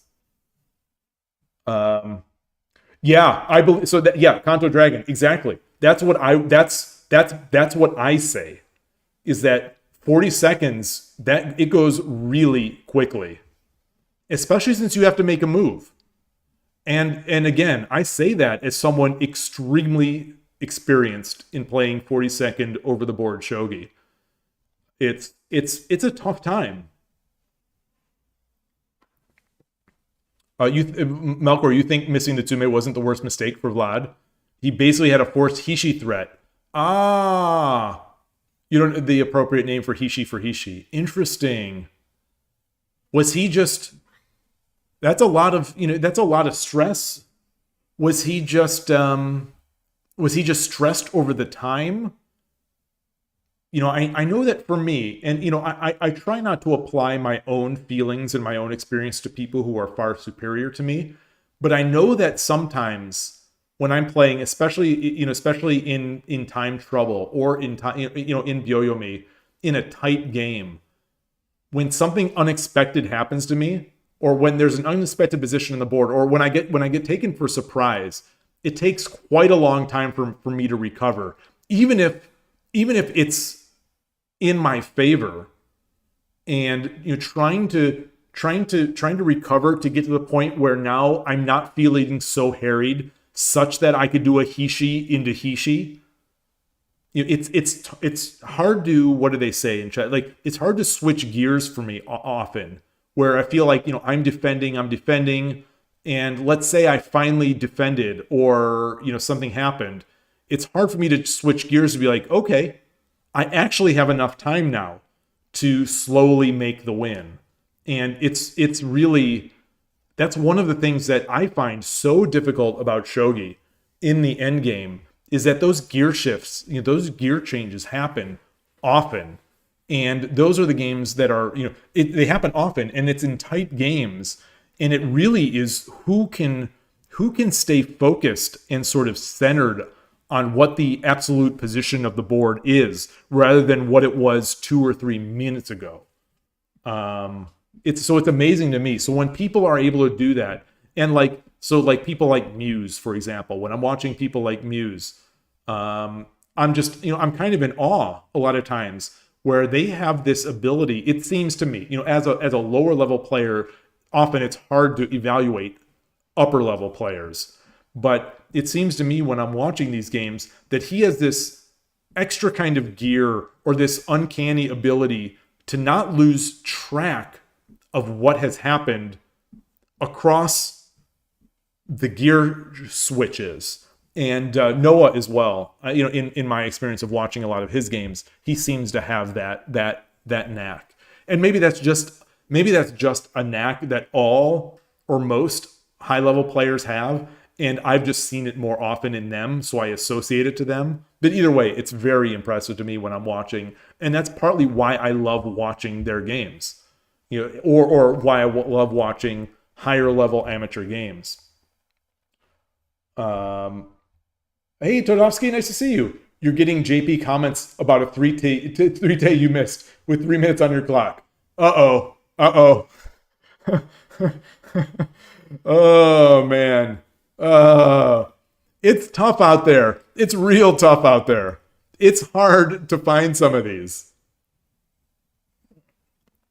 I have a Chessable course that I'm actually going through now, to get my daily challenges. As I've said before, as I've bragged before, on the Chessable app, I have studied on Chessable every day for 1,750 days. So what I've been doing lately is 1 or 2 problems a day from the course. It's called the Unexpected Mate in 1. And I don't know if there's an unexpected mate in 2 or anything like that, but this Unexpected Mate in 1, where pros in many of these, you make a move, and then there's this sort of trick, there's a sneaky little mate after. So it's unexpected. And I think the unexpected mate in 3s are awfully hard, where chaos is happening, and there might be just an unexpected mate in 3. I missed the unexpected mate in 5 today. I still was able to win that game, but there was an unexpected mate in 5, which was rough for me because I was looking at that position, and I knew there was going to be a mate, but I didn't think it was there. Dim, you ask, what's a really long game in Shogi? Do you mean for pros or for amateurs? For pros, I don't know what those time controls are. Like, they have 2-day title matches for some of the highest level titles. They have 2-day matches. I don't know what their absolute clock setting is. I know they play with 1 minute Byoyomi, and I think they each have 9+ hours of main time. 9 hours main time and 60-second Byoyomi, I think, is their clock setting. And then it's played across 2 days, which is... I'm not even going to talk about it. It's ridiculous to me, but, whatever. But yeah, so I think that's the longest for amateur games. I don't know what the longest for amateur tournaments are. 45 plus 40 is pretty darn long. Like ISF, this International Shogi Forum, I think it's called, they played 1540, 1530. They played some very fast thing. United States Shogi Championship this year, we played 10:40, 10 minutes with 40-second Byoyomi, I believe. I think. So we were playing very fast games. Melkor, you ask, am I interested to hear what your conclusion is for yourself after the ESC WSC? Of course I am. I mean, what you don't even need to ask. Of course I'm interested. Of course I'm interested. Your conclusion for yourself is that you are going to be a pro, and now we need to cheer you on. Kanto Dragon is answering. Meijin is the longest, 9 hours per player, 1 minute Byoyomi afterwards. Okay. So I was correct on that. I wasn't sure which one it was, but I thought I've seen the 9 with 60. I don't know what the ladies' titles events are. The longer ones. Are those 4 hours? Are those 4 hours each? 4 hours with 60-second Byoyomi? Like what is the big one? Is it Seirei? What is the biggest of the ladies' events? Seirei is the one that is now gatekeeping a JSA professional membership, I think. Is it Seirei or Hakurei? I apologies if I'm just butchering these words. Yeah. You say you thought playing... Yeah, 5 hours of chess is long. I think the thing about Shogi, not that chess is not incredibly grueling. But the thing with Shogi not simplifying as the game goes on, I think it makes it even more mind-numbingly sort of exhausting and maddening. Shogi just gets... Like I've said before, it's just sometimes it's just too hard. It's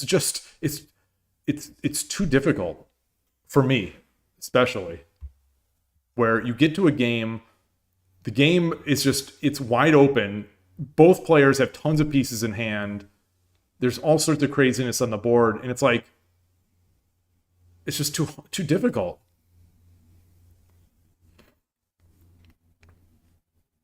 Oh, so you won every game against people weaker or almost as strong as you, even with doing some mistakes due to stamina. So your play now is very solid. You can play at a decent level consistently. I was thinking about that myself. Because I've heard this a couple times before about a chess player. Oh my gosh, I can't remember his name now.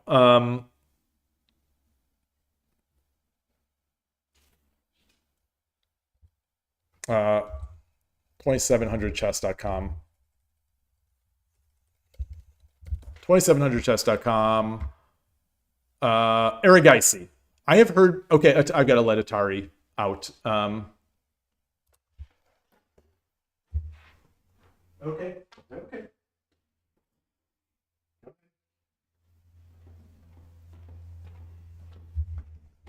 I've heard people say that Aragaisi is great at beating lower players. Like he's a lower level player destroyer. He wins games, but he doesn't fare. I've heard this criticism. I don't know if it's true, fair or not, but that he struggles against people above him or at his level. And I was wondering if I have that. When I look at how I ranked up in Shogi Wars, without trying to read too much into it, it seemed like lately, in the past couple 3 months, a lot of my consistency and a lot of my sort of, quote, solid play, I think is basically that I'm beating players below my level. I'm occasionally beating players at or above my level, but I'm winning so often against players below my level that it's rising my rank. And I don't know if that's good or bad. I think good or bad. It is what it is. I don't know, but I noticed that by looking through my games, where it's like, especially in the past couple 3 months on Shogi Wars with 10-minute and at 10-second as well. Like when I was, gosh, I'm jinxing it so much, but like when I've been getting the 2 Qs, I've been sort of merciless in those games. The 1 Qs, I'm doing all right. The Shodans, I probably have an overall losing record against Shodans. So like by being sort of a 2Q killer, I was able to sort of propel my rating higher. But I don't want to make too much out of it because you never know those ratings on Shogi Wars and anything. So all the games that you lost, Melkor, were to people that are more experienced than you. And apart from the game against Umbreon, all the games you lost, you played a decent opening, but the middle game you weren't experienced. So even at your level, the middle game is still, maybe that just never changes. Like I feel when I am getting outplayed, like often, like just like today against Carolina, when I'm playing someone above my level or well above my level, it's like I'm doing all right in the opening. Sometimes I'm doing better than them in the opening. But in the middle game, that's when they turn it up. And that's where I start to, it's not like we both got into the end game and their end game was stronger than mine. It's usually that their middle game is overwhelming me. And that often happens a lot in my weekend games as well, where I'm playing someone, 1 or 2 levels above me at the club, where a lot of these games, it's a slow and gradual grind out in the middle game where he just takes more advantage. His advantage just grows and grows and grows. And so we will often have games where, like I put it in the engine, and he's basically playing perfectly. Like where it's no, in the Lee Shogi way, no mistakes, no blunder, no mistakes, no, what's the other one called? Uncertainty? Questionable. Like it's a 0, and the overall is, the overall Cenopon loss is like 50 or 60. One of those games, like the perfect type games. And it's just like, it's just a slow, there was nothing gradual. Like in some of those games that I lose, I don't make a blunder even. It's just, I just get slowly outplayed. Inaccuracies, thank you. I just get slowly outplayed until the game just ends. And there are no outright mistakes I made. There's no, I think in some of those graphs, I think like there is no mistakes. It'll literally be like, I made 4 inaccuracies, no mistakes, no blunders. And he made no inaccuracies, no mistakes, and no blunders. And he wins. And it's just like, how do I learn from this? How do I learn from this? And I don't know what the answer is there, but it's like that is one way where when I'm playing someone superior to me, I really feel that, where it's obviously sometimes I hang pieces against strong players, but often it's that slow grind, and it's tough. It's tough. So Malcolm, you say, in a complicated situation where your opponent makes the position complicated and unusual but equal. Yeah. I mean, you're a 4-dan now in Pisa, and you're that. Those are exactly the positions that I have difficulty with, and that's where they just get more complicated. They get more complicated. It's like the really strong players, like when I played Koshiro or someone like they make moves that complicate it, and I'm still fine, but it's very easy to slip. It's very easy to slip. And it's tough. It's tough. Todasi, I'm trying to learn from an engine. Well, I'm trying to find ideas from an engine. Like, we review some of these games, and I come out of the games often, like some of those games like I just described that I play over the board. I come out of these games and I'm thinking, like, I don't know what I did wrong. I don't know what I did wrong, and I don't know what I could have done differently. And that's that. And even after we analyze the games, we're sitting there, as two humans analyzing the game, talking about it. And some of those games, it's like, I just don't know. Even coming out of analysis, I don't know what I could have done better. So, I go home, I put it in the engine, I see that my opponent has played like perfect shogi, and I played really darn close to perfect shogi, according to the inaccuracy counts.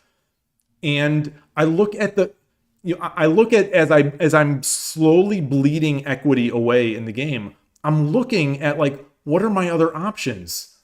And it's like I'm almost not seeing them. Without the engine being able to tell me why some of those moves are slightly better. It's just hard, because it's like, yeah, I could have played this other move, but I don't see why it's worse. Even with hindsight of seeing like 5 moves down the road, it's like, I don't see why why any of these moves are any worse than the others. It's tough. It's tough. And I think shogi just gets really. I don't know how better players do it. Because I'm at my level. My opponent is at, like I said, at least a level or two above me as far as I'm concerned. But like, is that just what shogi is? Is sort of, you okay, Atari? Is that what it is? Is just like these vagaries, and then you try to make chaos? Like do I need to try to make chaos more? Like, do I need to try to make chaos more? And I've tried to sometimes, and sometimes it works. Sometimes my opponent just outreads me. And, more often than not, my opponent outreads me. But I think, of the games I win, like I've said before, I win probably, at most, I win between 15 and 20% of those club games. It's when the game became a little more complicated, because maybe I played out of Joseki, or he did, because we've played hundreds of games together, and we know our openings. And so, like, it amazes me that, like, when Nagase or Fuji are playing, like, how do you move ahead of one of these players where they know what they're going to do, and they're so strong, and they're so good. It's like, I just don't know what shogi is going to be. Like, I'm at the point right now, I know at my level, I have no idea what it's going to be like if I level up one more level, or if I grow one more level. I have no idea what that shogi is going to be like. It's tough. Melkor, you say, chances are that my knowledge isn't enough to know what's supposed to work and how I'm supposed to play and whatnot. If you've got no idea how to make stuff interesting, you might need opening. Well, yeah. And I get so many of my ideas from Urshina Ryu channel. And that's where I get a lot of ideas. I do get ideas from the engine when I review my games and I see ways that the engine can make it tough.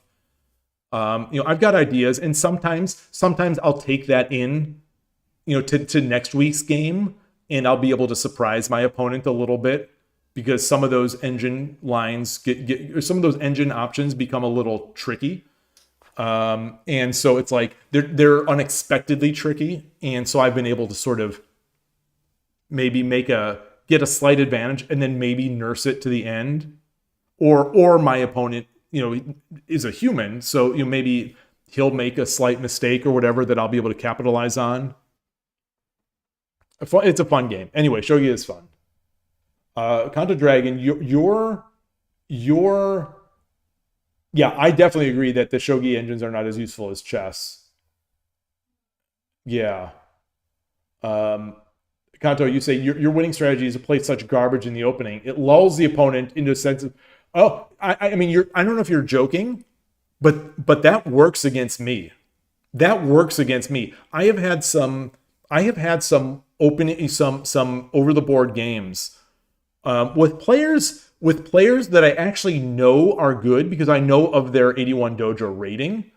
So I've played them. I've not played them before. So it's like it'll be a player that I won't have played before. I know that their shogi their online rating is strong, and they'll play such garbage in the opening, and I'll be like, wait, what is going on? What is going on? And I continue, and then I get lulled into that false sense of security, and especially when they're doing that, especially when my opponent is playing garbage quickly.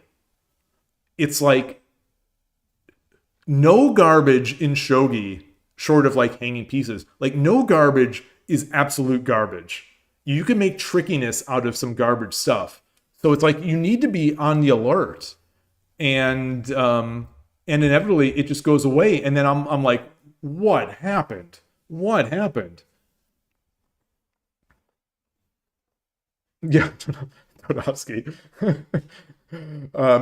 So one of your opponents said he felt safe, and then suddenly his king was surrounded. Yeah, that sounds like a conversation I have had against someone who played garbage in the opening, quote, garbage in the opening, and played it very quickly.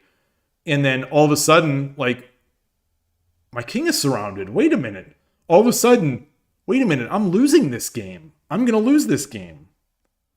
And let me tell you, that is not a good feeling. That's not a good feeling.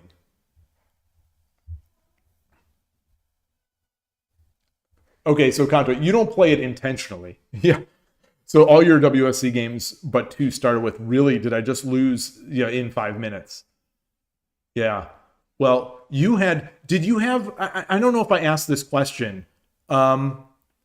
Did you, Kanto Dragon, did you have the biggest ratings gain in the WOSC this year?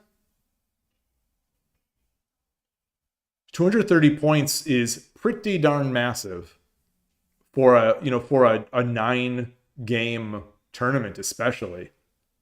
Did you have the biggest rating gain? Okay, you did have the juiciest Yloigh gain. Was there a prize? Was there a trophy or like a medal for that? Do you have like, do those tournaments have like fighting spirit, most improved player, et cetera, et cetera?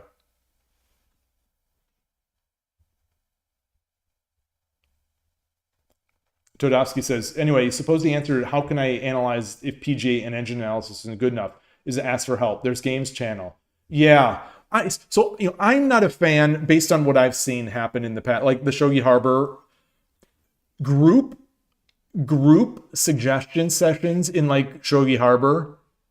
I have not spectated, but I've observed some of those. Those never seem to me to work out. You get a little too many cooks. Have we talked about Too Many Cooks on this channel? Because I watched Too Many Cooks again for the first time in a long time a while ago. Did this come from Todovsky? Where did I get too many cooks in my head from this week? Because I watched it all the way through. And you might have shared it. Somehow, yeah, it was this week. Maybe YouTube recommended it to me. I'm not sure. But this week I got Too Many Cooks again, and I watched the entire thing through, and it was anyway. There are too many cooks spoiling the broth in a lot of those Shogi Harbor Discord reviews, and it's hard to know who to believe. It's hard to know who to listen to, and style does play into some of these. Style does play, or ability. Some things. That's the dangerous part about a lot of these moves. Especially with the end, like a lot of these moves are totally fine moves,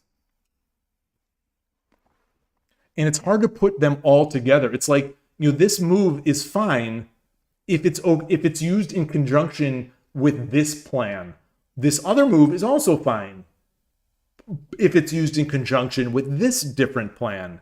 But like, you can't do this move and then try to switch to that plan. And I think that's where I end up going. But like, it's real subtle. So anyway, I see that it's 3:44. I need to go pick up my son. I need to leave in like pretty much now. So I'm sorry about that. I'm sorry for the abrupt finish, especially since I would love to keep talking about this. Thank you, everyone. This has been so fun. As always, so fun. And apologies that it ended so abruptly. Almost 5 hours. Wow, I didn't even realize that. But thank you, everybody. Fun day. Glad I was able to stream, and take care. Enjoy your shogi, and I will see you soon. Bye.